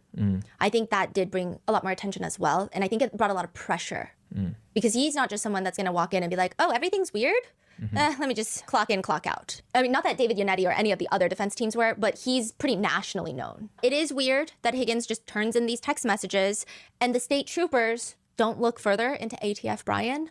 In any other case, any other situation, a very strong motive that cops love going after is the jealousy motive. But Trooper Buchanan, one of the state investigators, he's asked during his trial, he explains the messages as, no, these were, friendly communications. I don't want to put a label on it. They were communication between acquaintances or people that know each other. He's asked if the texts were flirtatious, to which he says, as far as flirtatious, I would have to take a look at the content of it for certain terms that would support that label.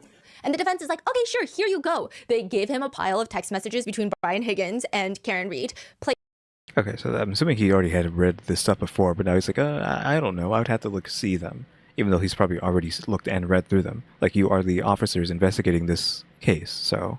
Stupid games win stupid prizes. Now he's reading through it, and many netizens argue Buchanan is stupid. He's also incredibly committed to his role in all of this because after reading these text messages with a straight face, he is asked, would you consider those text messages as you reviewed them when you received them from Brian Higgins as being flirtatious or romantic in nature?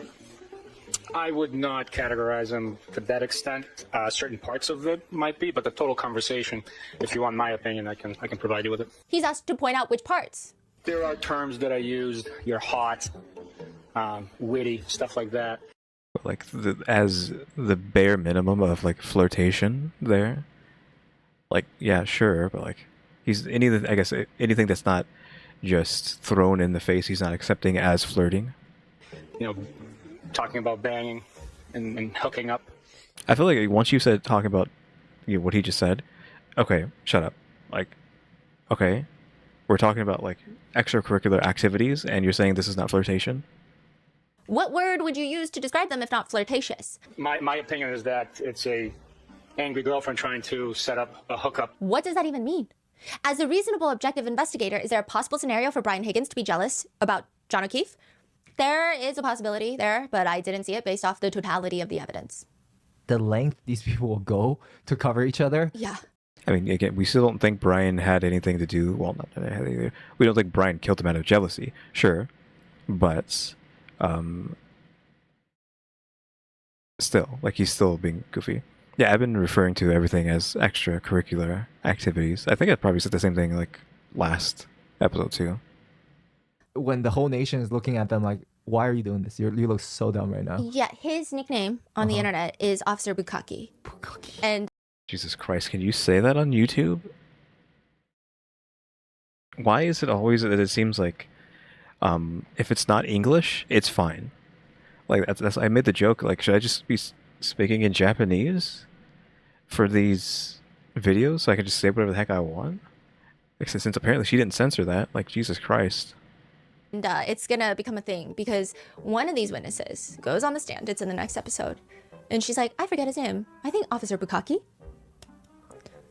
This is What? This is not real. None of this is real, but it's very real and it makes me very depressed. There is a clip from the Waterfall Bar that the defense wants everybody to watch, and it is of Brian Albert and ATF Brian pretending to throw punches at each other. They're like play fighting. I don't know why they're doing this. They're acting like high school football players. Some say they're acting like they're play fighting. Others saying they look like they're practicing fighting. These are the men that fight invisible ops. They're just like boxing the air at all hours of Yeah, I mean, it looks like they're playing. the day.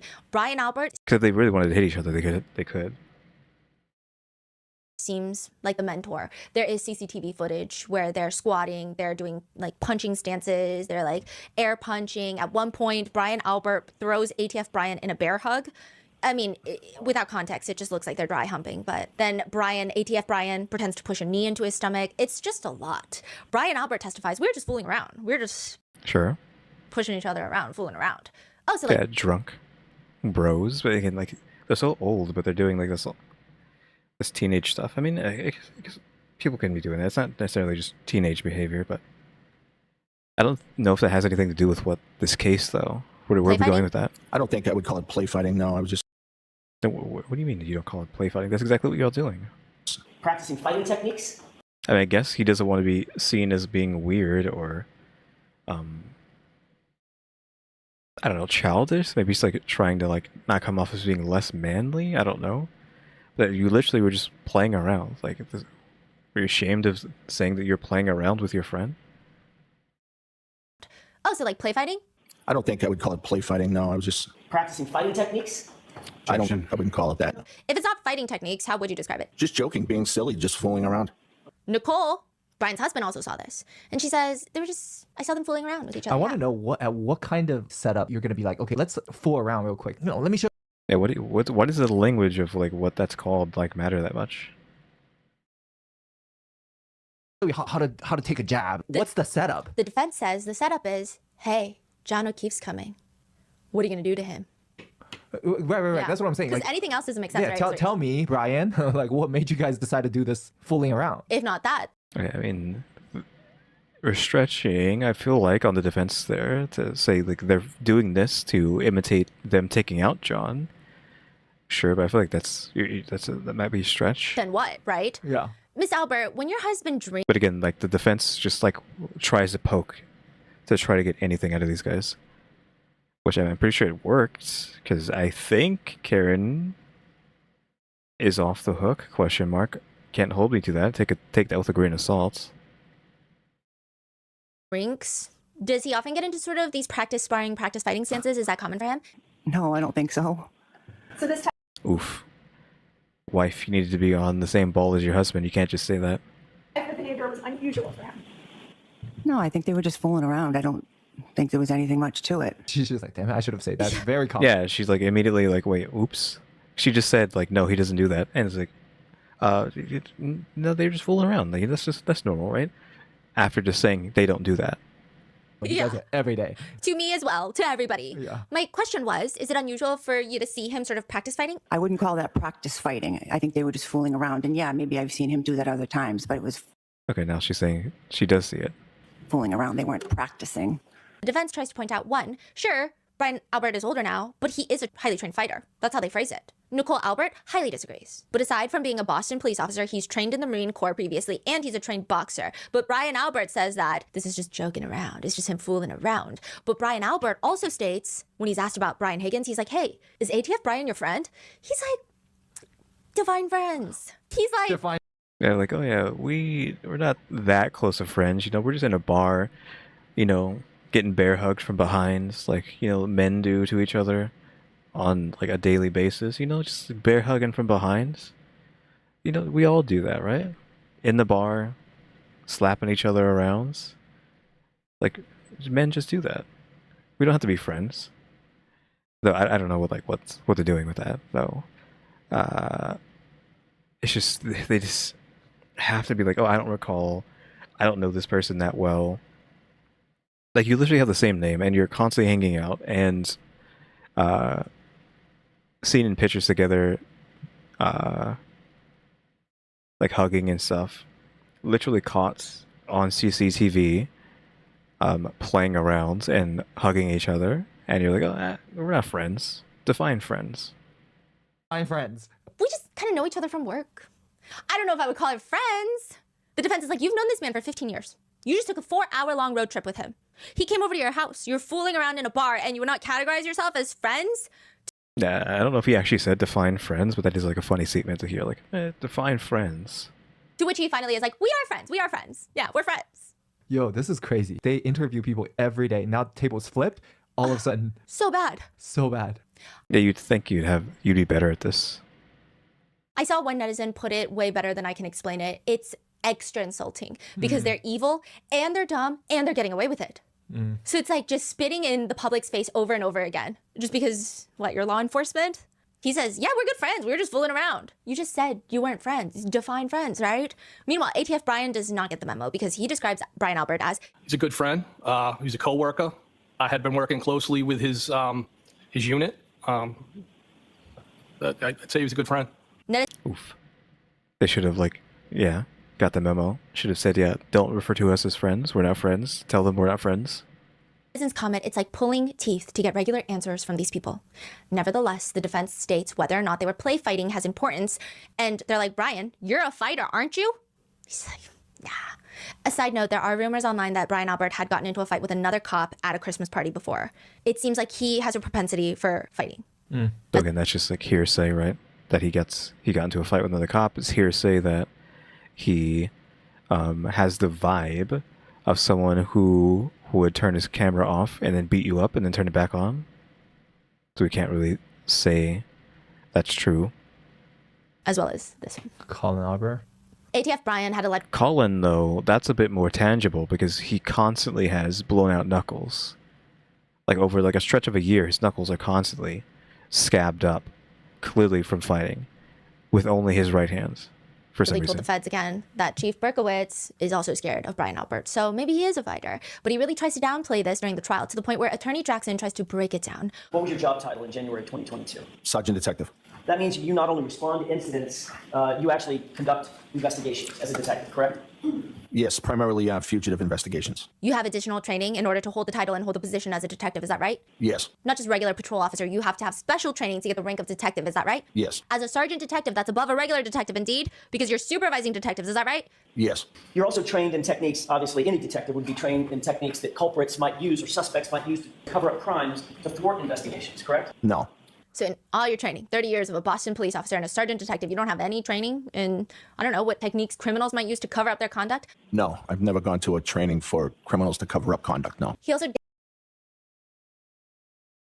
Does that sound right? Like I'm actually questioning that.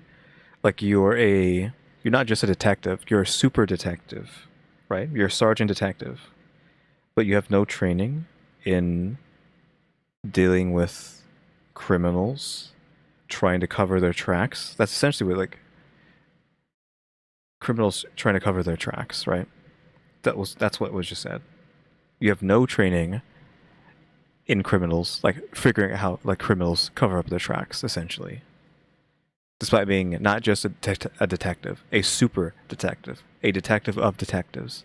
You know, a detective that is in charge of the other detectives. downplays all of his physical training. He acts like he's just a patrol officer. Not that anything's wrong with the patrol officer, but he's just like, I'm not that fit. I'm not that strong. I'm not a big guy. I'm weak. I'm dainty and frail. I mean, she's over exaggerating, but he probably just says something like that. But the guy is like what, like the size of 2 people, I think. In the reality show, and I don't mean that he's overweight. I mean that his arms are pretty big. Like I think the guy is like muscularly big. Austin's Finest in episode 3, there's a whole thirst trap level boxing segment of Brian Albert just going at it at the boxing gym. And like really? She just say there's a thirst trap episode of this guy in that TV show that he's in?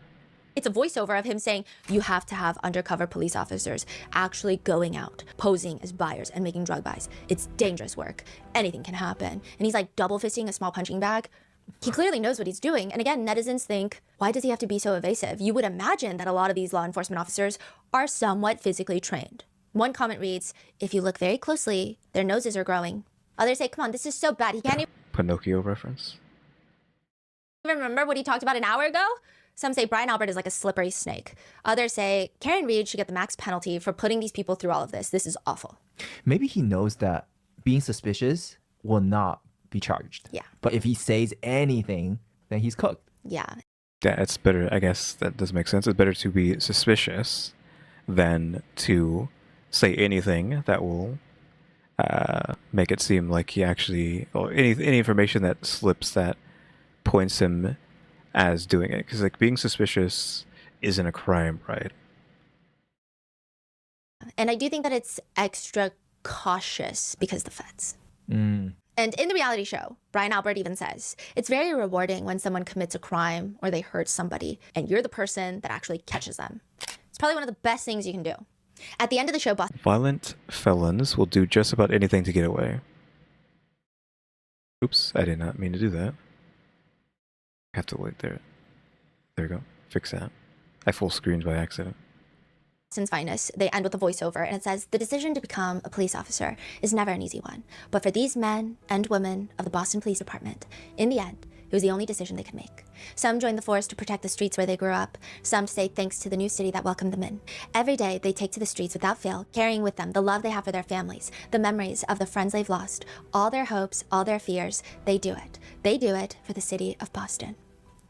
That was Brian talking? No. Oh, Narrator. okay. With September 4th, 2023, before the first trial for Karen Reed, Brian Albert is no longer doing that because he retires from Boston Police Department. Okay. Nicole Albert, Brian's wife, fellow homeowner of 34 Fairview Road, testifies. This is Jen McCabe's sister. She's also a part-time lunch lady. That's how she calls it. During direct, she says, John came into the waterfall. She doesn't really know John O'Keefe. She says, I didn't know him that well. I think I'd only met him once, maybe twice through my sister.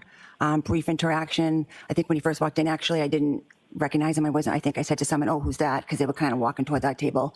And they said, oh, it's John O'Keefe. I said, oh, I had never met Karen and I'd only met John once or twice. it's interesting because your husband is on the same police department as John O'Keefe. But she says, No, I don't believe he ever worked with my husband. I don't believe they ever crossed paths at work. and to be I mean, this is his wife, so we could just be like, okay, she doesn't know what she's saying, because maybe she just does not know, right? It's not her job, so she could maybe let that slide. But it is kind of like an oof moment, but it's not like she is part of the force and would know that. Like, that's information she might literally not know, so she's just saying whatever she thinks is true.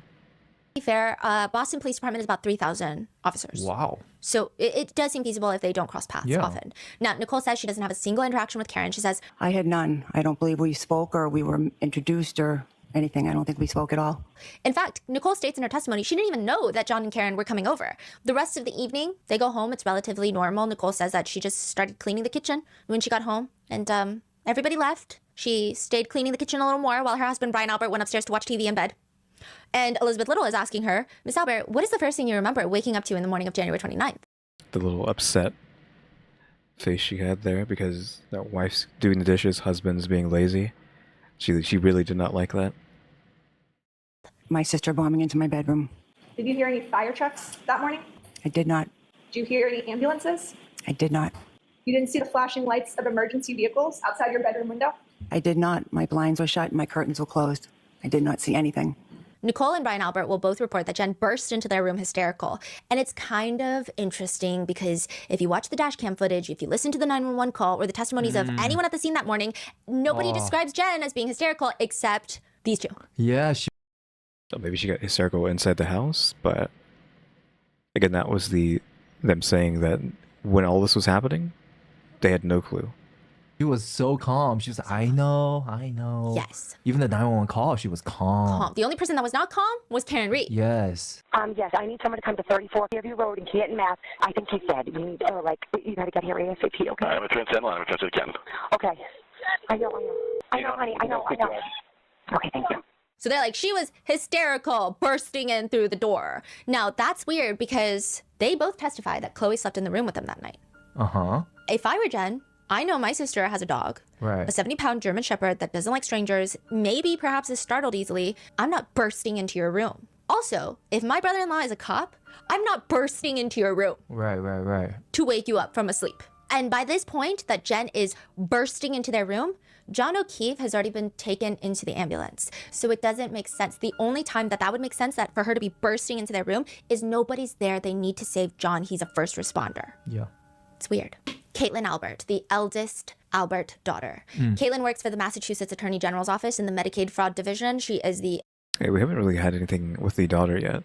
Eldest child of the main Alberts. And she testifies that that morning on the 28th, she meets up with her mom, Nicole Albert, and her aunt, Julie Albert. And they go to the waterfall together. So Julie, Nicole, and Caitlin. And Caitlin shows up with her fiance, Tristan. Ah, I see. Okay, so now we have Tristan, who's new.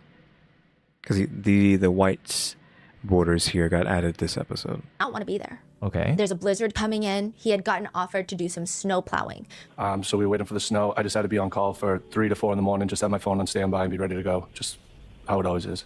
Like his job, his side gig? It's like a side gig. Okay. So that's why he ends up leaving the bar early. He's like, bye, Caitlin, love you, I'm leaving. He leaves the bar, and Caitlin says she remembers at the waterfall, she asked her mom, who's John O'Keefe?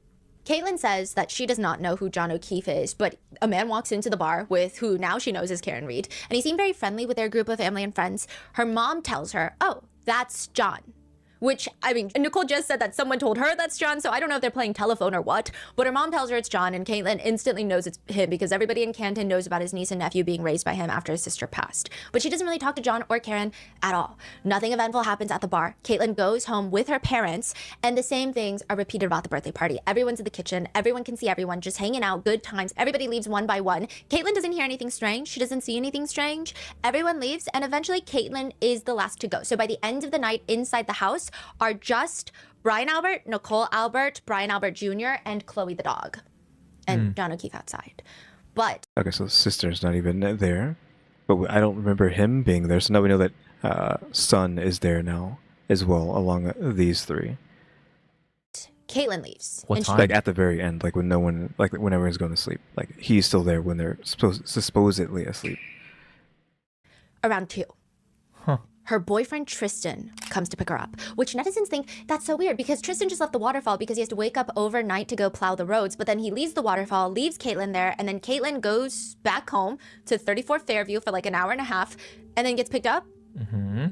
It's kind And of... they're, again, they didn't see anything. Nobody saw Here's John. that again. Goes back home overnight to go plow the roads, but then he leaves the waterfall, leaves Caitlin there, and then Caitlin goes back home to 34 Fairview for like an hour and a half and then gets picked up. Mm-hmm. It's kind And of... they're, again, they didn't see anything. Nobody saw John O'Keefe outside. No. And at this point, it's not even really snowing, correct? Or No. barely? Barely snowing. Well, it's snowing, but the snow is just starting to accumulate. Like, you can still see grass, is what a lot of them testify. It's not like whiteout conditions until the next morning. Right. And how do all of them explain that? They just weren't looking. They weren't looking, they couldn't see it, it's dark outside, but they see lots of other things outside, such as tire tracks in the snow from Karen's car allegedly speeding up to hit John O'Keefe. Yeah, like that was the thing. Like all these people left without seeing John, right? Because there's still people there when John, I think, was allegedly hit by the car. So yeah, like really, you didn't see his body in the snow, even though the snow wouldn't have covered up his body at that point. Apparently, it wouldn't even been covered up by the time they found him because his body heat would have kept the snow melted around him, and it wasn't snowing heavily enough to encase him in the snow. Just like to give him hypothermia, but he wouldn't have been like just, you know, invisible. But they can somehow see, you know, crazy tire marks in the snow, that those should have been immediately covered up by the snow coming down. Yeah, it's selective seeing. Because the way it plays out, it feels like they knocked him out. Could have been an accident, but they knocked him out, threw him outside, and then everybody just walked past him to go home as he was lying out in the snow. They could have just assumed he was like a drunk or passed out. That also came to mind. Like if you have someone like drunk at a bar, like you just throw them out and they're just like in front of the bar, just wasted. They could have seen it like that, but yeah, like just nobody knows anything about anything. Now, the defense starts into something else, though, when they start questioning Caitlin Albert. She's close friends with firefighter, paramedic, Katie McLaughlin. During the cross-examination, she's asked, who is Katie McLaughlin? Oh yeah, this also, you can see the line here. These two were friends, ? And this is a first responder on the scene to try to save John, but I think she's still in cahoots because she is friends with the daughter who obviously is part of the main family here. So you can't really trust what's going on here. I forgot, she said something dumb in yesterday's video, right? I don't remember what it was. Maybe we'll go over that again. And she responds, Katie McLaughlin is a girl who I'm the same age as. We went to high school together. We graduated the same year, and we have a couple mutual friends. We interact with some of the same people socially. I can't think of a time, possibly ever, where her and I ever hung out one-on-one or individually. Okay, sure. So yeah, we had a little bit of this yesterday where they were saying they're not friends. It's just like, I don't know them. I don't know who that is. They're not my friend. I don't know them. Like, kind of acquaintances. Don't know them, though. That wasn't what I was thinking of. It was the hitter, like this whole thing, or I hit him. Like, everyone's trying to say that on the night of that, Karen said she hit John. But, like, nobody said that. Someone told that to Karen, which might have made Karen say that. But, like, either Carrie or Jennifer tried to get, I think, Karen to think that she hit him. But, like, some of the officers were like, I didn't hear that. Like, I was there and I didn't hear her say that. So, like, some of the officers were, like, actually or some of the first responders at least were like, that didn't happen. So they got kind of caught there with that a little bit, I think. So more of like a friend of a mutual friend. There is a lot of just explanation here, just non-stop. I mean, the defense is bringing up photos and she just has to keep repeating, this is like a mutual friend of a friend of a friend. And like, I barely know this girl. And then there's like pictures of them in small group settings at her dorm when she was in college. And then yeah, it's just like several pictures of them hanging out. It's like, oh, she's a friend of a friend. I'm not her friend. I don't know her. We've never met it before. I don't know her. She's just like, just like a mutual friend, like a friend of a friend. And then even in these group photos, I would understand if it's one thing, if they're on the other side of this massive group photo every single time. But a lot of the times they're right next to each other. It just doesn't make sense. Like, it looks a little bit strange. And I think, yeah, wasn't these two? Like, these two are, like, they're literally next to each other here. Like, this was the photo we saw yesterday, I think.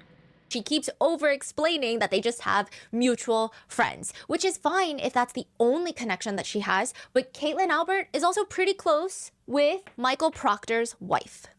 She's not on here. She's going to be on here in the next one. I thought she was on here. I guess we got... Okay, maybe she wasn't. Elizabeth Proctor. Okay, what's their relationship? Just friendly, friends. She says that when Michael Proctor starts interviewing her about this case, she doesn't tell him, hey, I'm friends with your wife or anything. Just nothing. It's the least of her concerns. Like, she doesn't care, right? And she really doesn't, because the defense have other things that they're harping on her about. Another strange thing is that Caitlin's mom, Nicole, testified previously before the grand jury that Caitlin left the Albert residence at around 12 midnight. She was one of the first people to leave. That's before, allegedly before John showed up. And now she's testifying that Caitlin was the very last person to leave. Same thing with Brian. The story changes. It's weird. To which the defense asks Brian Albert, were you trying to cover for Caitlin so your daughter would not be wrapped up in this investigation? Because if she left early, it's likely there would be some time overlap to when Karen's vehicle is outside. I feel like it's a question that's going to get hit with a objection sustained. Just with how, like, I don't know, the vibe of that question feels. Whoops. Or something. I don't follow. If she left around 12, she would have seen more outside. She would have to go outside. Karen's car is outside. There's another car that's outside. It might be just a little bit trickier. They're saying that it's easier story-wise. Yeah, like, I think everyone understands. Like, they said initially that she wasn't there early to save her from getting mixed up in all of this, because if she was there later, that means she could have seen John's body. She might have seen what happened inside, if something did happen inside. It's just her, it makes her get more mixed up in things if she was there later than if she left at 12. Because at 12, I think, again, John wasn't even there yet, I don't think. It's for her to leave later. Yes, so she stays in the house. She never looks outside the window. She doesn't see Karen's car pull up. She sees nothing. She hears nothing. And then by the time she leaves, she doesn't look at the front lawn and she just leaves. Okay. But I mean, regardless, just the changing of the story, what's going on? Netizens are like, it's not even the time change that's weird. Netizens believe that Colin Albert had every intention to sleep over at her parents' house. That's why Tristan goes home from the waterfall. And she's like, I'm just going to sleep over at my parents' house. And then something happens. So now she's like, okay, you got to come pick me up because I can't be here when the cops get here tomorrow or whenever they get here. That's the allegation. That's the theory. That's the system. Yeah, that's true. I don't have no reason to doubt that. If she was there during this confrontation. You think she would want to bail before police show up? Suspicion. There are also speculations that she left the house that night with Chloe. That's why there's no barking, maybe? And Jen McCabe. Yeah, because like you would have heard barking from, I don't know, Jennifer or Carrie's point of view, or just her point of view if she wasn't in cahoots with them, or these three stooges if they were in cahoots with them too. I don't know if they are or not.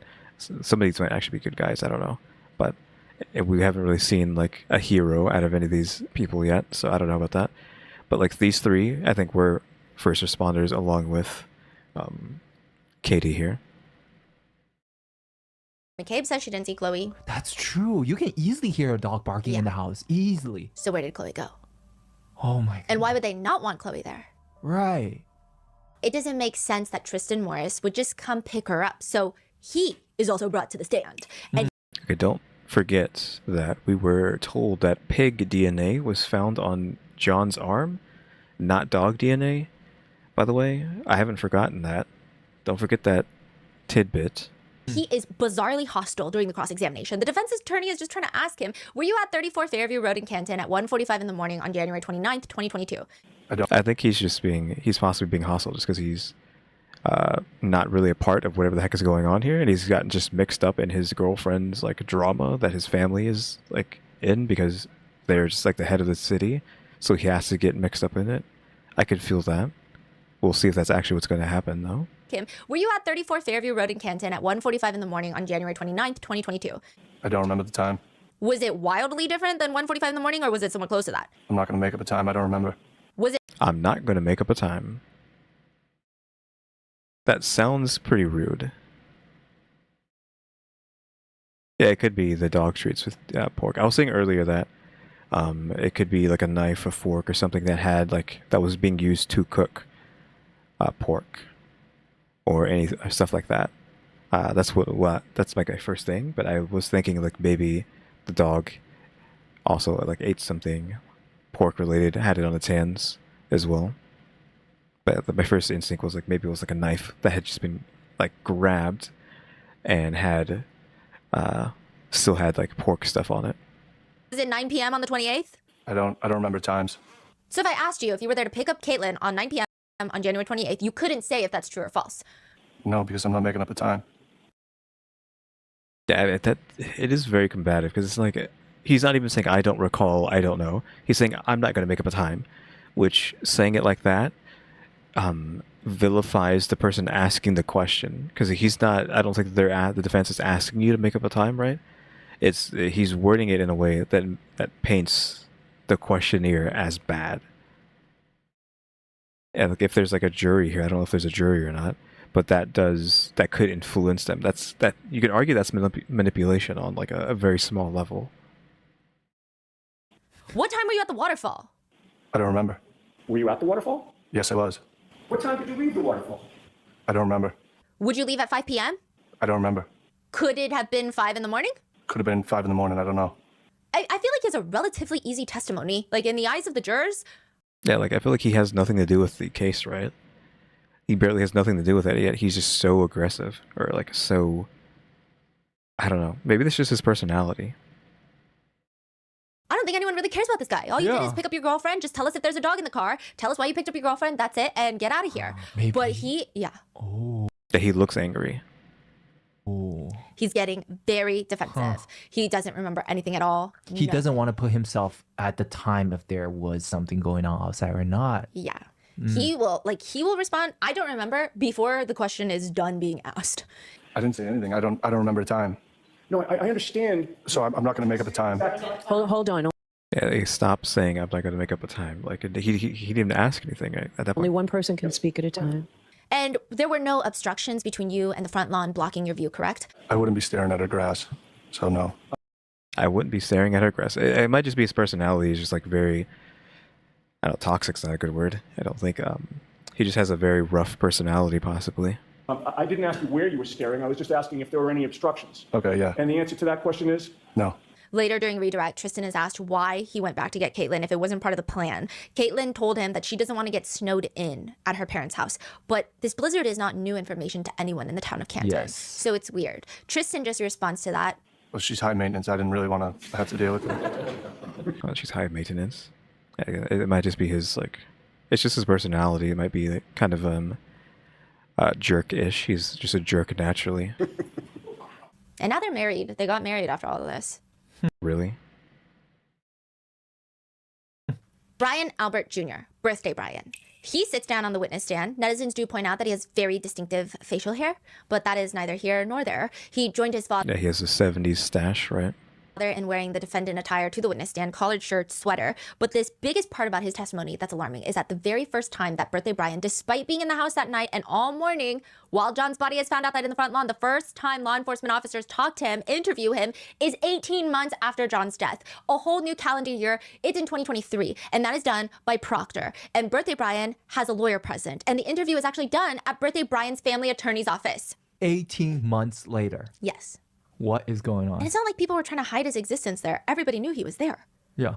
It was his 23rd birthday. He says that his friends come over, Julie and Sarah and a few other girlfriends come over, and it's just birthday Brian and all of his buddies at the house. They order food from a place called D&E Pizza that is owned by Chris and Julie Albert, and they start getting drunk. Okay, well, that also rolls into the, if these three over here are secret drug dealers, the son plus friends ordered pizza, wink, well actually, hold on, ordered pizza, wink, right, pizza, right, to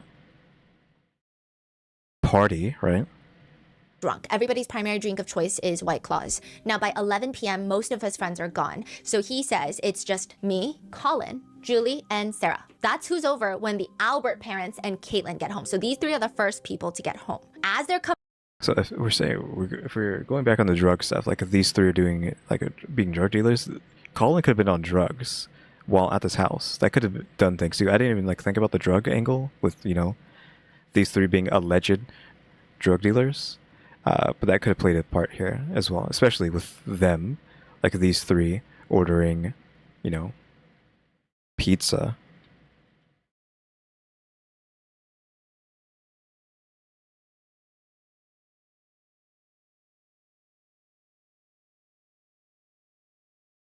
Okay, which is, I don't know who this is. Is she the sister of this guy? Because these two are married, and these two are sisters. Oh, okay, so, wait.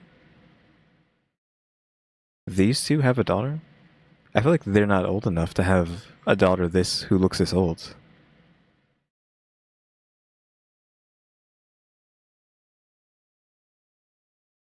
Oh, can't hear the video? How long has that been going on for? The OBS crashed, that's why. I can only do so much before it crashes. That's fine, I can just unmute that. Pizza that is owned by Chris and A couple of seconds, okay. Julie Albert. Yeah, we can go Are back. gone. When the Albert parents and Caitlin get home. So these three are the first people to get home. Yeah, I see that OBS crashed, which happens when I do too much. Like I'm doing too much. Like YouTube's Chrome's open, OBS is recording, VTuber model's opening. My computer is 10 years old, and it was a really bad computer for 10 years ago. So you can only imagine its struggle right now. So where's it at? You see the crash report right there. I'll just put that over there. Pretend like I don't see it. Thankfully, OBS doesn't actually shut down when that happens, so I can still keep streaming and recording. As they're coming in, they say Colin is leaving. He's like, my ride is here. My ride's coming back. Who's his ride? A friend? Allison McCabe. Who is that again? Jen and Matt McCabe's daughter. Jen and Matt McCabe's daughter. Brian Albert's cousin on his mom's side. Uh-huh. And Colin is Brian Albert's cousin on his dad's side. So technically, Colin Albert and Allison McCabe are not cousins, but they're basically cousins. Wow. And so he leaves, and Brian says, What do you call that? A second cousin? my mom came in. She just gets straight to cleaning. She likes to clean. I don't know why he says that. And she was in the kitchen picking up. He also says, eventually, JJ comes in. JJ? Jen? he calls her Auntie JJ, which JJ is also the nickname for John O'Keefe from his nephew and niece. So Auntie JJ comes in, and it seems like Brian Albert Jr., birthday Brian, and Auntie JJ are very close. I mean, it seems like all the Alberts are close, but it's weird because birthday Brian and JJ seem close, but birthday Brian and Allison McCabe don't seem close, because at one point, birthday Brian is asked about a group chat with all the cousins, like a Snapchat group chat with all the cousins. Yeah. And they're like, the defense attorney is like, what about Allie McCabe? Is she on there? And he's like, No, she's not an Albert. okay. Yeah, birthday Brian. Okay, no, she's not Albert. Is that relative? Brian Relevant, testifies I that mean? he didn't see anyone else physically come inside the house after Auntie JJ and Matt McCabe, but he did poke his head towards the window, and he did see a car outside. And the reason that he went to that window was because outside the house were Ryan Nagel, Heather Maxson, and Ricky D.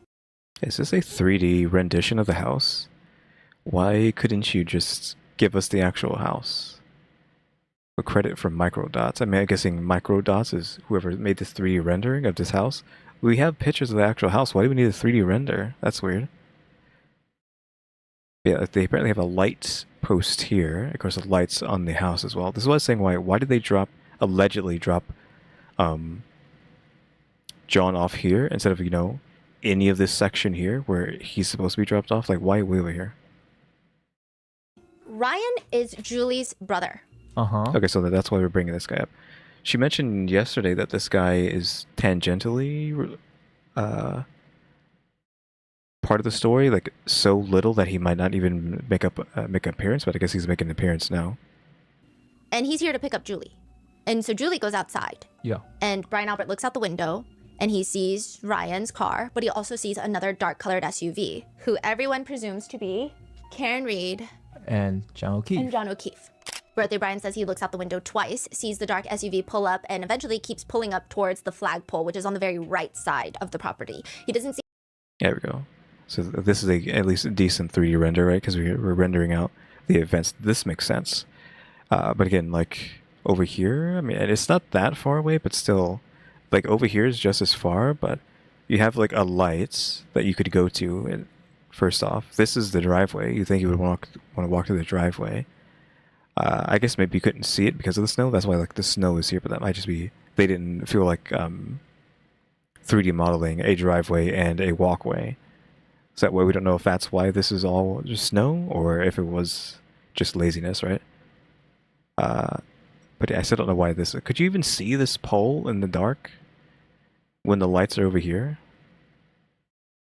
Because I think they said that they actually told him to come here, even though, like, who would want to be out in the middle of nowhere? Well, I mean, I'm using it. That's like a over-exaggeration, but like literally out in the middle of nowhere when you can go to these lights instead. See anything strange. He doesn't hear screaming. He doesn't hear the sound of screeching tires, a collision. He doesn't see a man in the snow on the lawn, but he does at one point see tire tracks in the snow. He's looking past the lawn now, and he can see tire tracks and Yeah, like seeing 100 feet away, at least, in the snow, you can see tire tracks. McCabe later testifies that she also saw tire tracks, but nobody sees a 210-pound, 6'1" man in the lawn. Yeah, that makes no sense. Who's Heather and Ricky? Ryan Nagel's friend Ricky D is actually the one driving. It's Ricky D's car. Okay. Heather is Ryan Nagel's girlfriend at the time. They're no longer together. Okay, so there's it's the three people in the car. Yeah. Okay. Brian says, as for inside the house, he didn't see anyone come in. He didn't see anyone go up and down the basement stairs. Nothing. And then everybody leaves eventually. He goes up to his bedroom on the second floor that faces the backyard. He falls asleep, wakes up 7:30, 8 a.m. And he says, I can't recall the exact time. I'd say maybe, I know previous testimony I may have said earlier, but I don't believe it was that early. I would say 7:30, 8 a.m. My dad had knocked on my door. I just threw on some clothes and I went downstairs into the main first floor of the house. And he did not wake up from emergency vehicles noises or dogs barking or screaming, just his dad knocking on his door to tell him what happened. Also, I kind of realized that I think these three aren't connected to anything, even though they have this red line connecting them. I think this red line is Proctor being connected to mystery person here, and she just had no space to put these three. So it looks like they're connected to people, but they aren't. That is when he finds out. He says he doesn't know John O'Keefe personally. He says, I knew he was friendly with my Auntie JJ, and that's it. Jen and Matt McCabe, their testimonies are going to be in part 3 and 4 because, I mean, I think we know everything that's going to be said. I think their testimonies are more important in the actual investigation sense of how they interact with all the troopers because they are doing some suspicious things. They're being weird. And so that's going to be in 3 and 4, but they pretty much say the same thing. Jen is like, I'm texting John. He's not coming in. I see the dark SUV. I look out the window multiple times. I see tire tracks in the snow. Nobody comes in. I don't see screeching. I don't see screaming. I don't hear anything.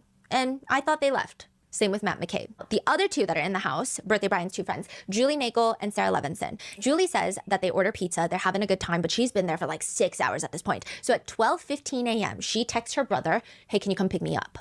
Side note, Julie says she has no idea how long it took from that text message to be sent for him to drive up outside. He comes outside with his two friends, Ricky and Heather, and he texts Julie, hey, I'm outside.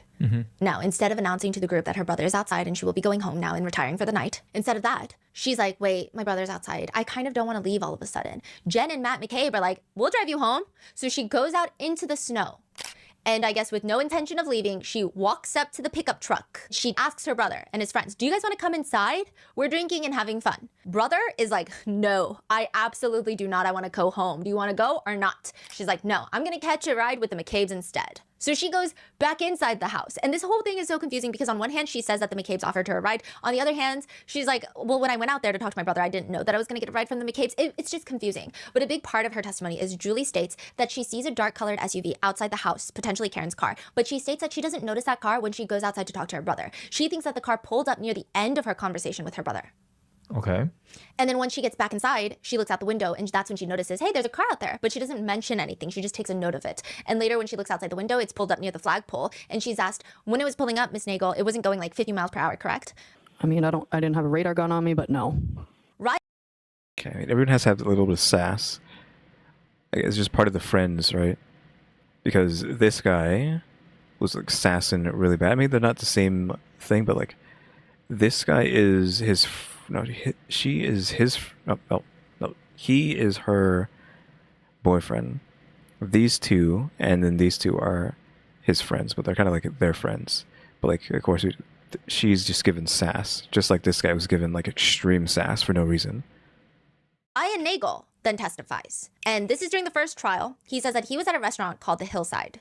And he gets a text message from his sister. And he's there with Ricky and Heather. He decides that they're going to pick up Julie after they're done eating. Ryan is like, I don't know how long I was there. Probably for another 40 minutes because Julie never said she was in a rush. So it's just like, can you pick me up on your way home? They stay for another 40 minutes before finally leaving for the Albert residence, which is about a 7-minute drive. And as they're pulling onto the street of Fairview Road, they notice another dark-colored SUV. And Ricky, the driver, he lets them pass. They're at like an intersection and he's like, okay, you go first. That car's Karen Reed and John O'Keefe. And they park right in front of 34 Fairview. Okay. Doesn't that conflict with what his sister is saying, question mark? Didn't she just say that she didn't see the car when they had pulled up, but she didn't see them until after she went back inside? But they're saying, the brother's saying, they were already there by the time he pulled up. And Ryan, Ricky, and Heather park behind them. So okay, flagpole is on the right side, driveway is on the left side, mailbox is left side, front door is kind of center. They're saying that they're parked kind of blocking the driveway, maybe towards the mailbox. This SUV is probably past the front door, but nowhere near the flagpole. Got it. So just kind of smack dab in the middle. Ryan testifies that he never sees anyone get out of the SUV while he's there. Now, side note, there are random inconsistencies between Julie and Ryan Nagel's testimony. Yeah, it is confusing, but yeah, that's what it sounds like. These two aren't getting their stories straight between the two of them. But that might just be because they're not too in cahoots with everybody, so they're like they might be being told by, you know, all the people in the higher ups to be like, hey, you better shut up or do what we tell you, otherwise you're gonna be in trouble. But they're not really in cahoots, other than outside of being like friends with Brian, so that's why their stories between each other aren't correct. I don't know if they're of importance, but just to put it out there, Julie is firm that when she walked out the front door and walked down the walkway to see her brother, he's saying she came out the side door. She's like, no, I came out the front door. I would say the side door next to the garage. I went out through the front door. She claims he rolled down the window to talk to her. He's like, no, I opened the passenger seat door. He rolled down his window. I opened my passenger door, that was it. Because it's a truck. So in order for her to get into the back seat, I have to open the passenger front door. It's like one of those doors that you gotta open both, you know, those trucks? Yeah. No, but the biggest problem in their testimonies is... They're like minor things that maybe you wouldn't remember, I don't know. Julie states that the dark-colored SUV is not there when she goes out to talk to her. Yeah, that's what I'm saying. She said like John and Karen weren't there when she went to go see her brother, but the brother's saying they were already there when he met up with his sister. Brother. Ryan Nagel says that dark-colored SUV got there before we got there, and we passed it on our way out. Well, it was like the SUV wasn't there when my brother was there. It was like She did have to think about that, so before. Like when I was inside, I noticed it. It's very confusing. Now she's saying like it was there before she went outside. Prosecutor Lally confirms with her. And so at the time that you were talking to your brother in the pickup truck, was the SUV still there? I don't believe so, no. Meanwhile, Ryan Nagel is testifying he notices the SUV the whole time. He noticed the brake lights were on. Nothing was wrong with the taillight. He didn't see anybody get out of the SUV. It was kind of inching forward. It wasn't driving weirdly. It just looked like it was inching forward, and that's it. Eventually, they leave because Julie's not coming, and they drive past the SUV, and Ricky, Heather, and Ryan Nagel testified that the dome light, like the inside light of the car, is on, and they only see a woman on the driver's seat with her hands on the 10 and 2 on the steering wheel. No man? No man. What?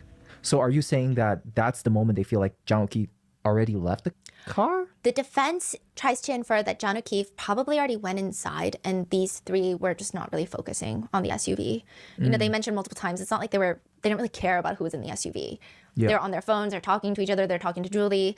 At any point, John O'Keefe could have gone inside and they didn't see it. The prosecution is arguing, well, the dome light, the inside light automatically turns on when the car door opens. So they're saying John just opened the car door and Karen's about to like do a 3-point turn and hit him. Because the taillight is fine, there's no man on the lawn. Yes. Where's John? So it's all happening at the same time. So the prosecution is saying as they're passing the driver's side. So Karen's blocking their view. They can't see that John just got out. The defense is kind of inferring, what kind of crazy coincidence is that? It would make more sense that John O'Keefe is inside the house and Karen is just waiting for him. And she's getting agitated. Because also the prosecution theory is that they were fighting and then she ran him over. But all three of them testified there was no screaming, there was no yelling they heard. If he's...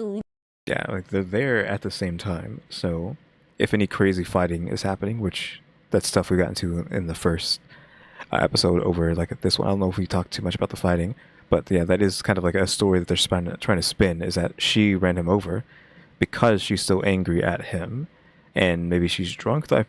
Wasn't she supposed to be the like I don't know, I forget what it's called, but the person who doesn't drink, so that you can drive people around, right? So I don't think she was drunk, but they're saying she is fighting with him, and that's why she ran him over.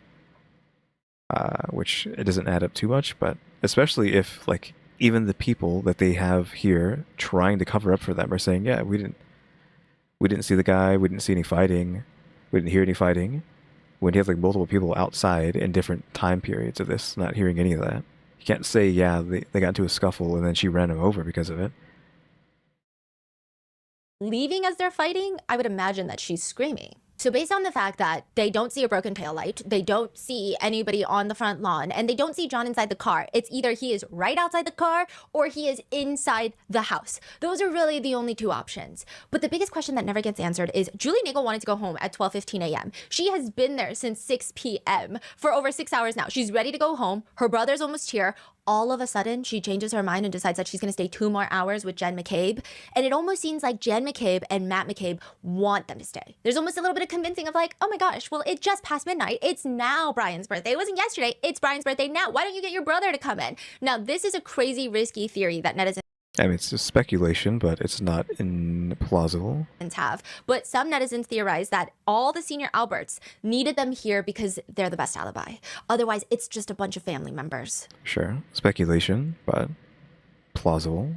And that's not going to look good. So the theory is something happened in the basement. But Julie had no idea? The theory is that John came around back into the basement entrance for some reason. Maybe someone came out through the back and was like, hey, come in this way. This is again a theory, an allegation. We could all just have vivid imaginations that have really just no connection to truth or reality. We could be completely delusional. But some netizens believe that he came around back to the basement, walked down the steps, entered the basement where ATF Brian and Brian Albert, and perhaps even Colin. Some people put Colin there, some people don't. It really depends who you are and what theory you go with.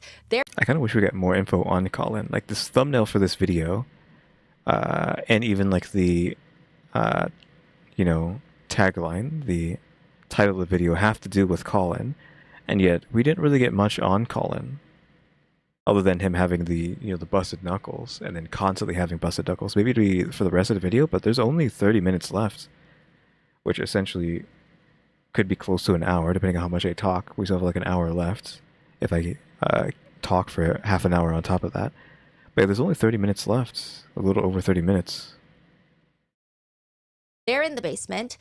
Well, I say a little over 30 minutes. Technically, that's even less than that with the 25% increase. A fight breaks out. He passes away relatively quickly because it's a very fatal head wound where he becomes immediately incapacitated. So there's not a lot of noise. There's not a lot of screaming. Maybe there's some barking from Chloe. Maybe not. They're kind of all drunk. They're on the first floor. And Jen McCabe, Nicole Albert is like, well, why don't you guys stay? They're kind of mediating. I don't know why they would say that nobody was in the basement, though. Everybody was hanging out in the main floor. Oh, is that what they said? Yes, so that's the part that gets me. However, this girl, Julie Nagel, I don't see her as a very reliable witness. Why is that? Just the way that she's testifying on the stand, it just, even the fact that she said that Karen's car wasn't there when she went outside, I don't know if she's... Yeah, she seemed like someone who genuinely can't recall. Like, she doesn't know what's going on. Everyone else who's saying, I can't recall, I don't remember, it's just... they're just using tech to try to get away with stuff. But her, I think she genuinely just doesn't know what the heck's going on. Perhaps was too drunk that night to remember or recall details well. She also calls Jennifer McCabe JJ. Julie Nagel does testify that when she does finally leave Fairview Road, it's Matt McCabe driving, Jen McCabe in the front, and then Julie Nagel, Sarah Levinson in the back. And she says that as they're leaving, she looks out the window. And she's like furthest away from the Albert house. So she's right behind the driver's side, which means Jen in the passenger side and Sarah Levinson next to Julie are going to be closest to the Albert residence. She looks through the window and she sees what she calls a, quote, black blob on the lawn near the flagpole. Okay, so now we're saying that Julie is saying that she sees John whenever they leave. She's saying someone finally says they physically see him. And she says, did you guys see that? That's crazy. And the prosecutors are asking her, no, the defense is also asking her, can you say how big the blob was? I'd probably say 5 or 6 feet, like long. She says in the car something along the lines of, did you guys see that? I think I see something. She says, I did say out loud, I was like, I think I might have seen something. I'm not kind of sure what it was, but I was also intoxicated drinking, so I didn't really know what I saw. But Sarah was like, what, Julie? And I was like, I don't know what it was. And then that was kind of really it. Yeah, it's just like, finally see him. Yeah, it's just like, it's a black blob, that's it. Maybe 5, 6 feet. Matt McCabe denies this conversation ever happened. He said, okay, yeah, because she doesn't know what's going on. She just got roped into whatever the heck else conspiracy's happening. So she's kind of just out of it. But apparently he's just saying it didn't happen because, everyone else has their story straight. He says if it relatively has their story straight. was, and then that was kind of really it. Matt McCabe denies this conversation ever happened. He says if it happened, he didn't hear it at all. Because that calls into question, well, first of all, why don't they do anything about it? You don't think it's weird that your friend pulls up and is parking near that area and they never come in, they don't text you back, they don't pick up your phone calls afterwards, and then now someone sees a black blob that's huge or sees something? I feel like I would have just stopped. But let's say you don't stop that night. Jen McCabe, the next morning she gets a phone call. You don't think that she would put 2 and 2 together? Of like, I mean, she might have forgotten this conversation with the two of them if we're going to be giving some slack, but yeah, because in the morning, Karen calls both Carrie and Jennifer being hysterical about John not coming home, and she just never thinks to be like, oh yeah, Julie said something about a black blob in the Bryan's yard. Like, wait a minute, I did see their car outside. Now Karen's saying that John never came home. And then, oh my God, Julie Nagel last night was like, I saw something on the lawn. But no, she's like, we got to go search John's house again. It's weird. What time did all of them leave? They said they left around like 1:30, 1:45. Okay, so they left at around 1 something, which means they probably could have saved John's life, if they really wanted to, unless, they were in on it. Julie, again, I think she's just in... she's just space cadetting this, right? Because she doesn't know what's going on. These 2, possibly even 3, know what's going on. Because they're the ones who drove her, and... Is it just these 2? Maybe 3? I don't know, drove at least these two home, right? And Julie Nagel, they drive past this black blob. She goes home. The next day, she says she puts 2 and 2 together when she realizes John O'Keefe was found in the lawn. She's like, oh my gosh. Now what does she do with this information? Nothing. She never talks about this black blob, like, ever again. So a lot of people think that she's making it up for the sole purpose of placing John there. When did she release that information? Okay, so are they saying that she was fed this information by, you know, this conspiracy of people? To be like, oh yeah, we have confirmation that John, like someone knew John was there, and he wasn't inside, but it doesn't change the timeline where he could have gone inside, something happened to him, and then he was thrown out. It's October 2022, and then the trial is when she starts talking about how the blob was 6 feet tall. Like, it's a very large black blob. 6 feet long? Yeah, 6 feet long. Okay. The defense even questions it, that publicly, everyone by that point was like, how can nobody see? How did nobody see leaving the house? And then suddenly Julia's like, wait, you guys, I saw. Yeah, and it's weird that none of them, like Jen McKay or Matt McKay or anybody said that, oh yeah, I didn't see, but Julie said she saw this. So Sarah, she'll testify later that they already had driven past the flagpole by the time she looked. So I guess she's trying to explain like her reaction time was too slow. So Julia's like, I see something over there. And then Sarah's like, and they're now looking at the neighbor's lawn. Jennifer McCabe is like, I was turned around, literally body twisted towards the back seat so I could have a little conversation with them. And we were joking about PB&J sandwiches. Oh, you remember PB&J? But you don't remember most everything else. That's crazy. Yeah. And if you thought that was weird, you're in for a treat because Okay. Do we have the best for last? Or no? Like, what's going to happen now? Jen McCabe, later on, Jen McCabe texts Julie Nagel for screenshots of text messages between Julie Nagel and Ryan Nagel about what time she texted him to come pick her up and what time he texted her that he was here. Why does Jennifer McCabe need those text messages? Correct. And why does she need screenshots? Correct. Okay, that's what they're asking. The defense is asking Julie. When Jennifer McCabe, or as you called her, JJ, asked you for screenshots of the text messages that you had with your brother Ryan, did Jennifer McCabe tell you that she was investigating this case? No. And you have no memory of providing those screenshots to any investigator other than Jennifer McCabe, correct? I don't remember, no.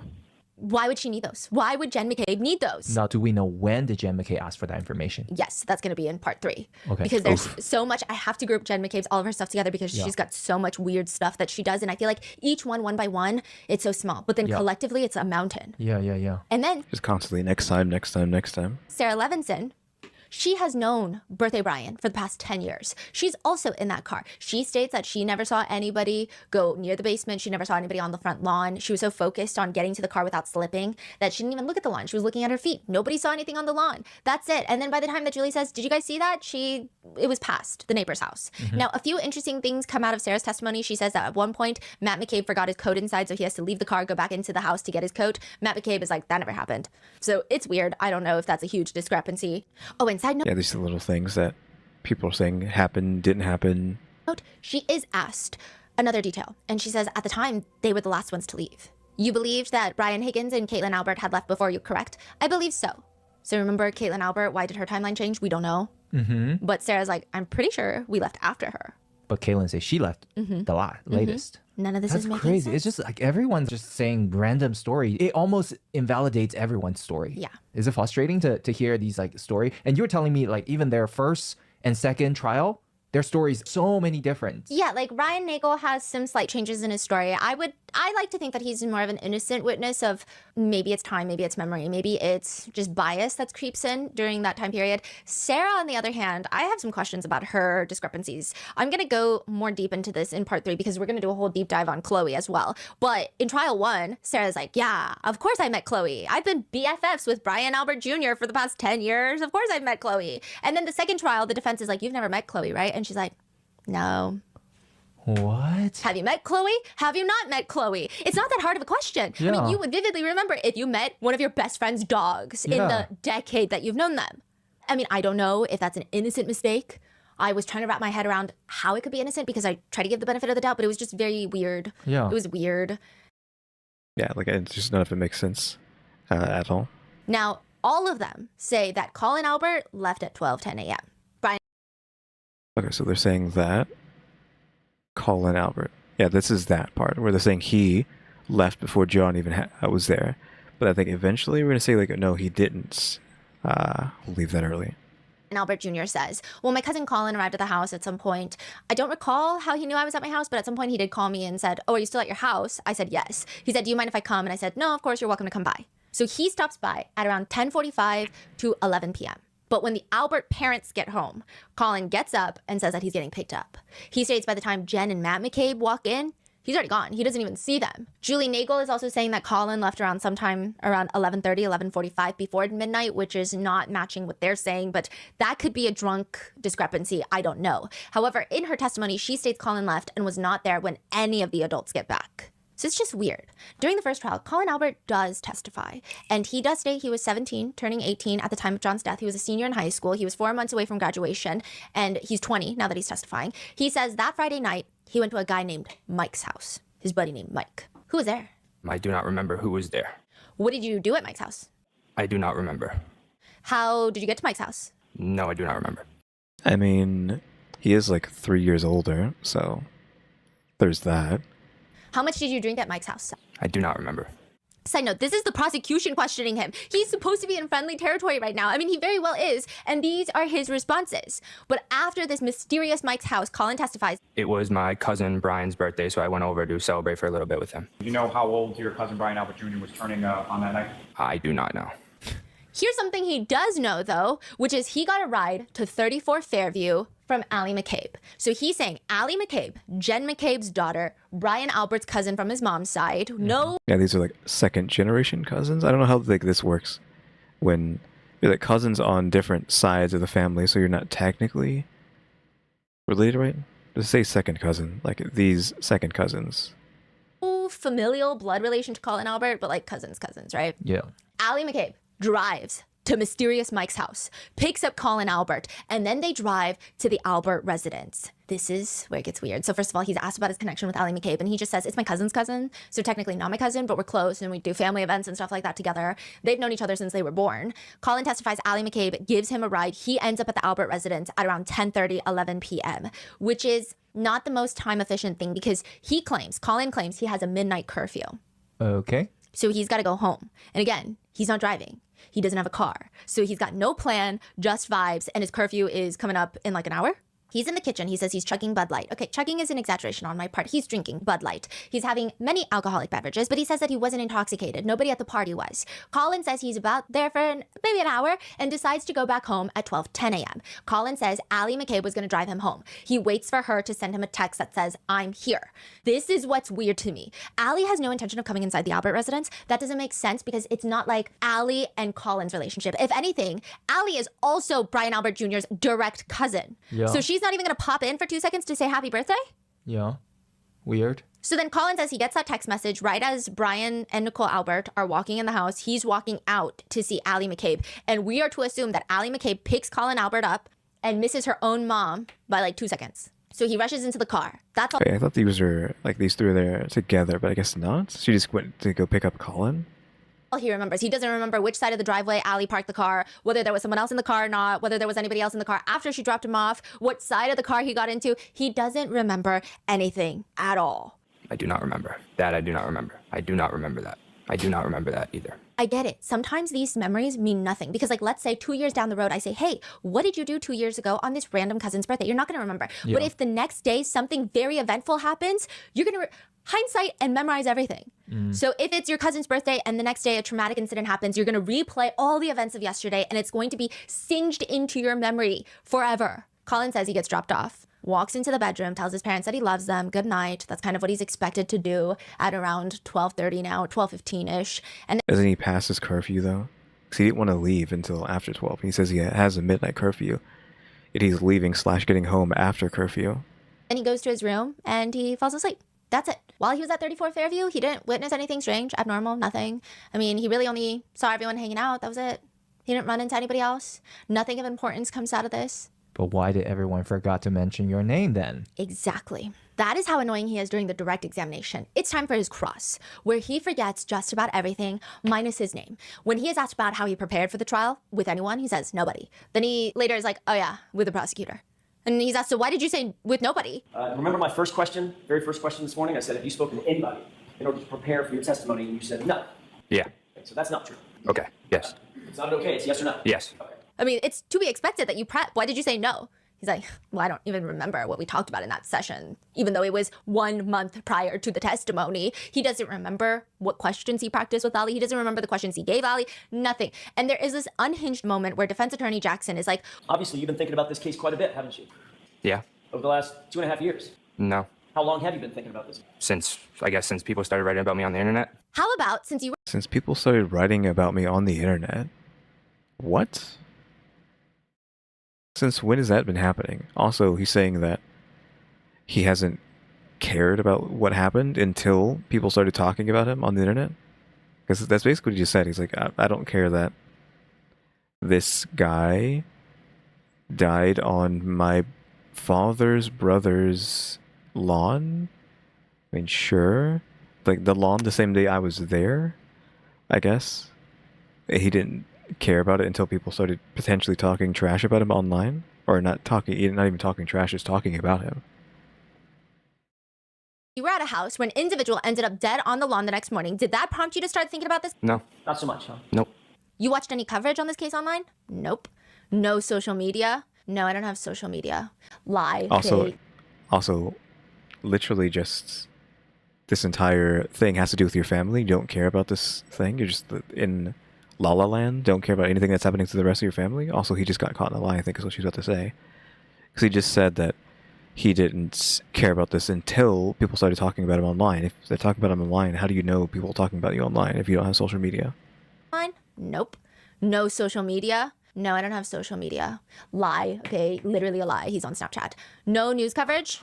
Nope. So literally, according to you, you know zero about the media coverage concerning this case, Commonwealth versus Karen Reed. Correct. Did he not just say that he only started caring about this case once people online started talking about him? The defense continues to ask him very simple questions, such as, did you talk to Ali before her testimony? No. When was the last time you talked to Ali before she testified? I don't remember.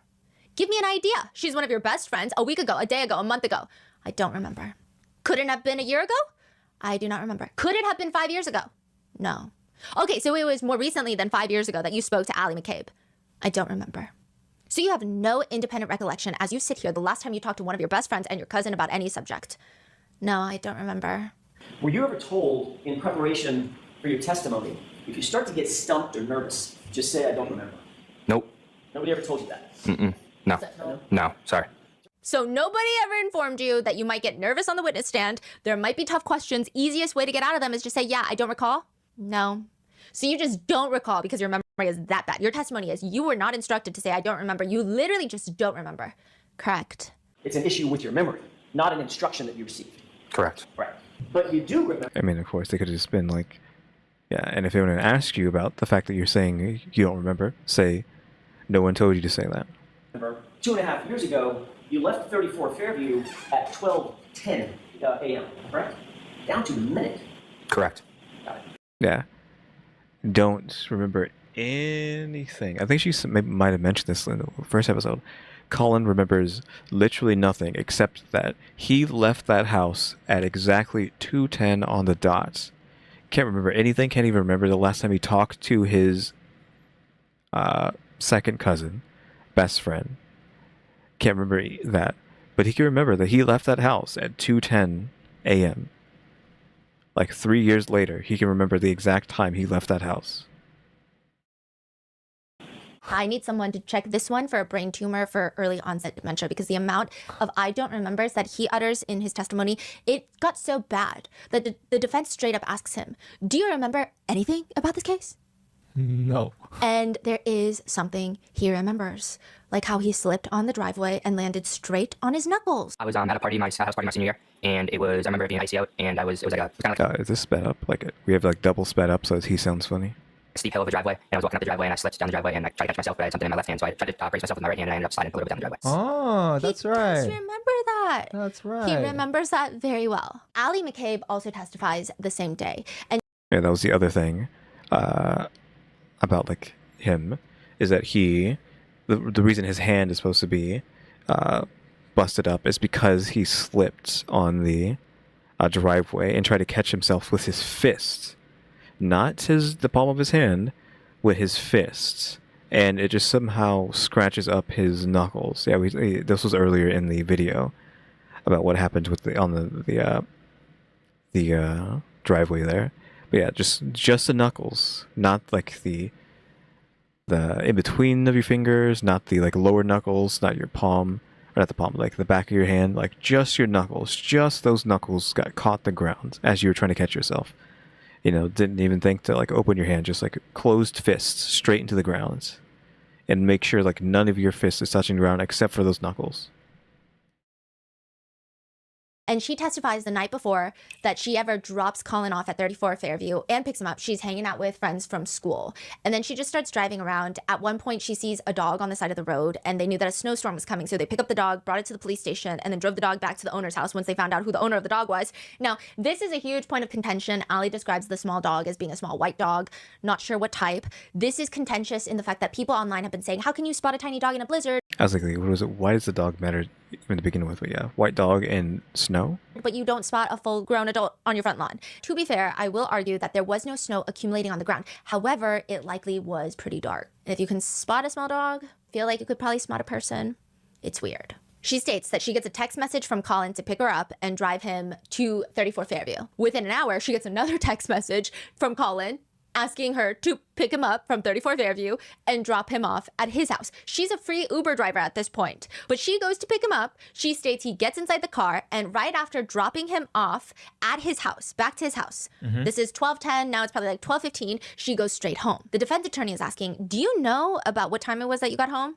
Not exactly. I would estimate a little bit before 12:30, around that time. She says that her parents were not home by the time that she gets back. And so after your return home, when you went to bed or you went to sleep, were your parents home at that point? No. About how much time was it between the time when you got home, around 12:30 or so, and when you went to sleep? Not long. I don't know. Ali also doesn't recall what time she woke up, but both of her parents were home at that point, which Colin says that he was dropped off at around 12:10 a.m. Ali is saying she got home at around 12:30. They live relatively close together, but it's snowing. She's driving a little slower. The times are supposed to check out, but they don't, because Ali McCabe has a Life 360 app, and the app on Oof. Okay, what is this going to do? her phone shows that she does not get home immediately. In fact, she does not get home until 1:32 a.m. What's a Life 360? It's when Okay, so she doesn't get home until 1. parents After and you can 1. track your whole family on Life 360. That is an entire hour discrepancy, Yeah. which is fine, I guess, except she's saying that she drove Colin home and then immediately went home. So what time did Colin get home? Yeah. Does it not track her location? Like, It does, and there are some concerns about like there's like a circle, a border. This is like the school zone. This is the home zone. So it doesn't track what street you're on at what time. It's just like at this time you enter this radius that is known as the home zone. What's interesting though is Colin Albert and Allison McCabe, they say, well, we actually have proof of the time. Life 360, don't trust it. Yeah. We have text message proof. Okay. Text provided by Ali McCabe, or Allison, I think is her like full name. Mikey's making me shotgun, sorry. Get me now. It's if easier. Okay, I am driving people home now. Word, get me after. They're saying she's here at 12:10. Exactly 12:10. Colin texting Ali, can you That could be like why, oh, I know exactly. I left exactly 12:10. pick me up? Ali texting him, I'm here. Yeah. And that's Because like we have timestamps for whatever the heck this is, if we can even trust this. around 12:10.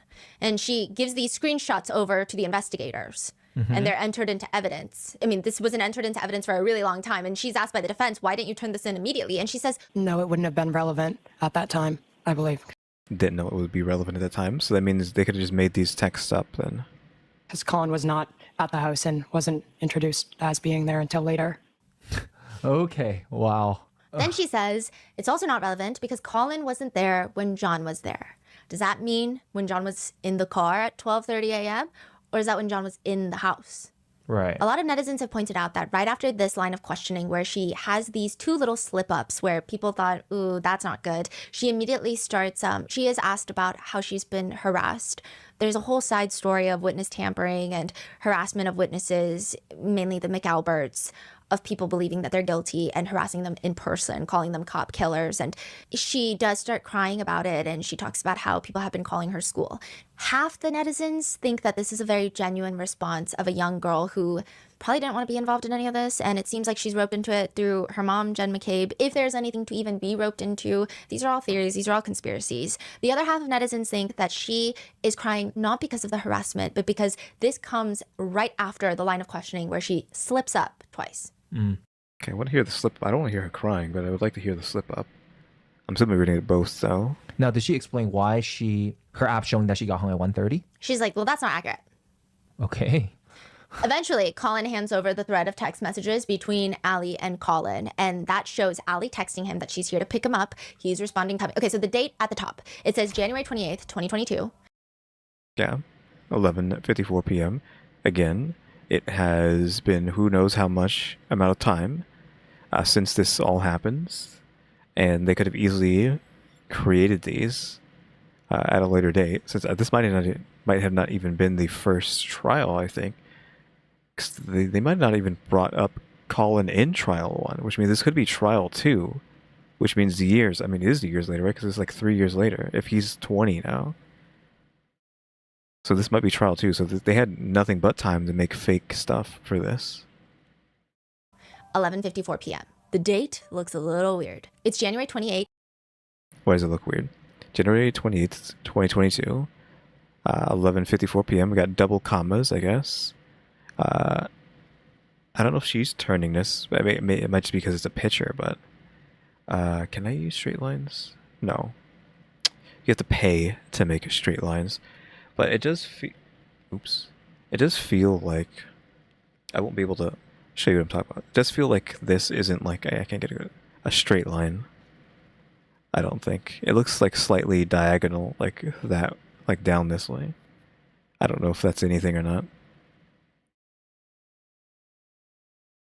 2022, comma, at a... Yeah, I did like mention, like, I don't know why there's double commas. Is that normal? I mean, I guess I could check my phone. Not that it's going to match, because what is it, probably like an iPhone or something, maybe, or is it an Android? Let's see. What does it look like on top of mine? I guess it doesn't. Will I be able to see that? Time, like the big timestamp. It just says August 6th, comma, right? Then like 2025. So I don't have the time. The timestamp is on the messages themselves, not on like the next to the dates. So I don't know what that is. It might just be like this is iPhone or just an older or newer version of Android. They might have changed that, but like on mine, there's no timestamp next to the date with like double commas. 11:54 p.m. A lot of iPhone users are like, what's the second comma doing Okay, so it is iPhone. there? We don't know what that second comma is. That's a weird second comma. There's a text from Colin to Allie that reads, you can come get me now, if easier. She responds, okay, I'm driving people home now. Word, get me after. So this is this still iPhone or is this something else? Because we still have this here, but it doesn't have the double comma. KK, then at 12:10 a.m., Allie arrives outside the Albert residence, allegedly, and texts here. Colin... Is this just how phones work? They have the timestamp like that at the beginning of like a conversation or something? responds, okay, which is reasonable evidence that she did indeed pick him up at the time that they're saying, except what's submitted into evidence is just a screenshot. These are not the original text messages. There's no metadata. These are screenshots. Yeah. Anybody over the age of like 6 years old could probably forge a text message in this day and age. Yeah. First of all, it's not that hard to change the date on your phone and text yourself all sorts of nonsense to make it look like something happened at a given date when it really did not happen at that given date. The defense even points to this in their line of questioning because they say, well, that's weird because you have these text messages between you two from January 28th, 2022 and January 29th. And then you guys don't text until February 20th, 2022. So the theory amongst a lot of netizens is that they went, deleted all their messages from January 29th to February 20th. So today is February 20th, 2022. They're like, we gotta forge some messages. Allegedly, this is the conspiracy. We have to forge some messages. But we've been texting for a month. We gotta delete all these messages. Then we have to go enter the time, manually change the time on our phone and start texting as if it's... Yeah, I don't know why they would have made the mistake of a second comma unless they didn't know. And like they legitimately just typed out, you know, day, time, etc. without like really paying attention to what they needed to do to properly forge a text message. It's January 28th, January 29th of 2022. And then once we do that, we change the date back to the original date, February 20th, 2022, and then we can start texting like normal again. Yeah, I mean, that makes sense. Just, you can, the old Animal Crossing trick, right? Just change the date of your phone, text somebody, and then change it back so that it looks like it was that day. But if you keep the date, if you change the date and you already have text messages from that date, it could not work. Yeah, yeah. So they don't text for nearly a month after the incident, not a single text. People believe that they were texting. It doesn't make sense. They're both arguing that, well, we kind of switched between platforms, so we just moved over to Snapchat. And the defense is like, oh, Snapchat, the place that automatically deletes messages. Wow. Colin is like, well, Yeah, oof. I don't have Snapchat, but yeah. I don't know if my settings are like that. And they're like, well, do you have your phone? Are your settings like that? He's like, I don't remember. Others say it doesn't even look like they went through the effort of changing the date. It looks like they photoshopped the date. It just looks bizarre because in another situation, when you are texting someone at 11:58 p.m., it's going to have that date at the very top. It's going to say January 28th at 11:58 p.m. And then the minute that 12 o'clock hits, 12:01, you send a new message, there's going to be a new date header. Yeah. There's none.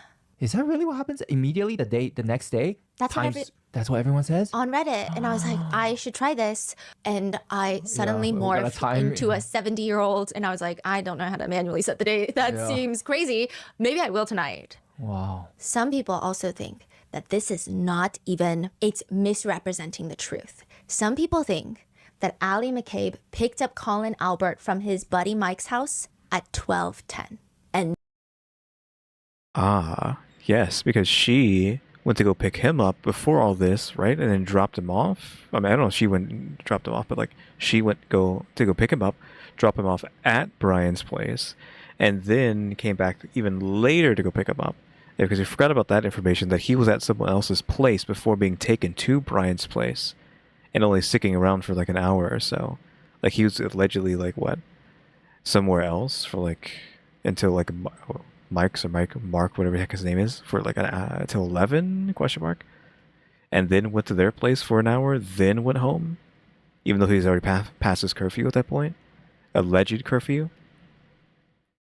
So that actually makes a lot more sense than trying to do all this gimmicky stuff on the phone. It's literally just she picked him up from Mike's and then took him to Brian's, so he didn't get there until later.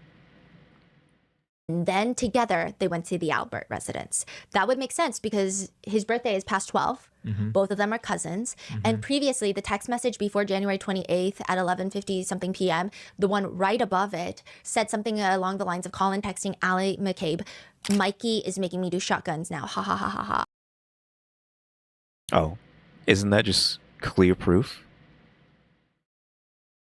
Yeah, Mikey's making me shotgun, which this is 12:17 a.m. He's at Mikey's place. Because Mike's not here. Mike's not at their place. And that was early in the morning. And it seemed like it was just a completely different day. But that could have been the original date. And they just didn't delete that much. So people think that they went over to the Albert residence at 12:10. And then went home at 1:30. Yes. Also, yeah, because that would make more sense. So like if the app Live 360 or whatever, isn't that a very important app for location, for tracking? I would. Yeah, you would think a thing for keeping track of your kids so you know what's happening to them at all times. You would hope that the people making that don't make mistakes so severe like this. I'd say that the witnesses in this case do not believe in the concept of technology oftentimes. It's. You don't say. I mean, these two destroying their phones, just not believing in the tracking that is on her phone, keeping track of her. The Apple Watch or whatever, the Fitbit that this guy is wearing that's keeping track of where he's walking, his steps, literally keeping track of the fact that he's going up and down stairs. No, that's can't trust that. You can't trust that. Again, can't trust her thing. Can't trust their phones, gotta destroy them. I don't know what else was here. I don't remember, but if there's anything else, probably the same thing. Don't trust that. Don't remember. It seems like technology is a very erroneous method of data. Any of them confronted with anything digitally that they've done, Yeah. I don't know, it was a butt dial. I don't know. Well, I didn't pick Oh yeah, the butt dial stuff too. Like from the first one, saying, "Oh yeah, I didn't call them at this exact time. That was just a butt dial with my smartphone that I'm like crushing by sitting on it." it up, so AT&T must have it wrong. That's the energy. Yeah, I mean they might just move away. I mean just to get away from whatever's going to happen. Because I don't know if anyone got punished for this. I feel like maybe Karen was able to get away and like be found not guilty after years of this, but I don't think anyone's going to get punished for this, ? Which is the problem, which we see a little bit too often. Yeah, I wonder what Life 360's main mission is as an app, and if they fail at the fundamental, like the most basic feature of yours, how do you explain If you that? guys have Life 360, how accurate are the backtracking of location? I feel like whatever this app is, Live 360, could possibly, assuming that they actually find out like someone is doing something bad here, they could be like, okay, we're going to sue you for saying that our app doesn't work, and it actually does work, and yada yada yada, you know? I'm so curious about that. But also another interesting thing is there is an invisible car. There's so many threads of mysteries. She kept mentioning invisible car. I don't know what she means by that. I guess now we're There's going the to know. thread of mystery of what time did Colin get there, what time did he leave? There's also a question that netizens have of, was Allison McCabe there for a long time? Did she go inside? And everyone is just omitting her name like they omitted Colin's. But now the story is, okay, well, she picked him up, so she definitely couldn't have been inside the house for a long time. Are they all doing this to protect children in the family? That's been a big question. But there is this invisible Jeep theory. Birthday Brian is asked, was there anything in between Ryan Nagel's friend's truck and Karen's dark SUV that you saw outside? He says, not to my knowledge, I didn't see anything, no.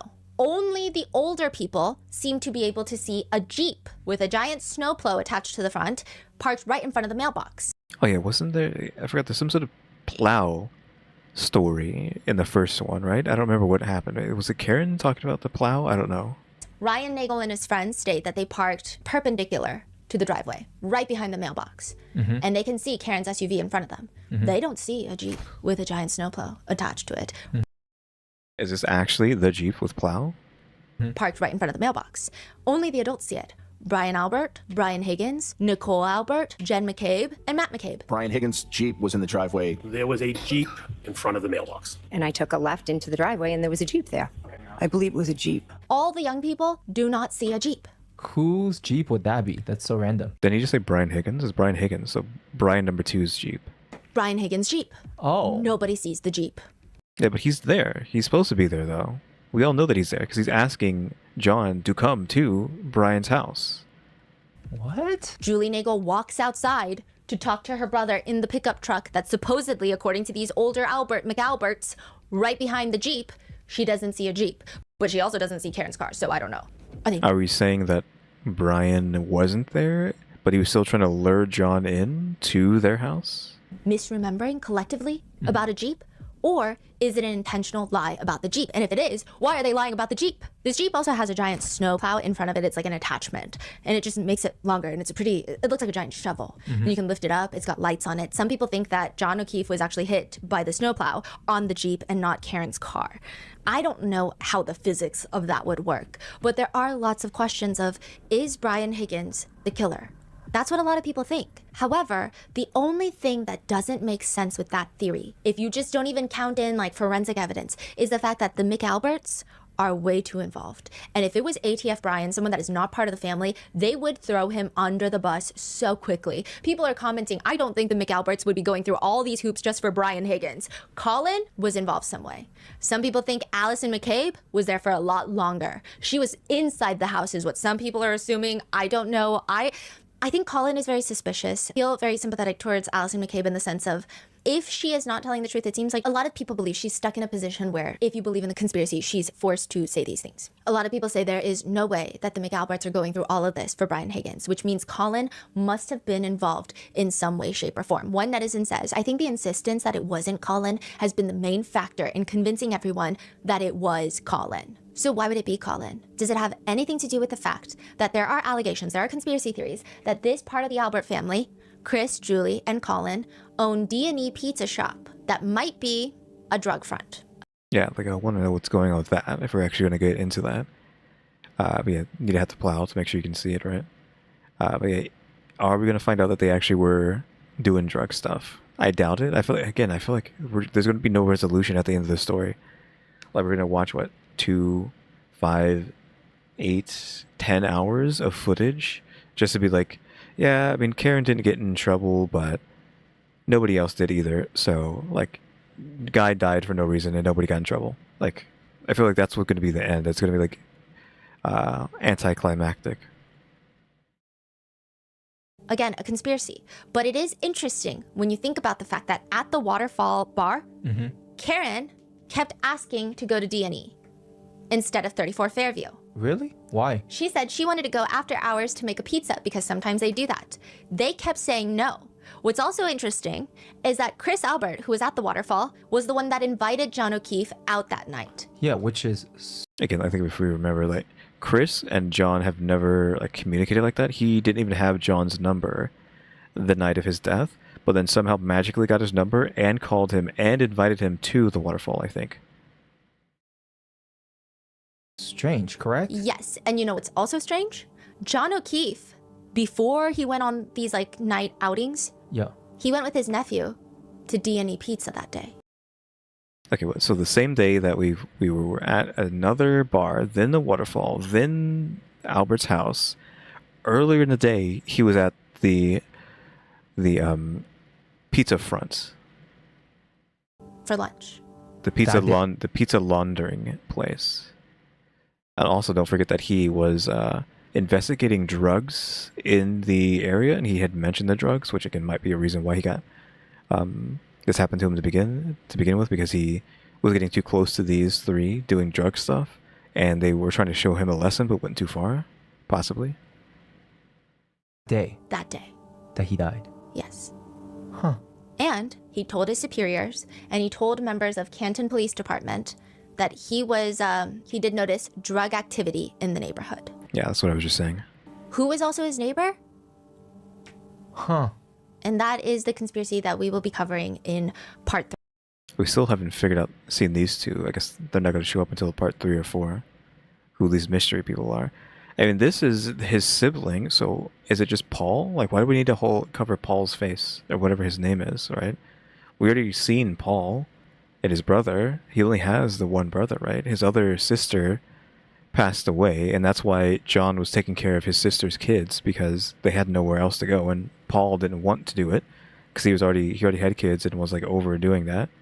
So John was left to take care of his sister's kids, and that's kind of like what the contention between these two was because Karen was with John, but she didn't want to have to take care of another person's children, right? So she kind of was like beefing with John over that. Well, privately beefing over that. She was complaining to Brian about that. I don't know if she like brought it up to John that she didn't like having to take care of his sister's children. But so like, who the heck is this sibling? Or I think the blue line just is always sibling. So I don't know who the sibling is. 3, along with the accident reconstructionist. I try to be very wary of conspiracies. I think that they typically do more harm than good.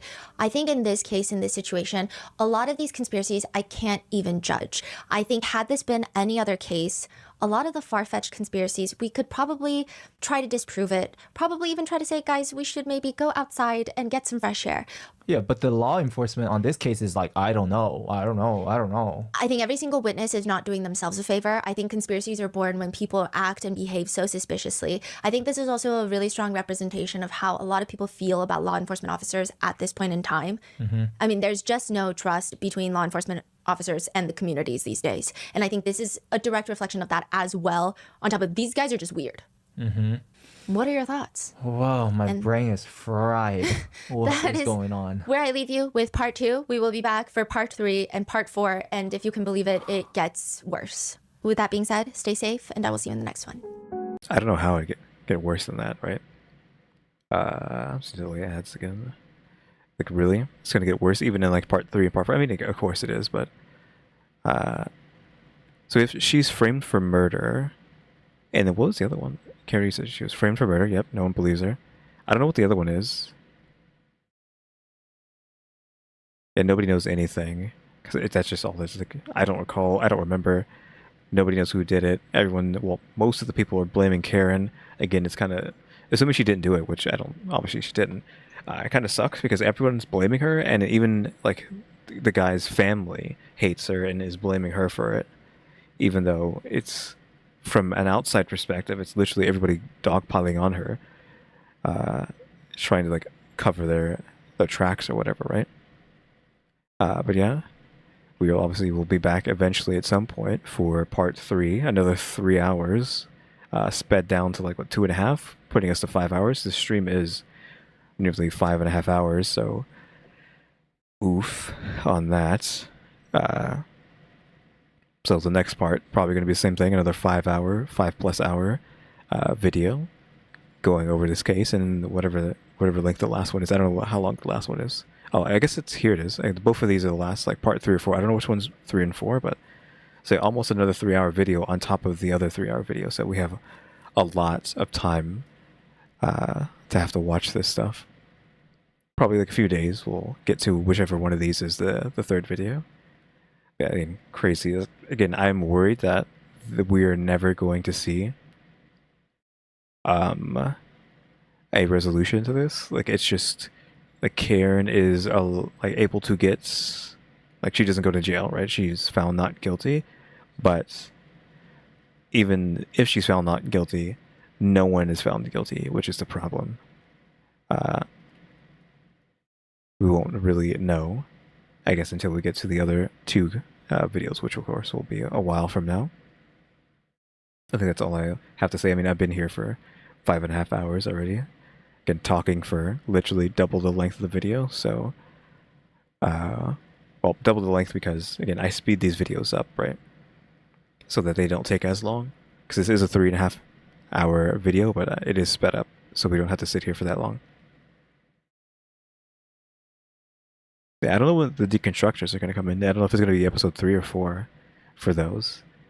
I guess we'll eventually get to that at some point too. But yeah, don't have, again, like I said, don't have much else to say, so I guess we are going to end now. So yeah, guys, thanks for watching. Remember to buy my stickers, or think about becoming a member, subscribe if you haven't subscribed, because we're here on watch time and subscribers, and thank me for blocking ads for basically the entire video. I could have made so much of that. I'm just joking, but yeah. Thank me for like turning ads off for basically almost the entire video, like literally the entire video, honestly. Again, I'm just joking. But guys, oh yeah, shout out to the members, EmmyStarr, RaleyDrew, and alexgkiller 880. Big guys, thanks for watching. Tune into the next episode. Like, subscribe, comment. You know the do. See you.